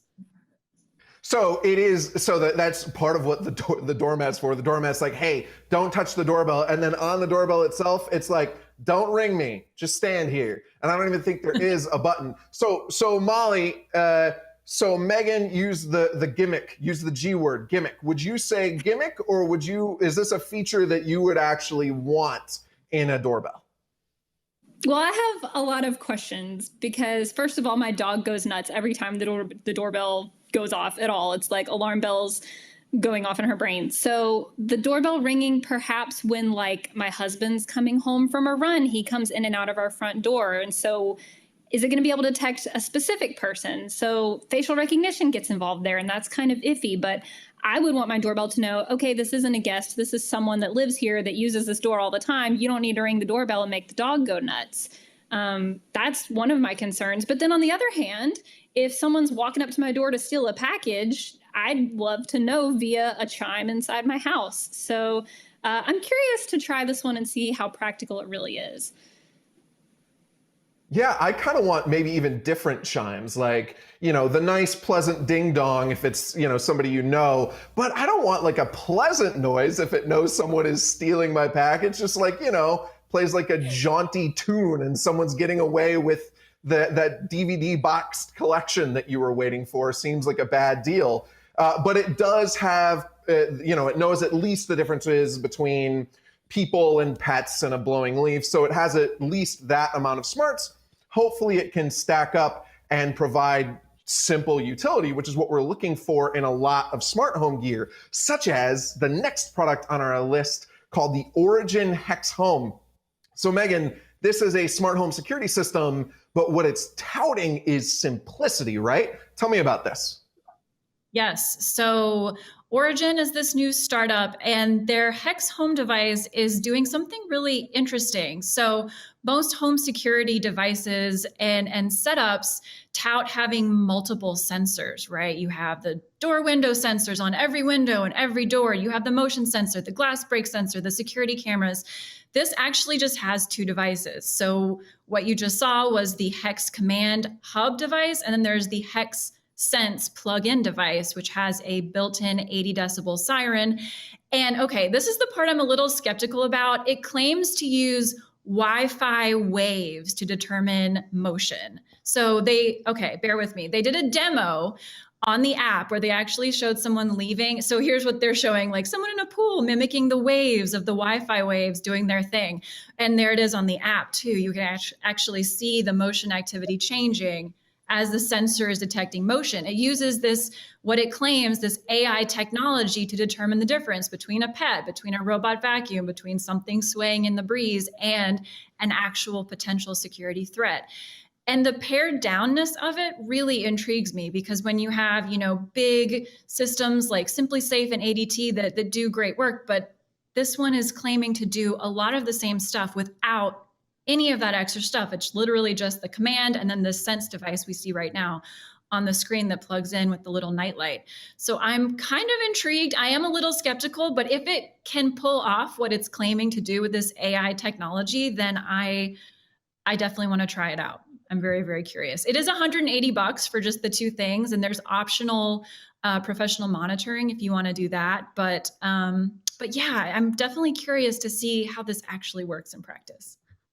So $180, so it's saving you some hardware, but that's not necessarily saving you a lot of money. But still, I mean, it seems cool, the simplicity. I just didn't know, am I making Wi-Fi waves, Megan, in my home like right now? Do I just do I need to worry about Wi-Fi ripple effects? Like what is going on with Wi-Fi waves?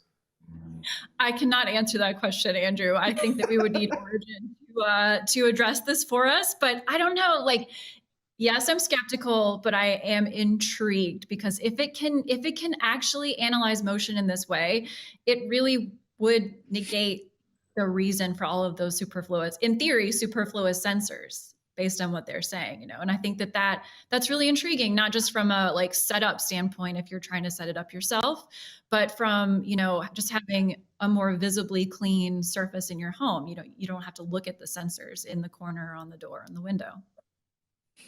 I mean, that sounds appealing, but a lot of these other motion detectors are using like LiDAR and some high-tech things that I understand a little bit better than Wi-Fi waves. Molly, are you buying this pitch? Would you think Wi-Fi waves is the next answer in motion detection? Or is a simple device enough for you? Or are you looking at this skeptically?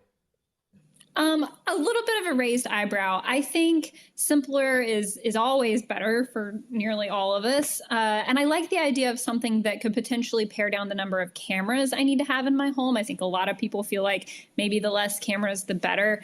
But Wi-Fi waves, I need to know more about that. Yeah, that's a really interesting concept, which is the whole point of CES, right? We love to see stuff that is totally a brand new way of thinking about something. So I'm with Megan that I'm interested to see where it goes, but proof is in the pudding. So speaking of brand new ways of thinking about things, MyQ has a doggy door, but it's a smart doggy door, right? So it's not like a brand new concept, but in theory, Molly, they are doing new things with their smart doggy door. So up next is the MyQ Pet Portal. Molly, tell me a little bit about the smart doggy door from MyQ.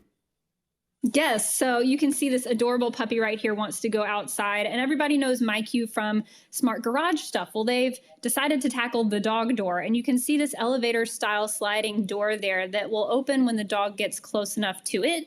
The dog would wear like a Bluetooth collar sensor that I think it will show us in just a second, but that sensor, yeah, there it is. That sensor will alert the door that the dog is right there. And then there's a camera that also shows you inside and outside. So you can see what's happening in your backyard with your pooch, and you can see the inside of your home too if they're trying to get out of the door. You can set it up so that the dog can control the door, or you can set it up so that you'll just get an alert and you can choose to open it for them. So it's an interesting concept. It does replace your entire door. So it's not just a dog door that you'd put in your existing door. You would have to have it professionally installed by someone, and it would have to replace your whole human-sized door. So there's sort of a lot that goes into it, and it's expensive. It's $3,000, which, you know, they made the good point. If you cut that down to every single day, it's like $8, right? And that's less than you're probably going to pay for a dog walker, but it's quite an investment up front. Yeah, it sounds like it, but I don't know, it could prove handy. The breakdown makes me feel a little bit better about it, but I still get nervous. The thing that makes me nervous is apparently it has sensors to prevent it from doing this, but those elevator doors like closing on the dog's tail, that would give me nightmares. Megan, you have 2 dogs. How would they react to this, to an elevator door opening at the bottom of your backyard door? That is a great question. I guess it remains to be seen. I'm ambivalent about this. I think it looks really cool and could be really neat in theory. I think that my dogs would be very, very skeptical in the beginning, and I'm not sure I trust them to manage their indoor-outdoor time fully because they are mischievous. And yeah, they like to run wild in the backyard, but it also would mean less time, you know, putting their leashes on, taking them out just to go to the bathroom or something like that. So that would be really, really convenient.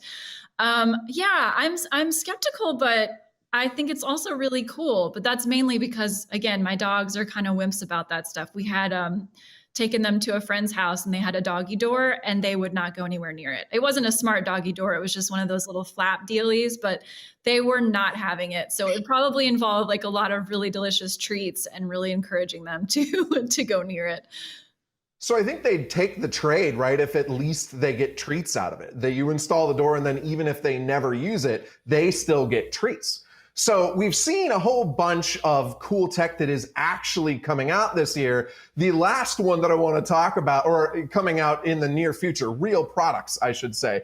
The next one we're going to talk about is just a concept, but it's so dang cool. It's the Samsung Bot Handy. And you guys know I love me some robots. And this is a robot butler that is fit for my dreams. Look at this thing, handing a glass of water. You know, it can, I hate loading and unloading the dishwasher in there. It's doing it. It's loading the dishwasher, which would save me minutes. But honestly, I don't like doing the chore, and it seems really cool. So again, this is a concept from Samsung, and it's using 3D mapping in order to be able to figure out the size and weight of objects. You can see it placing a flower and pouring a glass of wine. So it's not going to pick something up with a bunch of force and accidentally fling your wine bottle across the room. In theory, it's well in control of the shape and weight of objects in order to be able to finely control things. It should be able to remember objects and remember where they go. So it seems like just a fantastic device.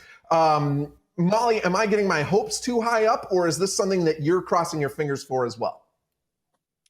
I think that your hopes are always sky high for robots, and I admire that about you. However, I'm a little bit skeptical. You know, it's honestly, to me, looking at that video, it's quite large. And I know that, you know, it has to have some weight and some mass in order to pick up things with weight and mass. But it seems like kind of a big thing to have roaming around your house. I have questions about like stairs. Like, it's only going to be able to help you on one level, right? And I wonder about two arms. It has a one-arm design, which I'm sure obviously is intentional, but I wonder, I think most people would say like, well, why not two arms? Why not a fully human-looking bot with hands and feet and, you know, all the things that you could possibly do from there. So skeptical, but excited. I love to see new robots. I know you love to see new robots, and maybe our overlords are near. So we're just about out of time. Megan, real quick, yes or no, do you want a robot butler? No, especially if it has hands and feet. Molly, it would definitely be taking over the house and the world.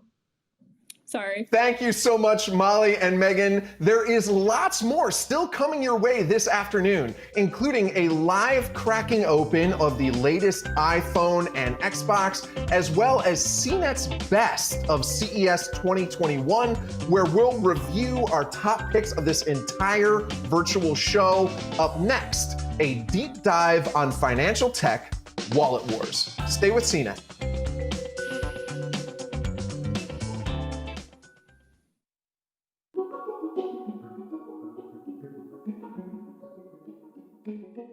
HD Medical wants to bridge the gap between your home and the doctor's office with Healthy You, a little device that can measure your vitals remotely and feed them directly to your medical provider.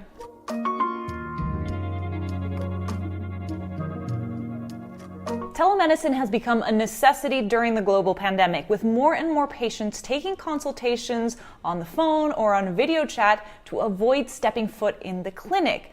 But there's still a lot that can't be measured remotely. And that's where Healthy You comes in.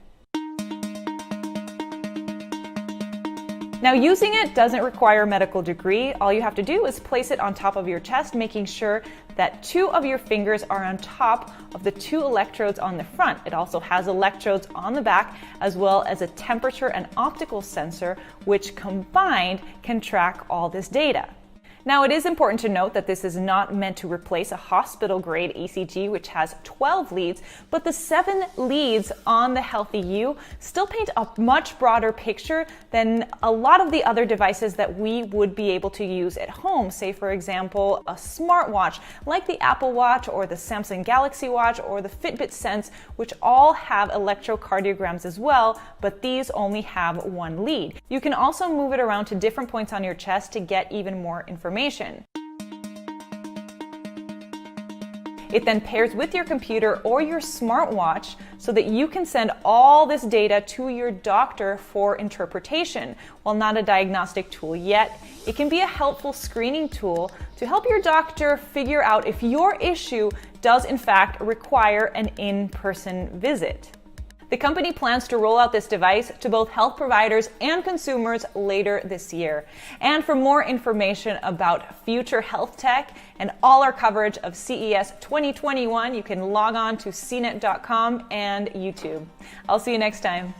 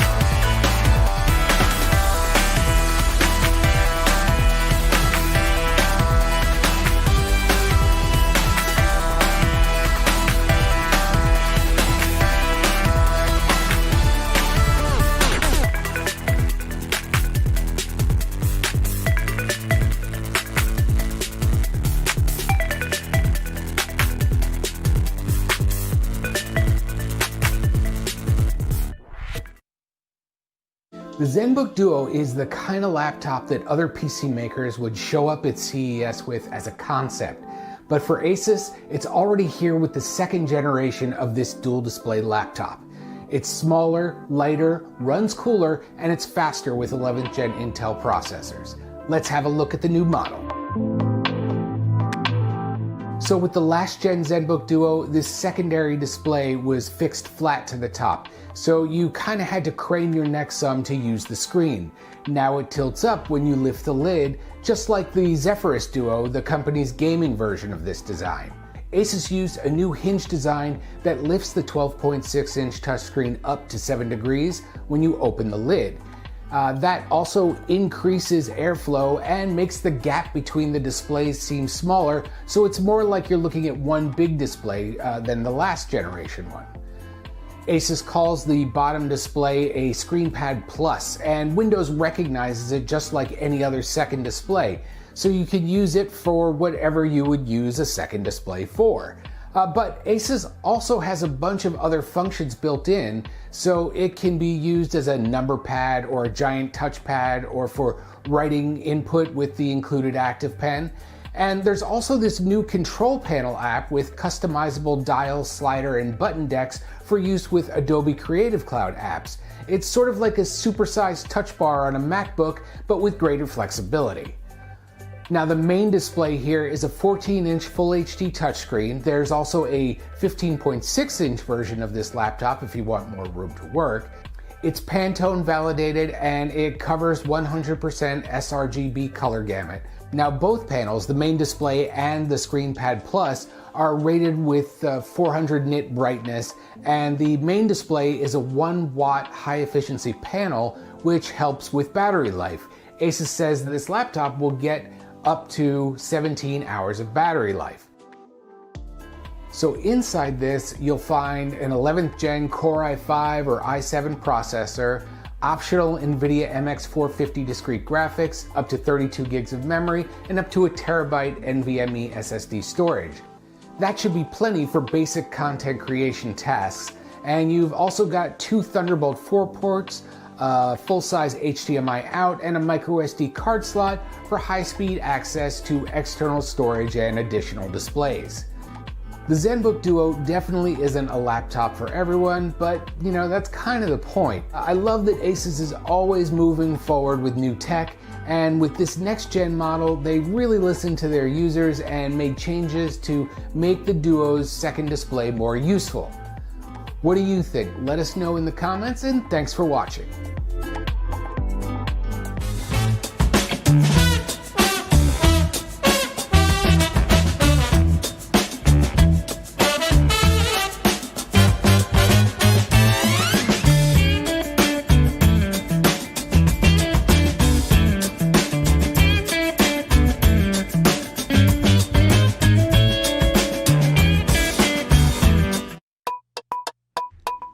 "2020 had it all: social unrest, political drama, and a global epidemic. And it all came together to spin up financial headwinds that affected all of us in very personal ways. A series of lockdowns, quarantines, and social distancing led to record unemployment. That led to small business loans, federal stimulus payments, and eviction protections. Personal finance is where all of these issues intersect, and our bank account is where the rubber hits the road. This year at CES, CNET is taking a look at some of the ways in which personal technology will help us navigate our finances in 2021.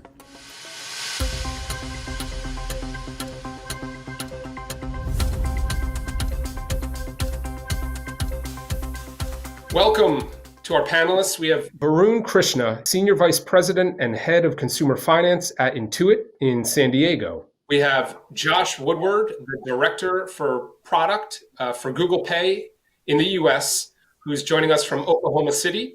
And we have Dan Egan, Vice President of Behavioral Finance for Betterment in New York City. Thanks for joining me today. So let's dive straight in here. 2020 was turbulent, okay? What are some of the things that you all saw people struggling with from a financial perspective in 2020 that was different from previous years? Varun, you want to kick us off? Yeah, thank you for the question. I would say a couple things. One, people mainly struggled with the loss of income. And as a result, it kind of creates a domino effect, dipping into your savings to cover shortage gaps, taking on a new job, reducing expenses as much as possible, or even potentially leveraging your debt to get by. And so I think this just really reinforced the importance of budgeting regularly, having a cash cushion for times like these, and having good credit just to cover some of your living expenses. I think the other thing is just people also just struggled with uncertainty. Uncertainty with the economy, the stock market, and just what that could mean to their long-term plans or goals as well. And I think all of this just created just a high degree of financial stress and worry that just made the need for being on top of your finances a lot more top of mind. We all throughout last year saw a lot of financial uncertainty. And it expressed itself in different ways. We saw a lot of different customers trying to find offers when they were shopping. That was a huge behavior we saw shift. We saw a lot of online shopping obviously happen, but we also saw things where customers were watching every dollar spent much more carefully. So we saw a big uptake in how people would watch fees or dispute fees. So really the big theme was every dollar mattered. And people we saw were looking for apps and also services that were in their corner, had their back. Obviously, the first one is the loss of income for a lot of people. Amongst our client base, we saw a large number of people who actually already had emergency funds. So they were drawing down on assets that were meant to hold them out through 3 to 6 months, is generally what we recommend. And we're now looking at 9 months a year of dipping into those things. So things like the CARES Act that allowed you to dip into your retirement accounts helped quite a bit to help get people over the that sort of minimal line of sustenance. The other side of things was very strange. For people who didn't lose their jobs, who were maybe in a white-collar job where they could work remotely, it was very different. You sort of see a lot of higher savings amongst those people, and also more spending and using their money in ways to entertain themselves. So online shopping went up, investing in your home went up significantly. There's a lot more online purchasing of things, obviously, and that's easier when you're on an app. So there's a lot more, a friend of mine puts it as like a lot more people were trying to have a material solution to what was fundamentally an emotional problem about how long is this going to go on for? Am I at risk of losing my job, et cetera? And a lot more of what I call entertainment investing. So getting involved in the stock market as if it was your local sports team because you wanted something to keep you entertained through the course of the day. So obviously the big story 2020 was COVID-19. Did you see things that were specific to sort of COVID that impacted people's approach to managing their finances? Yeah, it was interesting for us. What we've seen, not only in the US, but globally, is that a lot of what we expected to happen at Google regarding digital payments was accelerated drastically. And it happened with consumers, it happened with merchants, and it also happened with banks. And so for consumers, one thing we saw was a huge shift to contactless payment. I think with merchants, what we saw is that merchants were trying to find creative ways to really reward their most loyal customers, but also still try to attract new customers because they were struggling too. And we saw a shift towards a lot of digital coupons and other creative ways for redeeming offers that way. The biggest change we noticed was that people started taking the idea of having an emergency fund more seriously, both in terms of funding it. We actually saw a large number of deposits of the original stimulus going directly into safety net or emergency funds. And people who already had them but continued to be employed actually grew at larger just in case. So we saw a lot more sort of preventative or savings behavior to deal with these kind of downsides that you have with the modern economy. Yeah, when COVID hit and the economy was forced into lockdown, when we looked at our Mint user base, we saw an immediate drop in spending, just both frequency of spending as well as the absolute dollars that were spent. Now, I would say in aggregate, a lot of that initial shock has normalized. But as we dug deeper into the data, there are definitely some positive and negative impacts that are lingering. But a lot of it is really dependent on the industry. Like, for example, grocery and home improvement industries have been really thriving as people are leveraging this opportunity to work on their homes. At the same time, we've seen, probably not a surprise, a huge drop in air travel. It's been pretty diverse depending on the customer base that we have, as well as the specific industries themselves. Yeah, and you mentioned airline travel. I have to believe that that's going to come back, assuming that the vaccination rollout eventually happens and we're able to clear the hurdle of COVID. I'm wondering, what else from 2020 kind of brought to light some of the significant trends in personal finance that you think are going to stick around? One of the biggest is the remote work situation, or the ability to work from anywhere. This is more personal finance on the earnings side, but the conversations that are being had about how much should you get paid if you do the same job in San Francisco versus Oklahoma City, the cost of living there, but also how that plays into people's priorities. You know, do they value space or being near family? I think that's accelerated a trend that would have been slow and gradual into a tsunami of people moving away from cities or their home offices and being able to work remotely. Over the next 2 or 3 years, especially as the ability to go back into the office comes back, I think we're going to see the sort of ossification of where it matters and where it doesn't. And that allows people to have a very different financial life. It might mean for some people they can have a larger house somewhere else, but they also might invest more in having a home office and not going into a physical office. So the work side of things, I think, actually has been disrupted as much, if not more, than the consumption side. Yeah, I mean, I think that's a great perspective. I would just add that I think a lot of the lingering effect of this dynamic that we've seen this past year is really just awareness of what matters. You know, it's forced people to kind of reconcile needs versus wants. It's forced them to reconcile the importance of where they live versus where they work, the importance of family, how they spend their time. And I think that many of those are probably positive because it's kind of forced us to all realize what matters most. And so I hope to see some of those trends continue to linger in terms of how people value the time and priorities that they have in their lives. Yeah, I think for us, we're really excited about, I think, how people have adopted a lot of these personal finance technologies and apps. And of course, some of it's Google, some of it's others. And I think what's happened is people, now that they've realized that, you know, you can have your bank on your phone, you don't have to kind of dig through a purse or a wallet to check out. You can buy stuff very easily online, and increasingly more and more, making that simple and secure. I think these are behaviors that are going to stick for a long time. I think one other area that we're really watching closely is also just how businesses are reacting to this. There's consumer trends that are definitely changing, but obviously businesses, whether it's a SMB or a very large kind of multinational, the pace of innovation, the change is happening in ways that these are investments that are going to play out over many, many years. So I think we're seeing it on both sides and kind of trying to study on that, where the real innovation and insights are happening. It's a great point. And you bring up sort of the convenience of apps, right? And apps are where a lot of our personal financial decisions are being made right now. And convenience is a big part of that. But I've been thinking that, you know, convenience can also be an impediment in some personal finance scenarios. You know, it's easy to make an impulse buy online. It's so easy to move money between accounts. How should we be thinking about the trade-offs between convenience and caution? I think it's a great point, and one that I often touch on is, you know, I think we're somewhat aware that sort of social media apps, Facebook, Twitter, etc., we are not the actual customer. We're the user, and, you know, we're there to basically provide eyeballs for ad revenue. I think it's interesting to think about how that operates in the financial world. So we know that certain brokers have gotten fined because they sell their clients' order flow on to high frequency traders, and that there is that same element of sort of like you as the user are actually getting sold to somebody else in that fashion.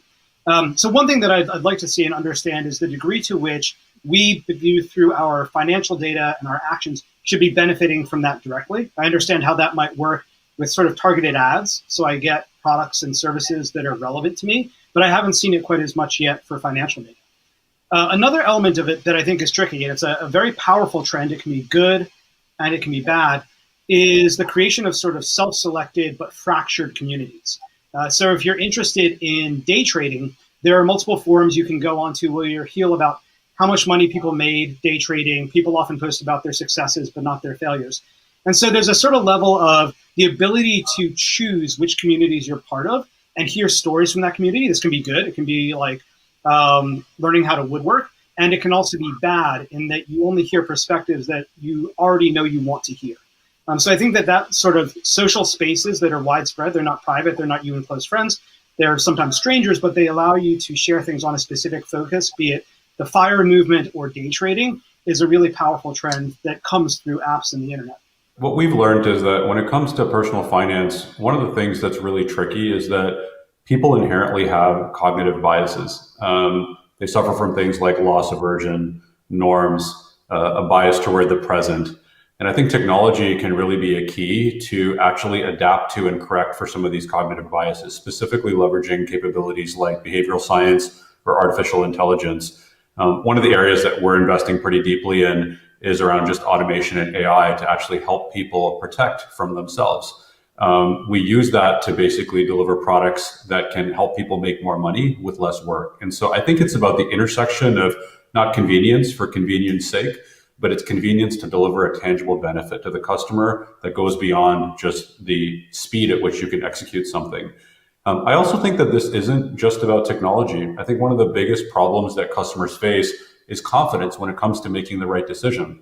Even with all the advances in behavioral science, artificial intelligence, many people at the end of the day just want to be able to connect with a real person to give them the confidence that they're making the right decision. And so I see a world where the combination of technology, real people, expertise can actually be combined to deliver customers not just speed, but also confidence that they're making the right decision and a decision that will give them benefits in the long term. I think that point about confidence is a huge one. And it's what we've seen in our customer research as well. Often when we talk to people, they want to make the right decision, the smart decision, but sometimes they just don't know where to start. Finances, money, it's really complicated and messy. And so one of the things we've been trying to do with Google Pay is think about how can we deliver insights about your spending, organize all that financial information for you so you can be informed, you can make those decisions. And I think that's really one of the ways we think about our app and also about where people are right now, is they want to be empowered to have that information so they can decide. That's interesting. And I think that there's probably a difference between people's comfort level and what they're willing to do in an app that might be generational. So what are we learning from the way that millennials, right, that sort of next generation to kickstart their own sort of personal financial life, what are we learning about the way that they approach those types of questions? So a couple of things here. I think one is the general idea that tech as a tool can be very useful. The common one I hear about is the use of password managers to have secure access to all of your websites, not worry about getting hacked as much. The number of times I've heard of people my age teaching their parents how to use them so that they don't repeat the same password over and over again is pretty huge. So one is that general, just like using tools, there are tools out there that you can use to improve your empowerment. Another one is this element of being open and sharing. So I think that older generations tended to have a very non-sharing, non-transparent approach to money and personal values, aside from like, how do you earn more money?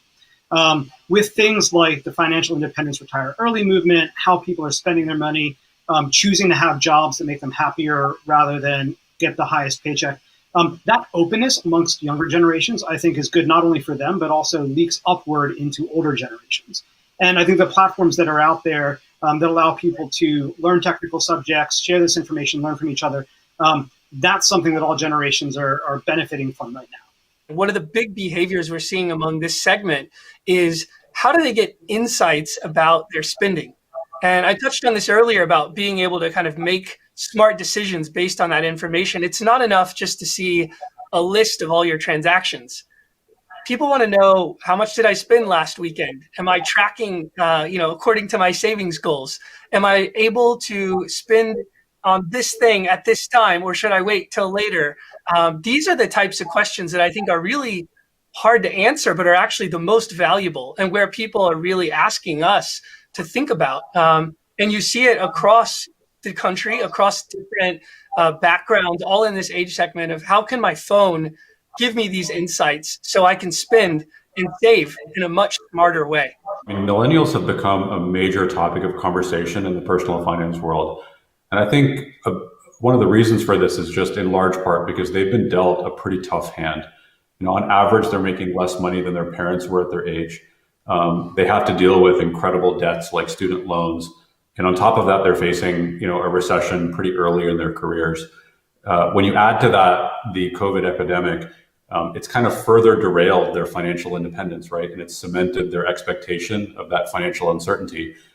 Now, I think the good thing is, despite all these challenges, what we've seen is that millennials are actually more pragmatic and self-aware when it comes to their finances. They're aware about the need to pay down their debt. They're aware of things like the FIRE movement. They care about things like saving for retirement, and they work hard to stick to a budget.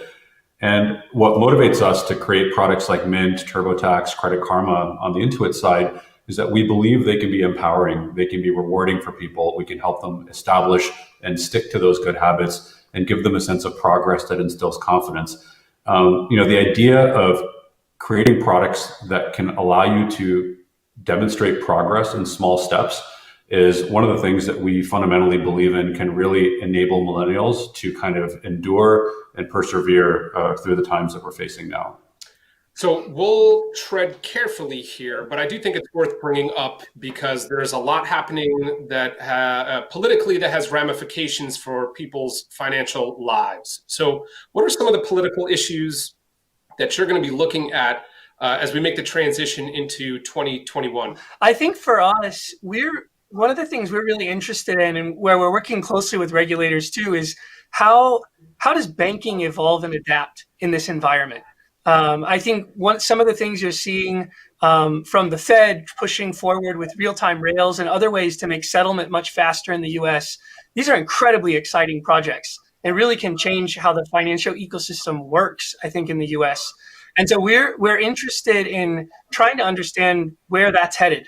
And of course, some of the projects we're working on with Google with the different banks, from very large banks like Citibank down to sort of regional banks and community banks and credit unions. These are sort of ways we're trying to get involved in this. But I'd be really interested to hear how the other panelists are seeing it too. Those are some of the things we're seeing from our seat. I won't go deep into the political or regulatory issues, but as a company, what we focus on is nonpartisan tools. I will say that as far as the financial industry is concerned, there's never been a higher currency on things like privacy, data stewardship, and just a more empowered and aware consumer. And I think these will be the hallmarks of financial products moving forward. Now, our goal is to increase access for all to financial tools and advice that have historically been reserved for potentially higher net worth individuals. As a company, we believe in financial empowerment for the masses. And we also believe that the financial system itself doesn't need to be predatory in order to build products that are successful. So if we're doing our job well, managing your finances should just simply become easier, more accessible, and more rewarding. One of the big ones, I think this is a little bit more personal for each of us, is being wary of allowing our own personal politics to cloud our judgment about things that might not be directly political. So one of the pieces of research that we've done in the past has looked at how people reacted to elections, and that if you tend to come from a county that mostly went for the winner of an election, you have this belief that the economy is going to do great, that the stock market's going to do great moving forward. And of course, that's not strictly true. It's mostly independent of which political party happens to have won the most recent election. So the first one is to be a little bit wary of how your own biases can leak into your financial decisions in ways that aren't going to really help you in the long run. From a sort of legislative point of view, there's obviously the fact that the CARES Act was implemented, which allowed people to take money out of their retirement accounts more. It's interesting to see how and when that might get undone, or is it something that will persist and people are going to start using their retirement accounts as emergency funds in the case of a break the glass in case of emergency. I think there's also some interesting work to be done on the fiduciary rule, both for registered investment advisors as well as potentially for brokers. That was an issue that took a back burner over the current administration, but it might be the new administration wants to revisit that and see about strengthening the regulatory oversight for consumers in those specific areas. So moving from the political to the personal and the more practical, let's talk about apps and technologies and some of the platforms that are sort of emerging. Where are the most interesting intersections between personal technology and personal finance right now? We're moving into a world, I think, where a lot of these apps are tools that can work for you. Of course, at Google, we think a lot about how can people search for this information and think about it. And I think one of the features that I'm really excited about that we launched last year in our new Google Pay app is the ability to search across your transactions in a way that you can deeply understand your spending habits and your spending behaviors. That gives people real power, real information about their spending in a way they've never had access before. Yeah, I mean, I feel like we're at a cusp of a really interesting inflection point in the next generation of personal finance products. And I personally believe that that generation of products is going to be fueled by the intersection of artificial intelligence, collaboration, and data. What I envision is a world where more and more of personal finance becomes implicit versus explicit. Understanding a user's behavior and actually making decisions on their behalf for their betterment. Understanding, for example, that you're going to overdraft your particular bank account and getting a notification in advance of that so that it doesn't happen. There are two interesting aspects to it. I might take it a little bit off piste here. One is finding newer or different or better income sources for someone. So it might be that you've been in your job for years and you are now really qualified to do consulting or some kind of side gig where you're helping other people. It might be mentoring. And the platforms that exist now allow you to find and match with each other much more easily. So I think that more people could have a more diverse set of income streams.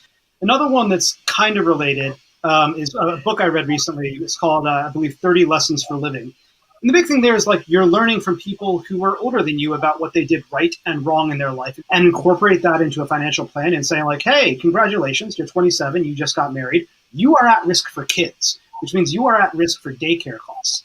The ability to see around those corners using each other's data and to give sort of a personalized look ahead to somebody, I think there's a lot of potential there. Yeah, it's an interesting point, and I think it speaks to the fact that there are these like blind spots that a lot of us don't see and don't know that we should be thinking about. What are some of those types of things that you're all seeing from your customers or clients? What are sort of the big blind spots that most of us aren't thinking about that we should be? I've already used up my my power move of not saving it up for daycare, for kids' daycare. Another one that I actually think is pretty important and that people lose is taxes, and specifically tax planning throughout the course of the year. Taxes are not something you should think about once per year. I know nobody likes it, but doing incremental tax planning through the course of the year allows you to make a little bit more money for yourself, to know what's coming ahead. Another one that's been alluded to is these blind spots that come up with recurring payments, subscription plans, especially sort of annual ones. Being able to make sure that you don't end up spending money that you're not benefiting from simply because you forgot about something. That's sort of monitoring, an ability to see, oh, I need to cancel that subscription before it goes ahead again. I think that's a blind spot that I definitely have. And I really appreciate it when personal finance apps warn me about it ahead of time. I think there's too much reactivity to previous spending and not enough kind of, hey, in 2 weeks this is going to happen. Are you sure you want it to go down the way that it's scheduled to go down? Yeah, I think there are two big blind spots that I would call out. I think the first one has to do with long-term consequences of short-term actions. A lot of people don't realize that, when I take that auto loan and I take a hit to my credit score, that has a compounding effect that matters years from now. If you have a reduced income or a higher debt level, let's say you had a drastic cut in income for a year or two, you depleted your cash, maybe you took on a little bit of consumer debt to cover your living expenses. As a result, you're not able to get to your financial goals, but maybe that makes you take a payday loan or get a cash advance. And a lot of consumers don't realize that these short-term decisions have a massively compounding effect that can trap them for years. And the ultimate impact of that is just their financial goals in the long run get delayed. So I think it's important that everybody sort of reviews their entire financial situation and tries to think ahead. And personal finance apps like Mint and others can definitely help with that. Another big blind spot that I think is more macro is just that we haven't yet seen the total effect of the economic state in the stock or the real estate market. With all the stimulus money and programs, there's a chance that could impact inflation and cause the purchasing power of the dollar to be affected. We haven't seen how the real estate market's going to be affected long term. You have many people today that are protected by things like renters eviction protection or mortgage forbearance relief programs. So you could see more and more people not being able to afford where they live. You could see more foreclosures. We have changes to the way commercial real estate have been operating. I think Dan talked about this earlier, but as more companies and workforces continue to work remotely from home, with many people deciding to stay at home, these are potential blind spots that are going to change the economic structures of how we operate today. I'm interested in what your top sort of financial tip would be for people who are struggling to navigate this space. One that I've already alluded to that I think is really powerful is not trying to have to come up with it yourself. You're not the first person to find yourself in this position. The next one is to try to make sure that it's fun and interesting. So, like set a time when you're going to do it. Make sure that you have, I don't know, chocolate or a drink to sit down to do it with, and do it in chunks. So say like my only job to think about this today is to think about, okay, what kind of insurance do I need? I'm not going to buy it. I just want to figure out what kind of insurance I need, and that's my only task. So do it in little slices that feel manageable and make sure that there's some fun, some positive aspect to getting that done at that point in time. Yeah, I had a similar instinct. I think this is, for a lot of people, a really, really hard time. And there's a lot of fear and uncertainty. And I think finding people that you can kind of go through this with together. You can do online, you can find people that have been in a similar situation. And I think that's probably the number one thing I'd pass along is don't do it alone. Have a community you can find it and connect with. Looking forward, maybe beyond 2021, even 2022, and sort of into the future here, is there one app or technology for the personal finance space for that people could use or take advantage of that you really want to see invented or perfected? Finances are personal, right? It's an incredibly emotional area for people. And I think products that understand the user but are also empathetic are going to be key. So I imagine a world where a product can not just understand where I'm at or what I need to do, but how I feel and what it takes to actually motivate me. So I would love to see a new breed of apps that are not just focused on efficiency or outcomes, but also on some of the more intangible things like psychological safety and emotional awareness. Wouldn't it be great if there was an app that was your financial coach that you could turn to in any moment and ask a question and be able to understand, here are your options and here are the trade-offs. And I think being able to automate that and scale that in a way that was simple, that was safe, that was helpful, to me, that would be a game changer. One that I'd like to see, and this actually touches on a point that Josh made, is sort of inverting the relationship between client data and who uses and stores it and has access to it. So I think it's a little bit of an infrastructure play to say, if there were standardized formats for all financial transactions and data, and where I, the end user, had access to, like my, I don't know, like my previous years and current year's tax forms and all this information that goes into good financial advice and planning. And I could selectively allow other apps access to it to give me advice or let me know about recommendations they might have, but that I'm in control of it. And ideally, I'm the one who gets to decide who has what information. That sort of change in the power structure of the data could unlock a lot of opportunities for people to come up with apps that are built on top of that. This was a super fun conversation. This is a very important topic. You've given us a lot to think about. I want to thank you, all of our panelists, for a really lively and engaging conversation.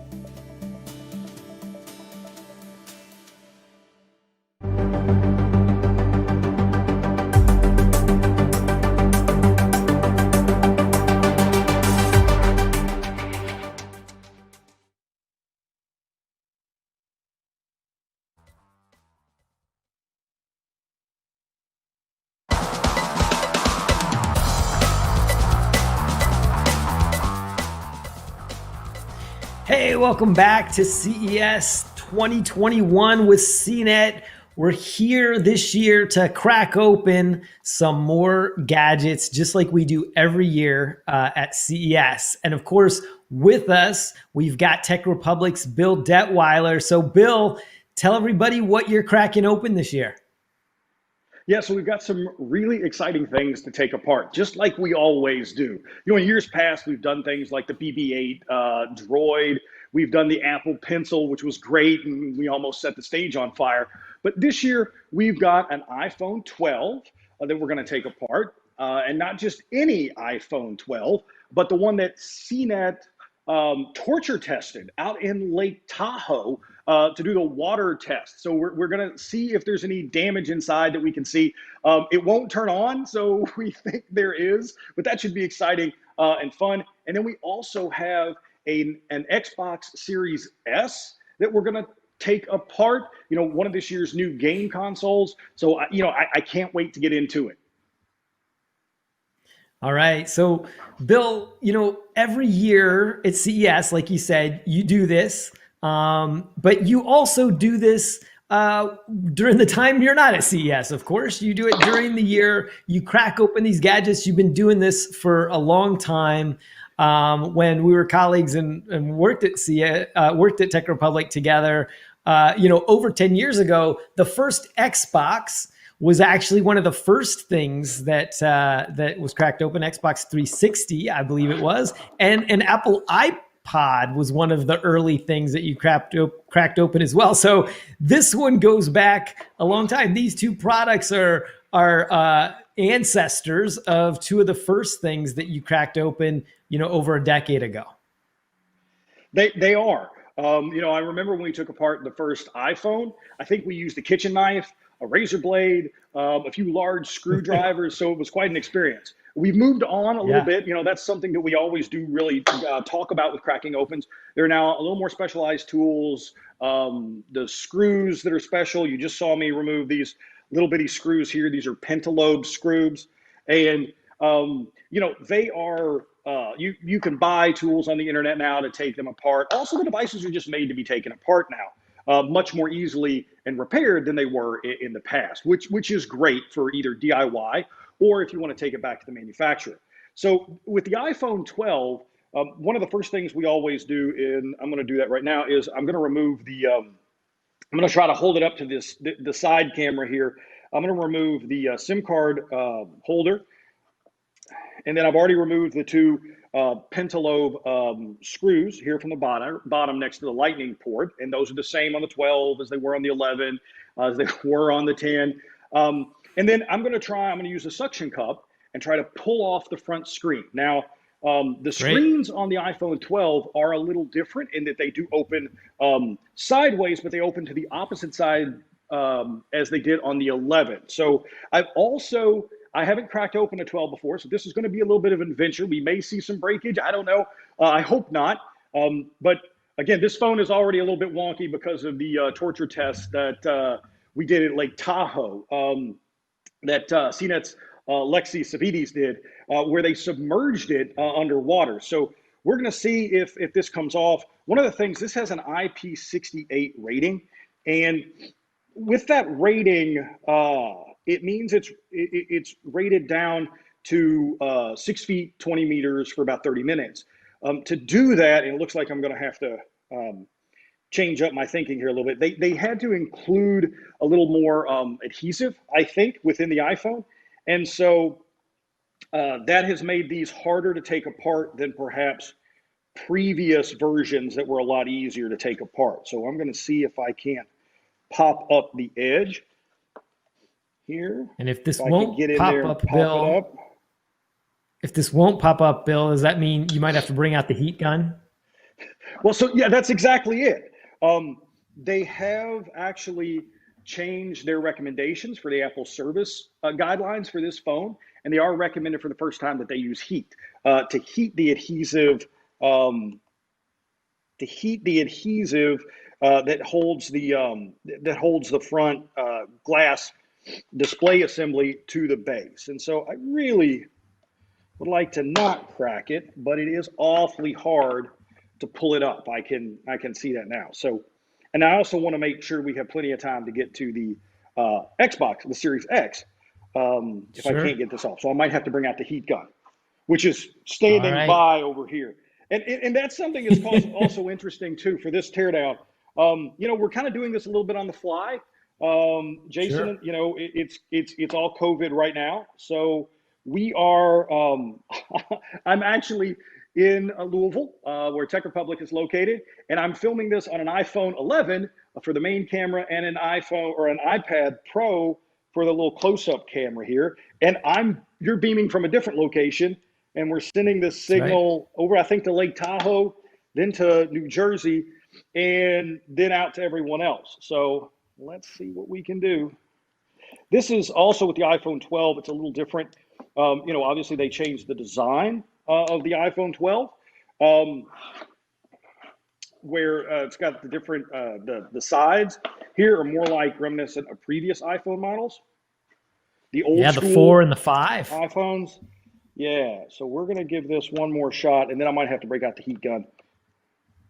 Was really hoping. Yep. So you're using those little picks you're using there are very thin. It looks like a guitar pick, but in reality, Yes. it's much thinner than that. And you're sliding that along the edge there to see if you can loosen the glass, loosen the adhesive there.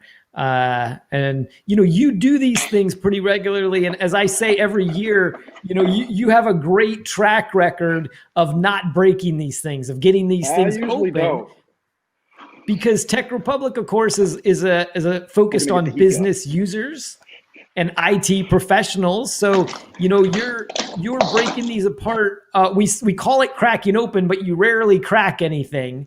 You rarely literally crack it because you're trying to get it apart for IT professionals and for technicians and engineers so that they can learn how to take these things apart from themselves or to repair them if they're items that they need to use. Here comes the heat gun. Or to also learn about these things. We learn a lot about these devices when you crack them open. It's also a way to learn about the chips that are inside, to learn more about the products themselves. And the more that you know about them, obviously, the better you can support them if you're an IT support professional or that kind of thing, which is, of course, what Tech Republic's audience includes. A lot of professionals, IT administrators, IT support professionals, CIOs, and all those folks.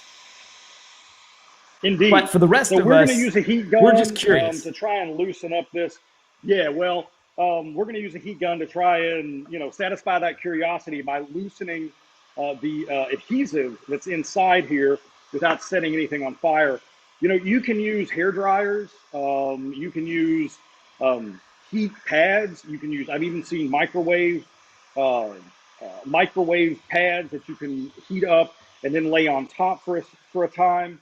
But we're going to use a heat gun, which allows us to control the heat a little bit better. Now we're going to see what we can do. Still don't know if this is going to come off. I have heard that these are very difficult to get apart. I may just have to bite the bullet. Oh, there we go. Oh, getting some progress there. Yeah, we got a little bit of traction here. The heat helps. Little bit of traction. What you usually don't want to do with glass. So this is a little metal tool. And what I will try, there we go. What I'll try to do is not use the point to actually go inside the glass. Now, again, when we started doing this years ago, Jason, especially with the iPhone, the reason we did a lot of it too was to, see what's inside, satisfy our own curiosity, and like you said, learn how to support the devices, all that. And it was also expensive to repair these items. Maybe almost as expensive or very high, almost as expensive as just a replacement. And so what we have, what's happened now is that the devices themselves have actually gotten cheaper to repair. So you can see how difficult a time I'm kind of having. And, it is kind of, there we go. And so would I necessarily recommend that people do this for their own devices?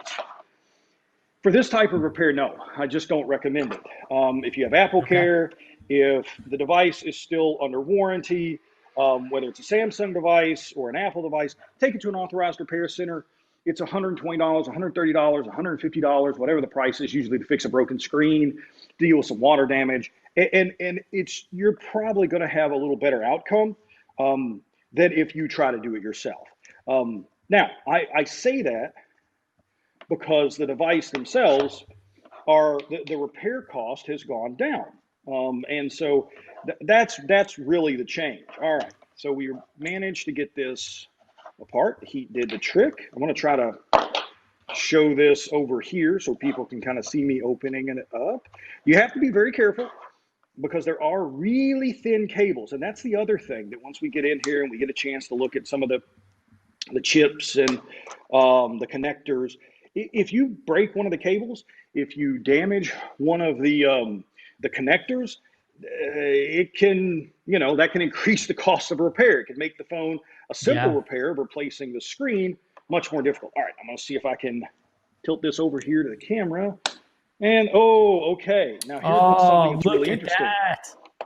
So, okay. You got it. So if I lay this open here and you look inside, we can actually see. So we were talking about Lexi taking this and working with the drone company, taking it out to Lake Tahoe, right? Now, Lake Tahoe, fresh water, so you don't have the problem with salt water that you often do with electronics. At least if you can let fresh water that gets into electronics dry thoroughly, then, you know, sometimes you can bring them back to life as long as there isn't any kind of electrical damage. You know, you didn't get a short circuit to burn something out. Here, you can actually see inside, and I'm going to try and hold this up to my iPad camera. Yeah. Wonderful. If I can, I don't know if it'll focus here, and you can see there's moisture inside this phone. Now, the CNET team, Lexi let this sit for 72 hours. So they sent it down on a drone, like I said, to 20 meters and then to 60 or to 6 feet, and then down to 65 feet. So 6 meters and 20 meters. And if I got my math wrong, I apologize. But then it worked. It worked when it came back up. But then once they let it sit for 72 hours, they couldn't get out of anything other than diagnostic mode. And you can see in here, even after 72 hours, the seals on here, this is moisture. This is water. Now, I didn't put the water in here. This isn't from heating it up, but there's all kinds of water in here that it just makes the phone inoperable right now. And so the only way to actually bring this phone back to life would be to take it to an Apple store and see if they could do something with it. Remember, water damage typically is not covered by AppleCare, by the warranty on the iPhone, depending on what level of sort of AppleCare you may have. But yeah, water damage is not something that is really covered. So don't go scuba diving with your phone.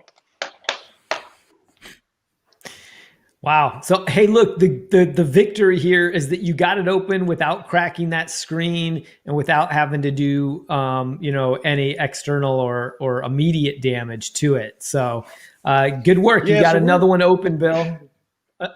We're going to try and remove some of the little connectors here to see if we can't get inside.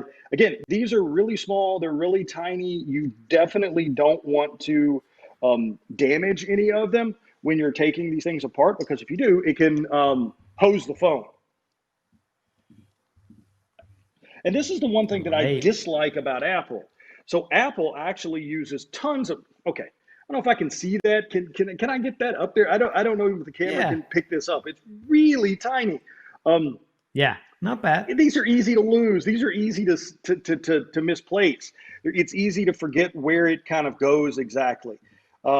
So you do have to be careful when you're doing this, not to lose them, not to break them, not to, have anything, because you can't go down to the hardware store and get that screw. And get those screws. Sure, you might be able you to also have to be kind of the internet. Organized, right? Right, Bill? You kind of will take them out and you'll put like, okay, the ones that go to this part, go put them near there. And then because a lot of these screws are different types of screws, they're not all the same kind of screw. So because of that, it can get really difficult in putting it back together. It's like a jigsaw puzzle trying to put that thing back together, which you often do after you crack open some of these devices, is you put them back together to try to get them back in functional order. In this case, this device is not exactly functional, although it's possible with getting some of that moisture out of there, maybe it would work again after you're done with it. You never know. Indeed. No, I don't think so. And I'll tell you why. So I just removed this piece, and I'm going to try and hold it up to the camera again. I don't know if this is going to come through. So I removed this cover here, and you can see a little bit of what looks like scorching or corrosion or burning right there. And if I hold this up to the camera here, and you can kind of get a shot of that, you can see here the moisture has caused what appears to be, something that's either scorched or something that is burnt or corroded, and so it looks like there could have been an electrical short. I don't know. So we're going to go ahead. So I think this one probably toast. It's toast. Yep. Yeah. And it's so this is one of the things that has made these devices easier to repair. So this is the display assembly on the phone here, and there are components attached to it. So let's say you crack the screen, you pop this off, get the new screen, $100 some odd bucks, put it on there, no worries. But when you have the system board, which right here, I'm going to try and hold this up to the camera, see if everybody can kind of see it. The system board runs this way and then down like this. It's next to the battery. You have the Taptic engine down here, which does the vibrations and the touch sense, it provides the 2-touch, and you have the lightning connector here. You have speaker assembly down here for the 2 speakers. You'll have the camera assembly up here and the LiDAR on the Pro. I'll take this off so you can kind of see the cameras. Up here you have the front-facing camera, the IR illuminator for facial recognition, all that stuff. But this burnt spot appears to be on the circuit board, the main circuit board. And that's when it gets really expensive to replace. Because, you've got the new A14 chip on it, the new 5 nanometer chip.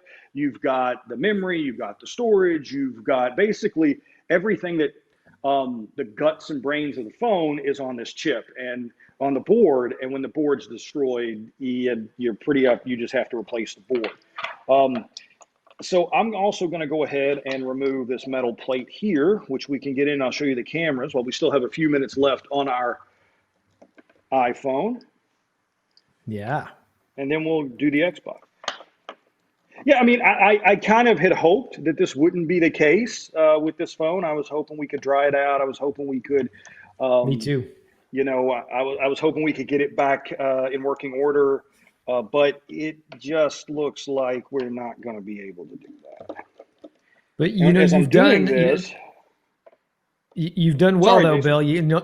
I was just gonna say another customer served there, another device well served. Ooh. You got it open without damaging it. Oh, you find something else? Let's see.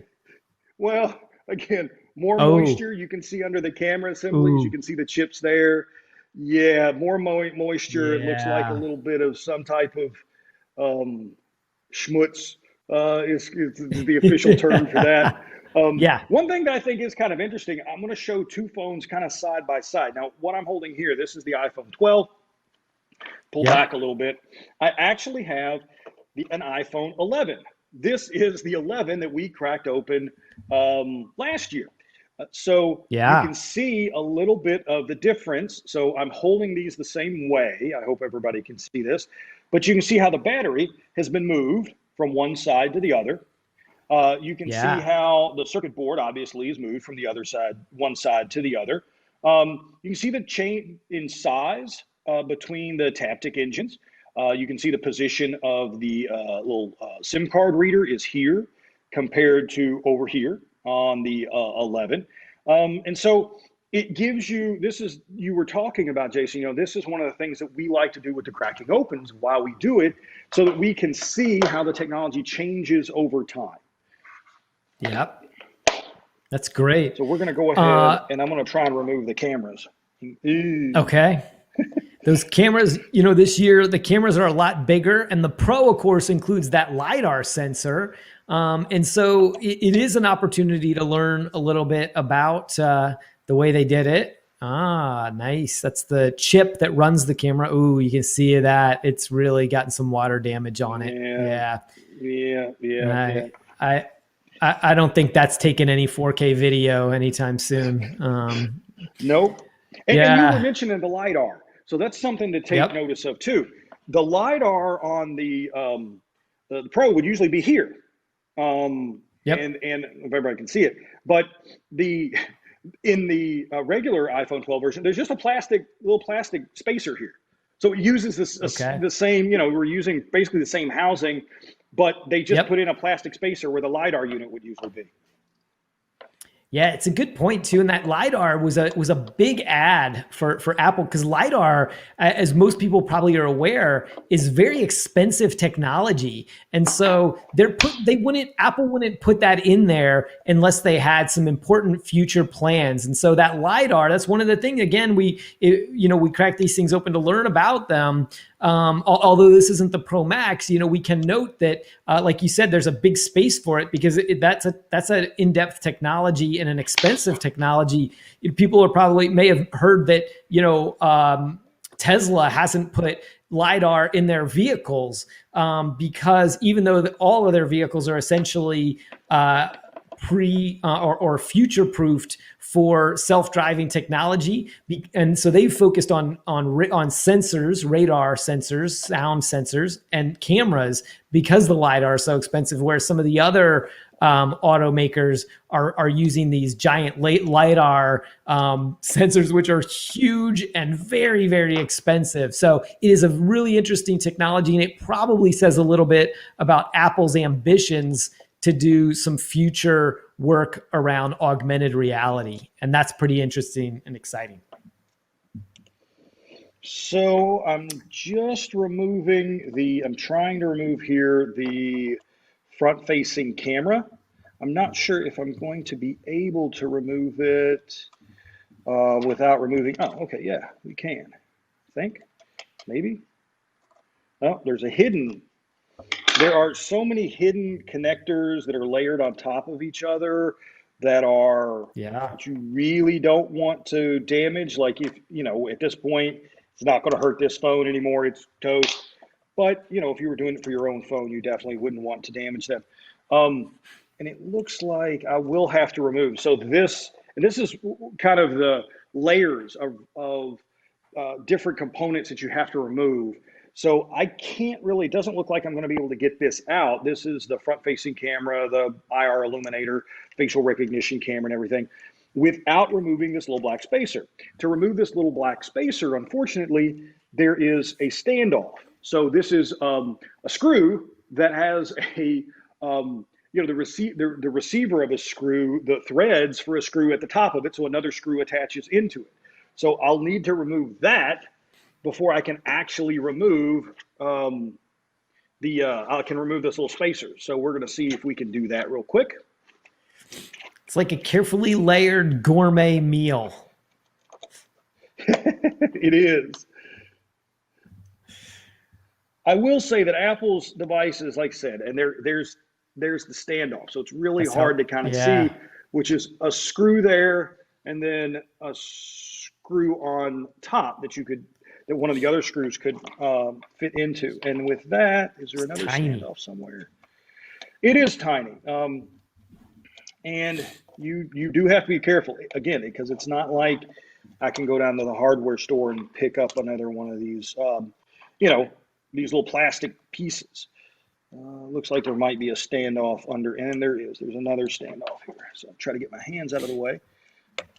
One of the things that, I knew this phone was damaged, so I didn't necessarily do it.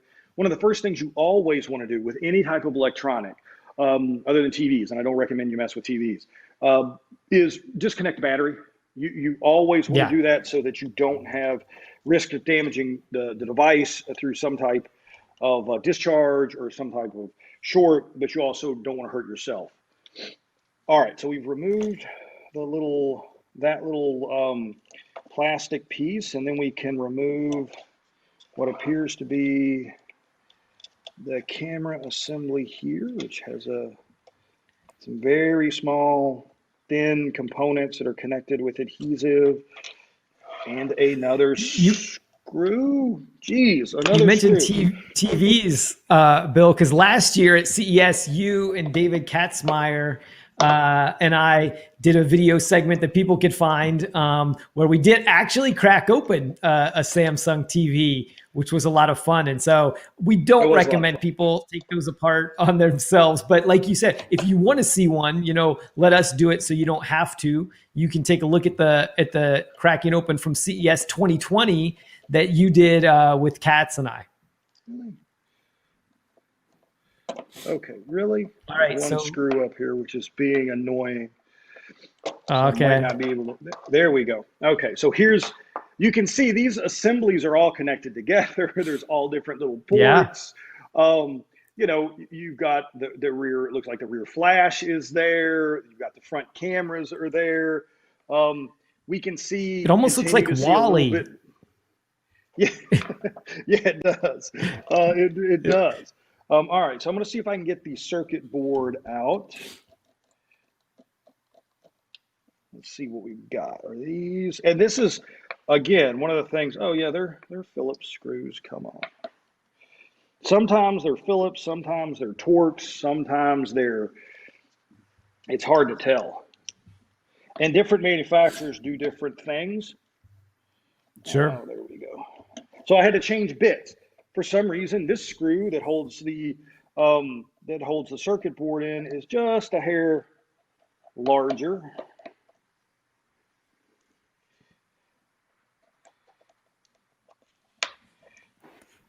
All right, so you just about have this iPhone completely taken apart, Bill, which is great. And so, we've definitely discovered.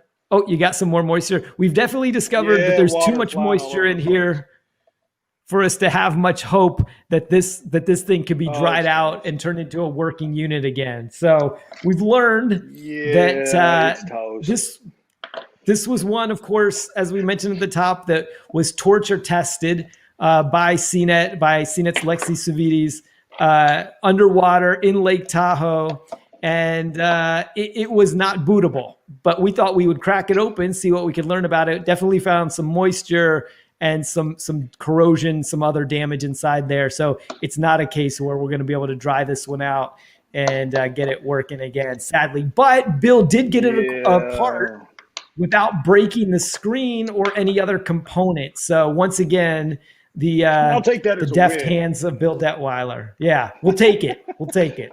We'll take that as a little bit of a win here. Yeah, I think I got that screw was really rusty. Yep. And it's pretty bad, pretty rusted there. I don't think there's anything we're going to be able to do to save this one. All right. Well, Bill Detweiler, thank you for cracking open the iPhone 12. And for everybody, stay with us because we're going to be back in a minute. We're going to crack open something else. We're going to do the Xbox Series S. Not the X, but the S. And we'll talk about why in a minute.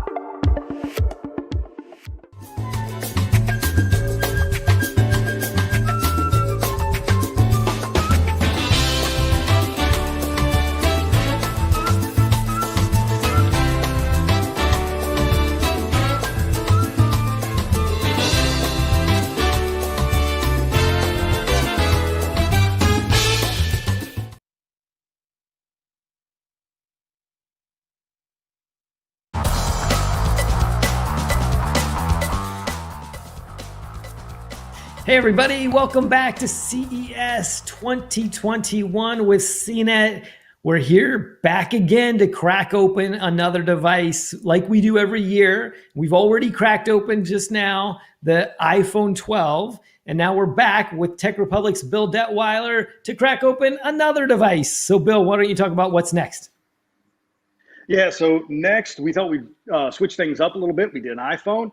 Now we've got an Apple device. Now we've got a Microsoft device, right? So we wanted to give both camps a little bit of equal airtime here. We've got an Xbox Series S, not a Series X. You can't find one of those.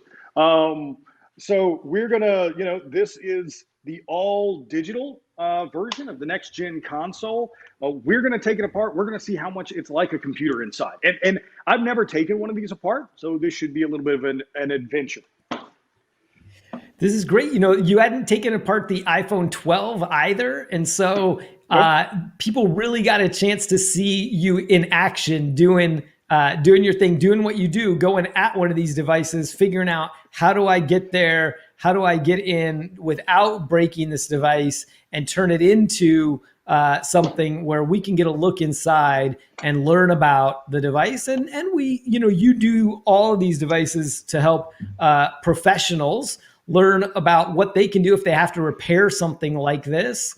In this case, if it was a business, if they had one of these, it would be typically in a game room or something like that. They might have to repair a company lounge, one of these items in the lounge. But what we can say about the S is, we don't have the X, which of course is the flagship device, costs $500. The S is the step down, does not have the full sort of 8K video option, but it is only $300. It's much more approachable. This is one of the ones that our editors like Dan Ackerman and others at CNET often recommend for people that are looking to get into the next gen game, because it doesn't cost as much, it's easier to find, and for most people, this device they're going to be really happy with. Yeah, and I'm really happy that I was able to get this thing open so easily. You've already got it open. Really nice. Yeah, I've already got it open here. I was lucky enough on the back. I'll see if I can hold this up. There are two little screw holes here that are covered with white pieces of adhesive plastic that have some adhesive on the back of them. And it just had some Torx. They seem to be like Torx number 8 screws on the back that came out pretty easily. And I was able to just slide up on the bottom here and lift it off, and we can kind of get inside of it. I like that. I really like being able to sort of get into these types of devices that are more PC-like, that have parts that are built to be replaced, like that, and not having to hunt and peck and figure out how to get inside. Made it pretty simple. It does look like on the inside here, I'll hold this up for the big camera, or maybe the small camera. I'll rotate it this way a little bit. And you can see there are a bunch of screws that are green here. We're going to remove these. I suspect that those are the ones that actually allow us to remove the internal assembly compared to the ones that are just regular kind of metal covered, unpainted. But these green ones, I suspect, go all the way through. Now, I think from looking at them, and the Torx T8 could go, but since there are so many of them and we're limited time, I'm going to use a drill here, a cordless drill. I don't recommend you do this. If you were doing it at home on your own Xbox, you use a screwdriver. But we're gonna break out the drill here and remove it. You're gonna try to pop them out a little quicker. Yeah, we're gonna do it a little quicker. I didn't pre-make this like a cooking show. Sometimes we do that for these in the interest of time. But no, I didn't pre-remove. This is live. Now, this is live in every sense. Yeah. Unlike the iPhone 12, so you can see how long the screws are. They have the threads, maybe about a third of the way up on the screw. So they're holding this large internal, the body that's inside here into this plastic outer shell. We're going to remove a bunch of these. You can see me pull them out. Yeah. All right. And then I'm going to see if this thing comes out or if it comes off. Ah, okay. Well, it looks like pretty easily. Yeah, there we go.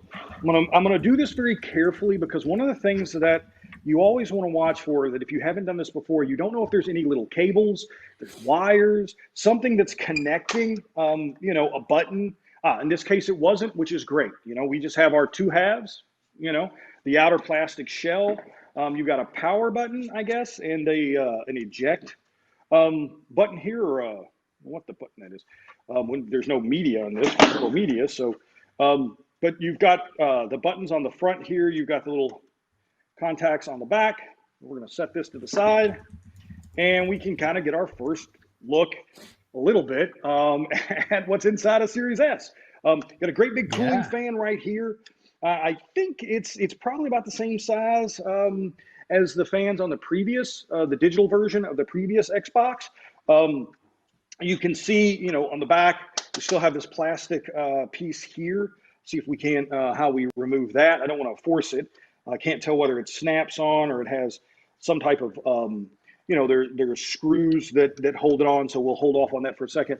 I do want to talk though about on the front here, you can see the boards for the various connectors. You got a USB connector here. The what looks like, the button contacts are actually here. LED lights are there. So we're going to go ahead and we're going to remove them and see how they're actually attached. Could be that they're attached. See if the same, nope. So now we have to go back to a smaller size screwdriver, back to the smaller size Torx T8 here. The old-fashioned way, as it were. Yep. Very good. So as I mentioned, Bill, earlier, one of the first things that you cracked open back in 2006, 15 years ago now, was actually one of the Xbox 360s, if I remember right. And again, this started this idea of cracking things open to learn how to repair things, also to learn from them. Tech Republic's audience, where you're the editor-in-chief, Tech Republic's audience is an audience of professionals, of engineers, of software developers, of IT support professionals, CIOs. And so you all have done this for a long time to help all those folks better understand the technology, as well as learn how to repair it if it's something that that they have, not just this specific device, which, like we said, they might have in a in a lounge or a game room or something, but also by learning how you got this one open can help them understand just the process of getting technology open to repair it in general. Yep. All right, we've got a third card that I've been able to remove from the side here. It has a chip on the outside. I wouldn't be surprised. I can't see the writing.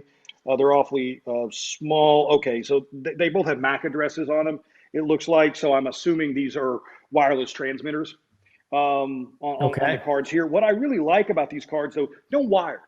They're actually connecting to whatever system board, motherboard, what have you, inside via these connectors.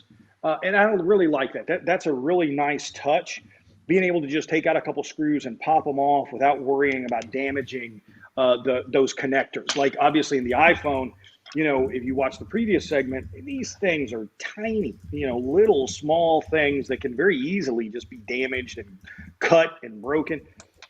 It's going to take some force. You shouldn't jam this, but it's going to take some force to break it. So that's good. Also, now it looks like we can go ahead and remove the screws here. I don't really see a way to pop off this piece of plastic from the back, so I'm going to leave it there for now. It's probably just connected with, physical snaps, but I don't like forcing things if I don't have to. So we're going to go ahead and remove these screws here from the top, see if we can't lift it off and see what happens. That's one of the general lessons, from having watched you do this for many years, Bill, is that, you are incredibly patient with these things and you don't force it. One of the ways that people break things when they're opening them up like this is they tend to force it, put too much pressure, try to hit the try to hit the thing that's going to open it up. And that's when you do literally crack something open. And then it's very difficult to either get back together in working order, or, you essentially can ruin a device, even one as large as this one. And that's what you don't want to do. Your mission in this is to get these things to where you can put them back together in working order. Yeah, we never want to destroy the devices. It's not my thing. I do love putting devices in crushers or blenders. I think one year we tried to crush something at CES. We tried to crush something under one of the giant Ferris wheels. We did some torture tests. We froze an iPad in a block of ice, and then eventually it still worked, so we wound up dropping it from a ladder. That was a lot of fun. But I generally try not to break the thing we're going to take apart. We did, we're talking about this TV that we had to take apart last year. We did break that because we wanted to see the different layers of the screen, and there was a method behind our madness. So here I've removed this part of the metal cover, this half of the inner cover here, and we have exposed the fan. Again, a separate cooling fan, not unlike what you would see in a computer, a desktop PC here. And it looks like it's connected to the motherboard down there. So I'm going to see if I can either wiggle it out. Oh, no, it just came right off. I didn't even have to use the pliers. Came right off. Again, when you're taking these things apart, you want to be very careful not to yank the wires, separate it from the end of the connector here. This fan has, what we got, 1, 2, 3, 4, 5 blades on it there. And under the fan, as one would expect, a fairly large heatsink there. So you've got little fins here. Big time. You've got the tubes in there. So it's a pretty good heatsink, and it covers quite a bit of the board. You can see that. So it's probably covering both a variety of chips in there, helping to dissipate that heat. You also have this. And remember we were talking about the TVs. I don't know if I'll turn it over here too, see if folks can kind of see that to the other camera. Yep. This black box here says PSU. This is the power supply unit. It does have, you can kind of see a little lightning bolt there. On the top of it, and it talks and it shows the airflow, which way the air is going to flow through that, be pulled through it. Why we don't do TVs is because they do have power supplies sometimes in them, or capacitors in them in older TVs. They can be harmful to you. They can discharge even after sitting dormant without power for quite some time. So you definitely want to be careful around PSUs or any type of power supply unit. This one, however, is, again, I'm very impressed with the way Microsoft has assembled the device. It came apart in my hand as we were talking. All I had to do was lift it out. It appears there are 2 connectors right on the end of the, right on there that connect it to the board. I'll see if I can hold this over here up so to the camera so we can see one of the chips underneath it with an Xbox logo, Microsoft logo on that. You can see the storage expansion port right here, some of the rest of the circuit board there, and then we're going to go ahead and see if we can't remove the heatsink, which I suspect there are 4 screws on the bottom here, so we'll pull those out and should allow the heatsink, and we can look at the chips underneath it. Great. Nothing, an old time PC lover, people who've built their own PCs, which, people used to do back in the day. Some people still do now.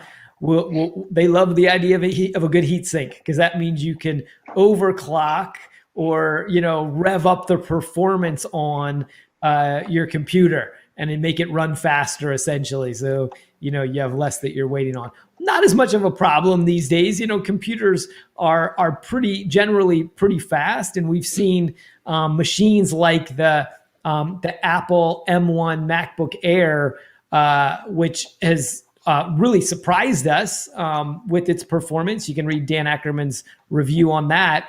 But it never hurts to have a good heatsink. It means you can run it faster. For example, the difference between the 13-inch MacBook Air and MacBook Pro, the 13-inch MacBook Pro, is the MacBook Pro has better cooling, which means it can take that same chip and run it a little hotter, run it a little faster so that it has better performance, running, video and all kinds of high demand applications. All right, Bill, so what are you looking at now? So right now what we're doing is, I'm going to try and remove this little knockout here it's on the back for the USB port. So if I can pull this off. So I've removed the screws on the back of the heatsink. Before I think remove it though, I am going to lift the motherboard out from the bottom of the internal shell here. And this is, remember what we were talking about earlier about removing this piece of white plastic that's the back of the Series S here. This is not meant to be removed. So this is probably cold riveted, sonic riveted, somehow it is permanently attached, this piece of black plastic, to the internal metal frame. If I were to actually try and pull this off, I would break these little, turn it this way a little bit, I would break these plastic rivets there and, end up breaking this. So I'm glad I didn't force it and just try to rip it off here. You can also see, so underneath, we've got our first kind of look. I'm going to set this aside, out of the way. You can see our first another kind X. of look on the underside of the motherboard. Yeah, another X. Hey, might as well be consistent with your branding, right? Even on the inside, which few people are going to see. All right, and I'm going to remove this here. That reminded me, when you first opened it there, Bill, you saw the X underneath. When you first got that first piece open, you could see even the metal design there. There was a nice big X in the middle. And then when you got to this part, you see another one. So you got to those are little nods to the engineers and enthusiasts. And so you got to appreciate that for sure. You do, definitely. I also, again, appreciate this. So on the bottom here of the motherboard, the circuit board here, is the SSD. This is a little Western Digital SSD, and that's really neat because it's not soldered to the board. Let's see if I can hold this to the camera. And so if you wanted to replace it, if at a later time, I think the Series S comes with a, I forget how much storage it actually comes with, but you could actually, and unfortunately this thing's really small, hard to see, so I can't tell what it is, how many gig it is. But you could replace it. You could put a new one in, provided there isn't some hardware or software protection that prevents you from doing that. And you could increase the storage. I like that. That is one of the things, as an old school PC person, I still like to be able to upgrade things. So soldered RAM is great for, soldered storage. Soldered chips are great for speed sometimes, but, for upgradability, not so much. All right, so we have we have that removed from the bottom. So the only thing kind of left actually to try and remove is the heatsink here. And I'm going to take a look and see what the best way to do this is. It doesn't appear that there's screws on the bottom, but that doesn't mean that there are. Again, I haven't done this before, so this is all new to me. Yeah. It does look like there's a metal shield under here. So the heatsink sits on top of the metal shielding, the EMI shielding.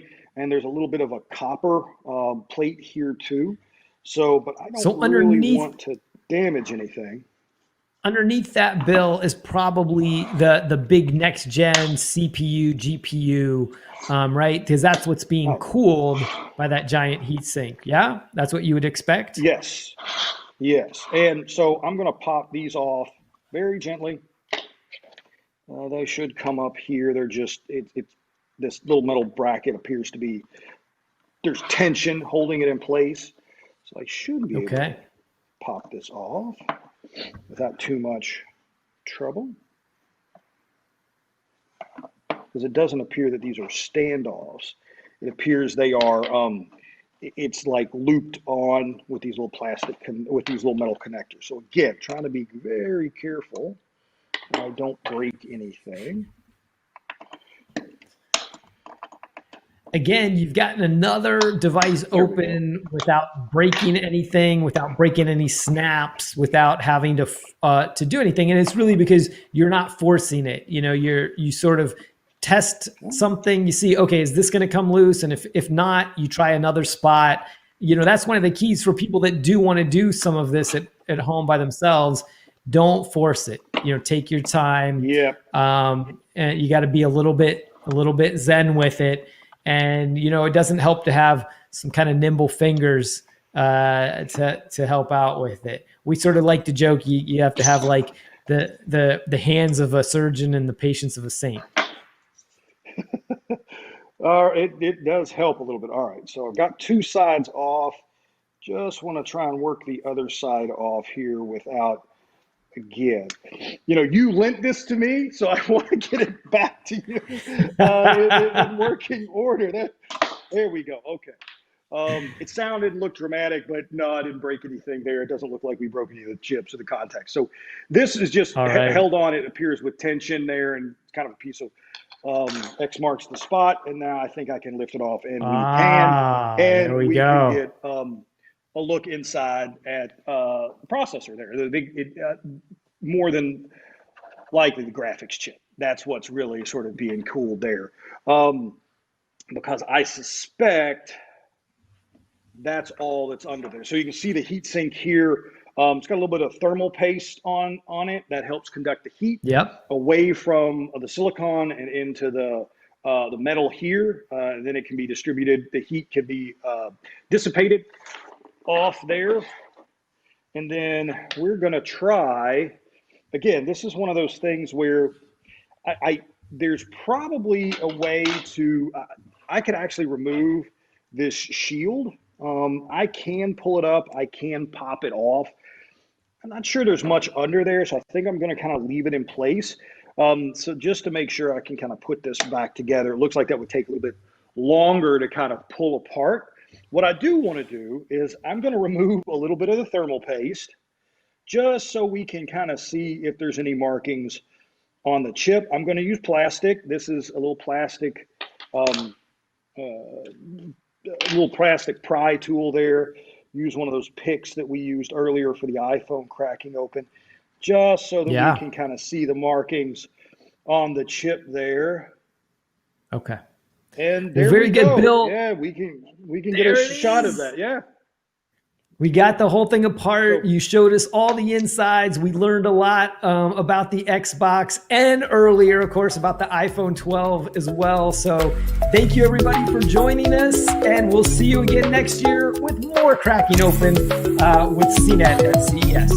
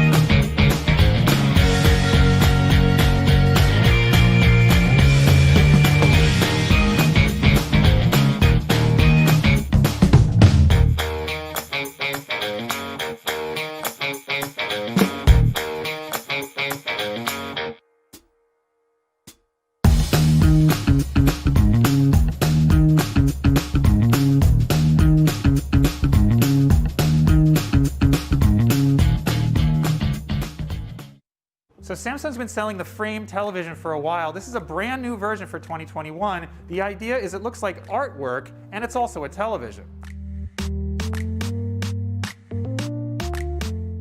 So new for 2021, the Frame TV is 24.9 millimeters. That's 46% slimmer than before. It's a noticeable difference when hung here on the wall. Now, just like previous generations, you can have a customized frame around the edge. Samsung now has a new beveled bezel type. It's a little bit more of an angle, again, to have it look as much like a painting as you can. Now, the frame includes artwork as part of the deal. You can actually download up to 1,400 different pieces of art onto the screen itself, so you can always have something new. There's also a new AI algorithm that'll figure out what kind of art you like and suggest new stuff according to what it thinks you're going to like.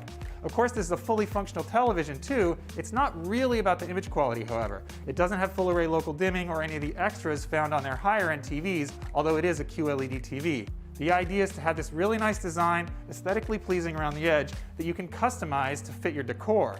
Now, the frame comes in screen sizes from 75, right here, all the way down to 32.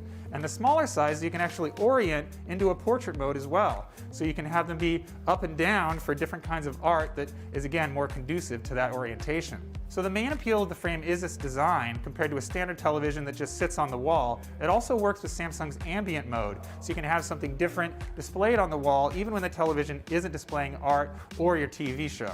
The TV can also work with specialized third-party frame vendors that maybe have something a little bit different but look even cooler, even more like artwork on your wall. I like this nice neutral look, however. It really does kind of go with everything.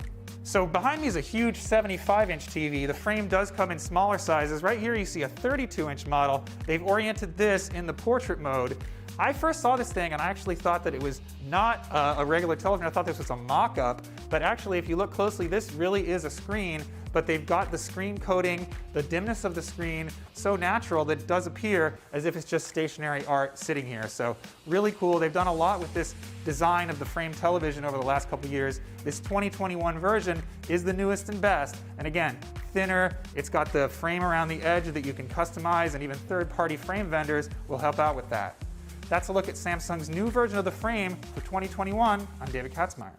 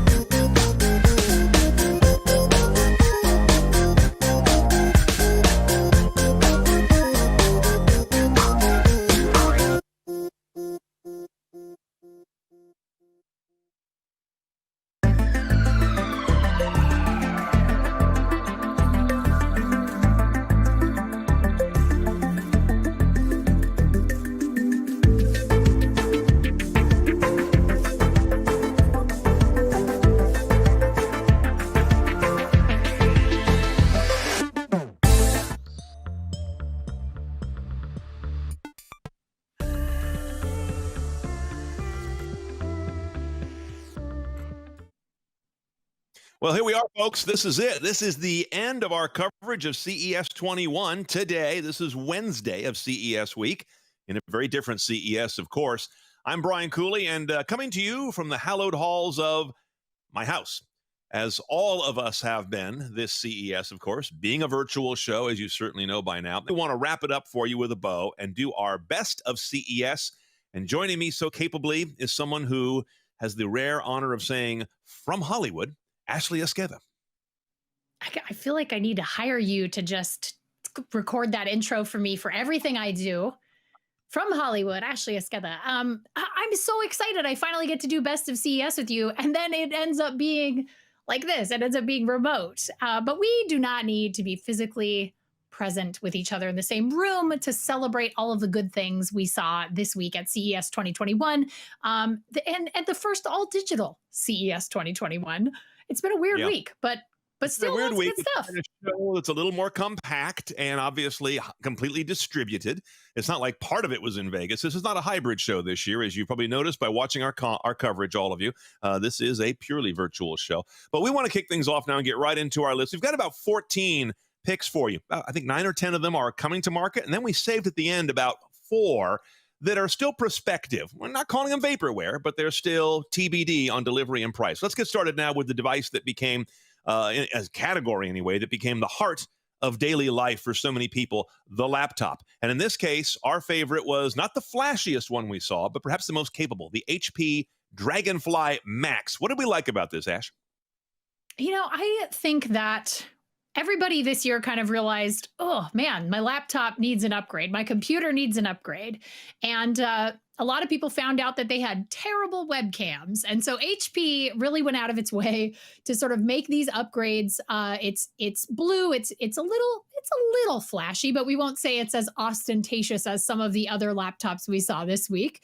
But it does have 4 microphones on board. It's got a 5-megapixel webcam, an IR camera. So you're going to have a little bit better audio and video quality, which is obviously something people are looking for now.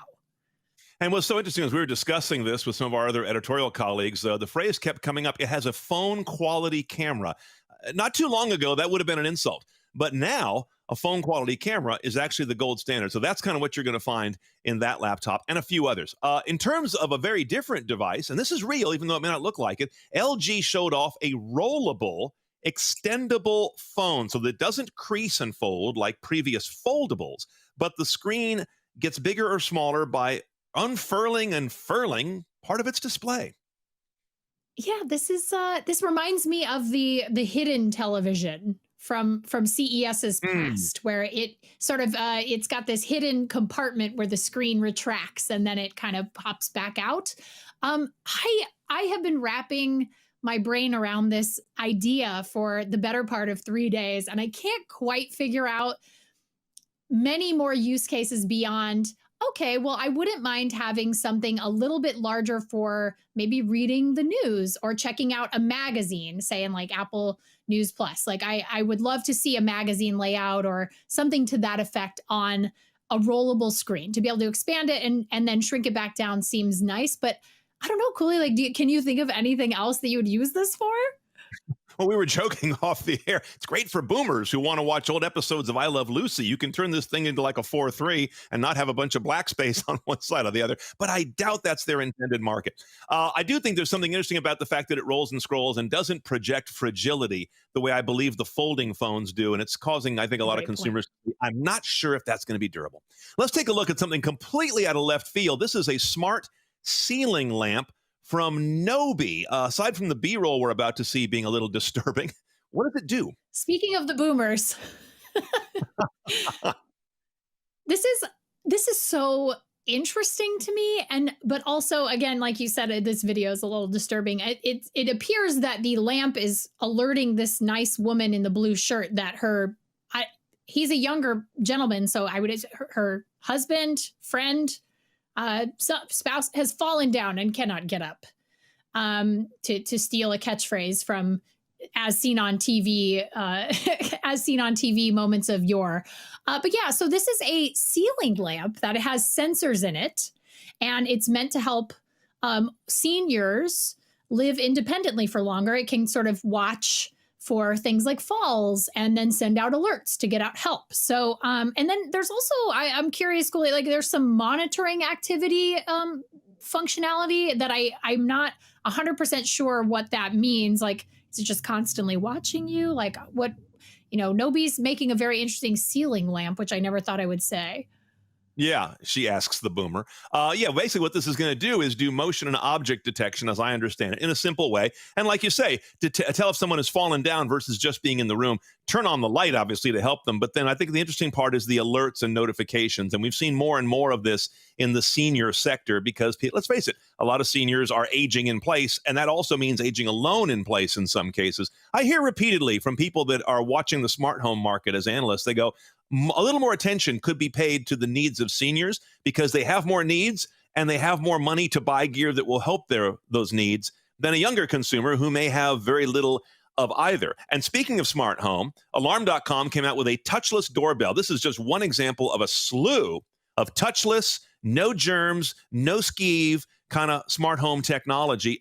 How does this thing actually know to ring the bell? So there is a doormat that's sort of like you likened it previously to a home plate, a baseball home plate. And so it's you step up there, the doorbell knows that you're present. If it's a quick drop off, I think that it's, so you stand on mat to ring doorbell. So it stands there. And I assume if you're there for a longer period of time, if it's not just a quick drop off, then the doorbell knows, hey, go ahead. I'm going to ring the doorbell for the person who's inside. But yeah, this is very interesting. And I think that we're going to see a lot more of this year. I think we're going to see doorbells like this from everybody. We're going to see them from Amazon and Ring, and we're going to see them from security companies like Alarm.com. They're going to be all over the place. Very, very prevalent. Yeah, I think a lot of this is going to merge from a touchless revolution. But let's face it, we're probably not going to be as sensitive about touch and cross-contamination as we are now forever. But along the way, touchless also becomes convenient. Touchless is good when you don't want to get germs. It's also good when your arms are full, whether it's a faucet, whether it's a toilet handle, whatever it might be. So I think it has to move and morph beyond just being a germ story, or I think it becomes a very 2021 thing rather quickly. And we're going to talk more about a touchless bathroom in a minute, but first let's stop down and have a little bit of fun. We've seen table-sized electronic gaming products before, but usually they're video game platforms. This is an electronic board game platform. Yeah, I really like this. So the Infinity Game Table was a crowdfund effort. They raised quite a bit of money. And they're starting off with Hasbro games. So you're going to see Sorry, we're seeing right now. You can see they're kind of scrolling through, looking at different games they can play. And it is also Wi-Fi connected. So if somebody else has an Infinity Game Table, anywhere else in the world, they say you're going to be able to sync up with your friends and play these board games from a distance, which I think is really cool. And also the price point is really compelling. It's $600, which is about the same price as an iPad, an off-contract iPad, a Wi-Fi iPad. So it's definitely something that I think a lot of people are going to be interested in. It is kind of large. So if you don't have space in your home, this might be a tough purchase. The legs do come off. It does seem to store pretty easily. But then I am also very curious if they're going to expand into tabletop gaming with something like a D&D campaign where you can customize your maps and have them sort of load them into this table. I think that would be a really great expansion on that technology. But overall, still really cool. I think the best thing about it is that they have licensed legendary big name games that are classics as opposed to inventing their own games and nobody would care. That's key. The rendering of those games looks really good. They did a beautiful job bringing those games to life. And you and I were wondering why the screen is not a square ratio, because board games typically are more or less square, and they're using pretty clearly a 16:9, it looks like, maybe because it's an initial product and they wanted to grab some off-the-shelf panels, which I understand. My other thing I was thinking is, the popularity of video poker and video gaming in casinos. I don't know if they have any, pseudo casino games on there, but I suspect that could be a winner as well. Great. Let's go back to the touchless thing. Kohler had a whole bunch of touchless bathroom technology, from faucets to toilets. This is kind of getting into that germ paranoia thing that we have to. There's the lid going up all by itself. I mean, they're going beyond handles. They're going to everything in this bathroom being almost like you glide through it. Well, look, I am going to just say right here and now that the United States of America has been lagging on its bathroom technology compared to other parts of the world for a very long time. And I'm so happy to see companies like Kohler really picking up the pace here. I mean, we've seen some pretty amazing toilets specifically from companies like Toto for a really long time. And so Kohler making this touchless bathroom experience is, I think that this is the type of stuff that we expect to see as a this is the future we all want to live in, right? Nobody wants to touch a surface in a bathroom. So it's except for my toddler, who apparently wants to touch every surface in a bathroom, but that's a whole different story. I hope they get this right in the very simple part of its responsiveness. Go to an airport, go into the restroom there as you're waiting for your bags. And I have never in my life, in probably thousands of interactions with touchless faucets, ever found one that didn't do the opposite of what I wanted. When my hands are under it, I get no water. When I pull my hands away, it gives me water. It's like it's playing whack-a-mole with me. So they've got to get that right. The bathrooms in our CNET offices here in San Francisco, the same way. You can't get any damn water out of these things because they are opposite of what you want. And the soap thing is the worst. When you're sitting there and you want soap, it won't give you any. You pull your hand away and it pees a bunch of soap into the sink. So they've got to get the responsiveness right. Okay, let's turn now to televisions. Everyone wants to know about TVs at this show. Two from TCL that represent a similar trend. The one that I'm big on is an 85-inch 4K television for a list price of $15.99. That is a price breakthrough, not necessarily a technological wow, but an absolute price breakthrough. And the other one, kind of a twin of it, is a Roku 85-inch 8K. So same size, but 8K res. Price is still TBD, but the smart money says under $2,700. What do you think about these two? Do people need these big of a television at any price?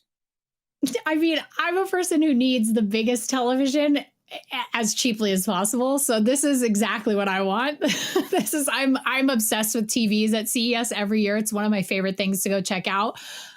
Cooley, did you ever think when you were a small boy growing up during the American Revolution that we were going to have TVs this big for so cheap? I didn't think we were going to have TVs. I'm sorry, I had to shade you just a little bit. I love you. But no, this is amazing because anybody who wanted a 4K TV for a long time, that price point was not attainable for a lot of people. And then we started seeing really inexpensive OLEDs that were 1080. Then we started seeing really inexpensive 4K TVs that were 55-inch and 65-inch. And now we're seeing this 4K television that is $1,600, which is amazing. And it's 85 inches. This is a massive screen. And that usually is the tipping point for the next generation of televisions, for the next resolution. And so to see that TCL is not only focused on getting an 85-inch screen television at that price point, a 4K TV, to the masses is awesome. But then to also know that their 8K TV is potentially not even going to be, or is going to be about $1,000 more than that.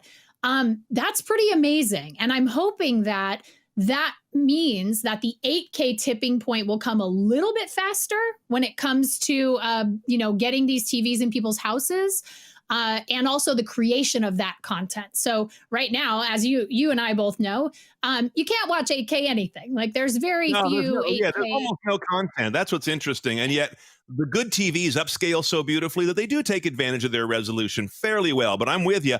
This sets the table for by a year from now, here's my prediction, 85-inch, 8K, pretty much at $2,000 street price. And that's pretty cool just a year from now. It's aggressive. That's right? aggressive. That's an aggressive, bold prediction, Julie. Let's talk about a very, very different display now. AR. I'm big on this company Vuzix that makes maybe not the flashiest AR glasses, but these latest ones they've made are moving us rapidly toward normalcy. They're still intended largely for a work or business environment, but the new Vuzix are called Next Gen smart glasses. You can see everything that they need is pretty much built into relatively slim temples, very ordinary looking rims, has a certain style to it. It's a slightly retro horn rim style, but that's great. It doesn't say tech. it says fashion eyewear. And these guys they do a really good job with these sorts of things to give you assistance and aids in front of your eyes, and also built-in smart voice. I know they have Amazon. I think they might have Google built in as well. I don't recall there being a price announced on this. There may have been, but this shows that the normalcy of AR glasses might be starting now, and it's no longer something that screams, I'm a dork, but I want you to see what cool tech I have. Yes, like that has always been, as a glasses wearer, that has always been my hesitation with these products. It's been, they just look so dorky and I don't want to wear them. Even something like Snapchat spectacles was a very tough sell for me, right? Where it's just, these things that have these little cameras on it. So this, Vuzix, kudos to Vuzix for specifically deciding to go with a design that is very subtle and almost, dare we say it, kind of cool, kind of stylish. Kind of retro cool, kind of 80s brat cool, right? Yeah, I not bad. appreciate that very much. Yeah, so keep an eye on Vuzix. They have a sense of normalcy that I think is really good, even if they aren't the most ambitious, necessarily, industrial headset. Wrapping up But with I the think things we don't that are need that. I think it's, AR, exactly. right? It's got to be basically useful before it has to be some kind of a space age technology that's immersing me in a new world. And by then you're into VR anyway. Panasonic had something in the AR space also. They did an announcement. They're working with a company called Envisix, which has been on my radar for a while. They are a highly respected, I believe pretty young, laser holography company in the UK. And Panasonic is going to work with them to bring laser holography AR head-up displays to cars so that when you're driving, you're going to start to see the world out in front of you augmented, whether that's a hazard, whether it's a place name, whether it's a navigation direction, or whether it's a color bar on the road that says, slow down, you're closing too fast on the car ahead of you. All of this is long overdue. I'm very big on AR making total sense in cars where it doesn't necessarily make sense in other places yet. You can see the demo there. Here's a garbage can in the road, and it's alerting her on the windshield to avoid that. Here's another one about a hazard pulling out in the road. So this makes sense to me because it's all very much practical. And the reason I'm excited about this, it's not the only company doing it, is that this announcement puts together great tech with a company, Panasonic, that has deep roots in the auto industry. They build cabin tech and other technology for almost every automaker. So when they speak, automakers listen. So I look forward to this. Yeah, this is, I think it's been a long time since we've seen the first AR HUD in cars. Like we see these a lot at CES. But this is the first time that it really feels like, because Panasonic is partnering with Envisix, it feels like this could be a groundbreaking partnership in the way of getting this technology into cars, even at the lower price points that most people buy cars at. And so this could be a tipping point for that AR HUD, which is really exciting for people, because honestly, there are so many cool technologies in higher end vehicles that we just haven't seen quite trickle down yet in a way that is real and tangible and usable by the masses. And so something like this is just fantastic. And I hope that it ends up in a lot of cars really, really soon. Yeah. I think it's the next big wave of driver assistance is not necessarily things that alter the driving for you. Those are already deeply rooted, but now things that sort of provide superpowers to your senses. Extras. Let's move now to a little lightning round of our concepts. These deserve a little less time because we don't know if they're coming to the world anytime soon or not, but let's give them a little quick nod. First of all, General Motors announced a bunch of electric cars in a very big press conference, but aside from that, they also kind of did one more thing, rolling out it's not a flying car because it has no wheels. It is a personal transportation drone. And it's not the first company to do that. We've seen several others at CES from car companies. But there's something about General Motors releasing a Cadillac-branded concept of a flying vehicle that just got a lot of attention. But what do you think of flying personal transport? Okay, so I am of two minds on this. Obviously, the first part is, whenever I think of the future, I think of flying cars. I think of things like this GM VTOL Cadillac. Like, it's amazing. But there are a lot of challenges that still have yet to be solved in the way of making sure these things are prevalent and usable by the masses. I mean, obviously, there are things like, flight plans and launch pads and landing areas that have to be sorted out before anything like this is usable. Yeah, I agree. I think there's a real, it feels like it's going to bring the elite transportation market down a little bit or expand it a bit, as opposed to addressing anyone's common real world transport needs. And that's fine. Pursuing that market is fine. It's not illegitimate, but I don't think it solves congestion as much as we are told it will. I just don't see how it gets there. LG rolled out. Jeff Bezos. This is for Yeah, Jeff this is for Bezos to take from his volcano layer to Amazon headquarters. LG had a transparent television, a TV you can see through while you are seeing it. A little mind-bending, so you got to look at the video here. Now, it's not the first time we've seen this technology, but they're really expanding the use case in a COVID sense to say, look, you can have it at the foot of your bed like that, and it's a screen that lets you see what's going on, but also see through it and to what else is happening in your environment. But this is interesting. Here it is as a shield at a sushi bar. It's also your ordering interface, while being a German sneeze shield, while not being off-putting. You know, when you have a clear plexiglass shield at a restaurant, it just feels icky, like you're in a hospital environment. And I know we need them right now. But in the future, we might like to continue having them, but have them not be so prophylactic, but instead be useful and helpful. And that's what this does. Yeah, this is very Star Trek. If you've seen Star Trek Discovery, you see displays like this. I got to take a tour of that set, and they are real transparent displays, which is awesome. This is the first OLED one, and if I'm not mistaken, LG Display is a different company than LG. Is that right, Kulia? Like, I'm pretty sure they're different companies.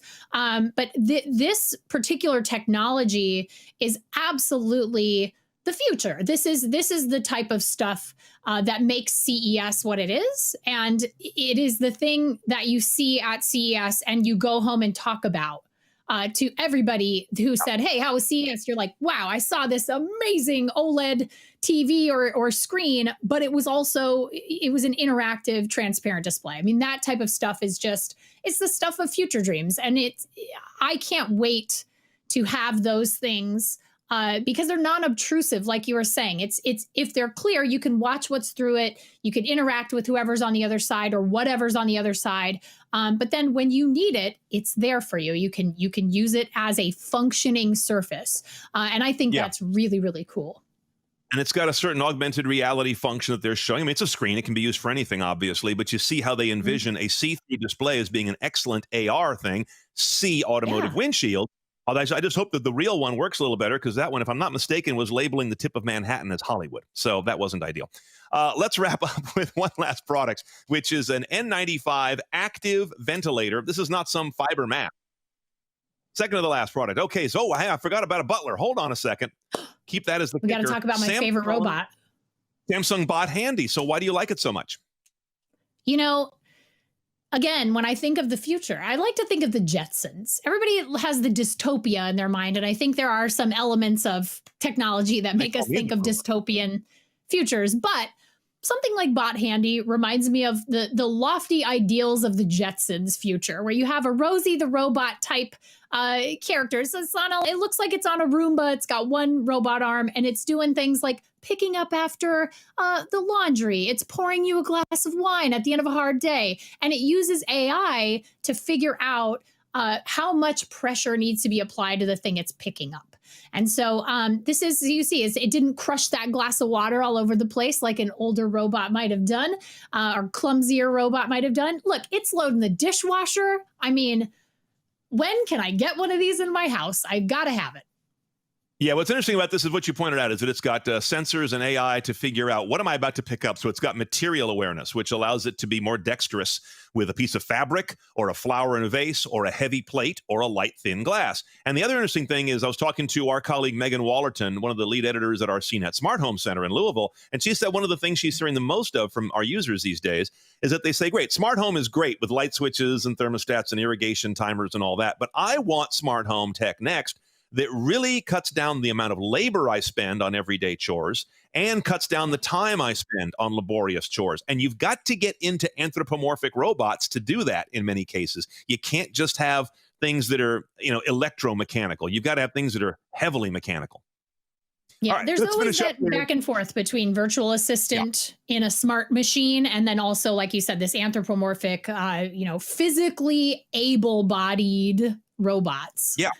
And that's a big difference. It's a tough nut to crack because of the ambition of that, but we see it get closer every year. Let's finish up with one more sort of a pandemic-inspired product, of which there were many here at the show, and this is an N95 mask, an active mask, but from a company that you would not normally associate with this sort of product. You associate them typically with gaming hardware. Razer is the company, and this mask is called Project Hazel. Project Hazel has been the talk of at least my Twitter timeline this week. People are loving it. People are posting pictures of it.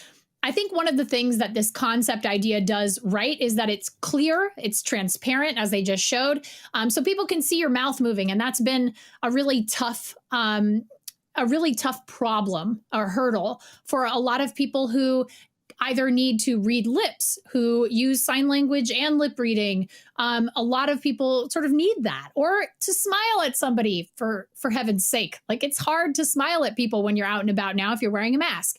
It also, obviously, it's like very cool. It's very sort of, cyberpunk, again, the dystopian thing. It's like very cool. It's got the, lighting on it and all that stuff. It's got a silicone seal. So they're saying it's like very well sealed.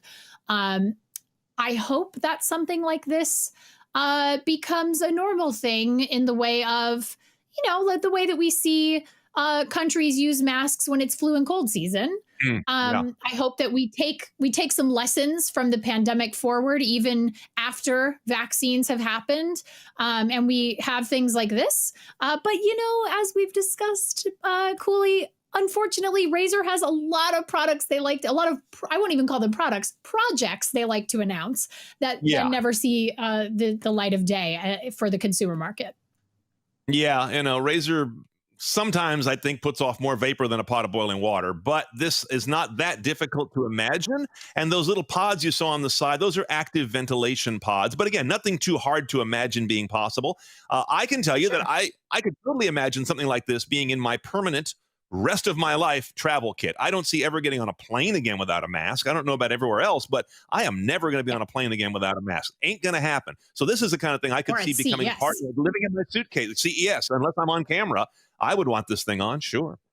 Yeah. All right. So true. We're at the end now of our CNET live coverage of CES 2021, and we want to thank all of you. And I mean, there's 100 of us behind the scenes. You see about a dozen of us here on the shows, but about 100 people make this show possible, as they do every year. Same size team and same commitment that we've had at all previous CES shows this year, even at this virtual one. So if you want to see all of our content produced by that vast team, it's at cnet.com/CES or ces.cnet.com. I've been told they both work, and yet there's a whole discussion about which one is easier to remember. So whatever one works for you. Yeah, and also thank you so much to everybody behind the scenes that helped produce 3 days of live coverage remotely, which has been a very Herculean task. There are many, many people. First up, a huge thank you and shout out to the folks over at Pinnacle Exhibits in Oregon. They helped all of us on air get our home sets ready. And then another huge, huge round of thanks to NMR Events, who have been literally switching this show, switching all of our coverage through not one, not two, but 3 control rooms in New Jersey. Thank you so, so much, NMR. You guys have just really made this experience a little less painless, which it's been tough, but we all got through it. And I'm really proud that we all did it together. We want that robot to pour us a glass of wine pretty soon. And thanks to all the CNET video hosts, all of our colleagues who you've seen on the show, and the producers who've been working like mad, who you don't see on camera typically, not just for the last 3 days, but for weeks and months that we've been out there trying to help you make sense of things at an unusual time, whether it's with technology or staying healthy or qualifying for and chasing down stimulus payments to keep your livelihood going. We're trying to do our best for you, no matter what technology means as our era shifts left and right and up and down. It's always about getting things done, and that's the kind of technology that we stand for, and I hope it's been useful for you, and we intend it to continue to be. And now, with that, I wanted you to see, finally, the real team that makes all this happen. Here are some of the members of the CNET video and news team at home on a Zoom call, all together at once. Say bye-bye. We'll see you next year.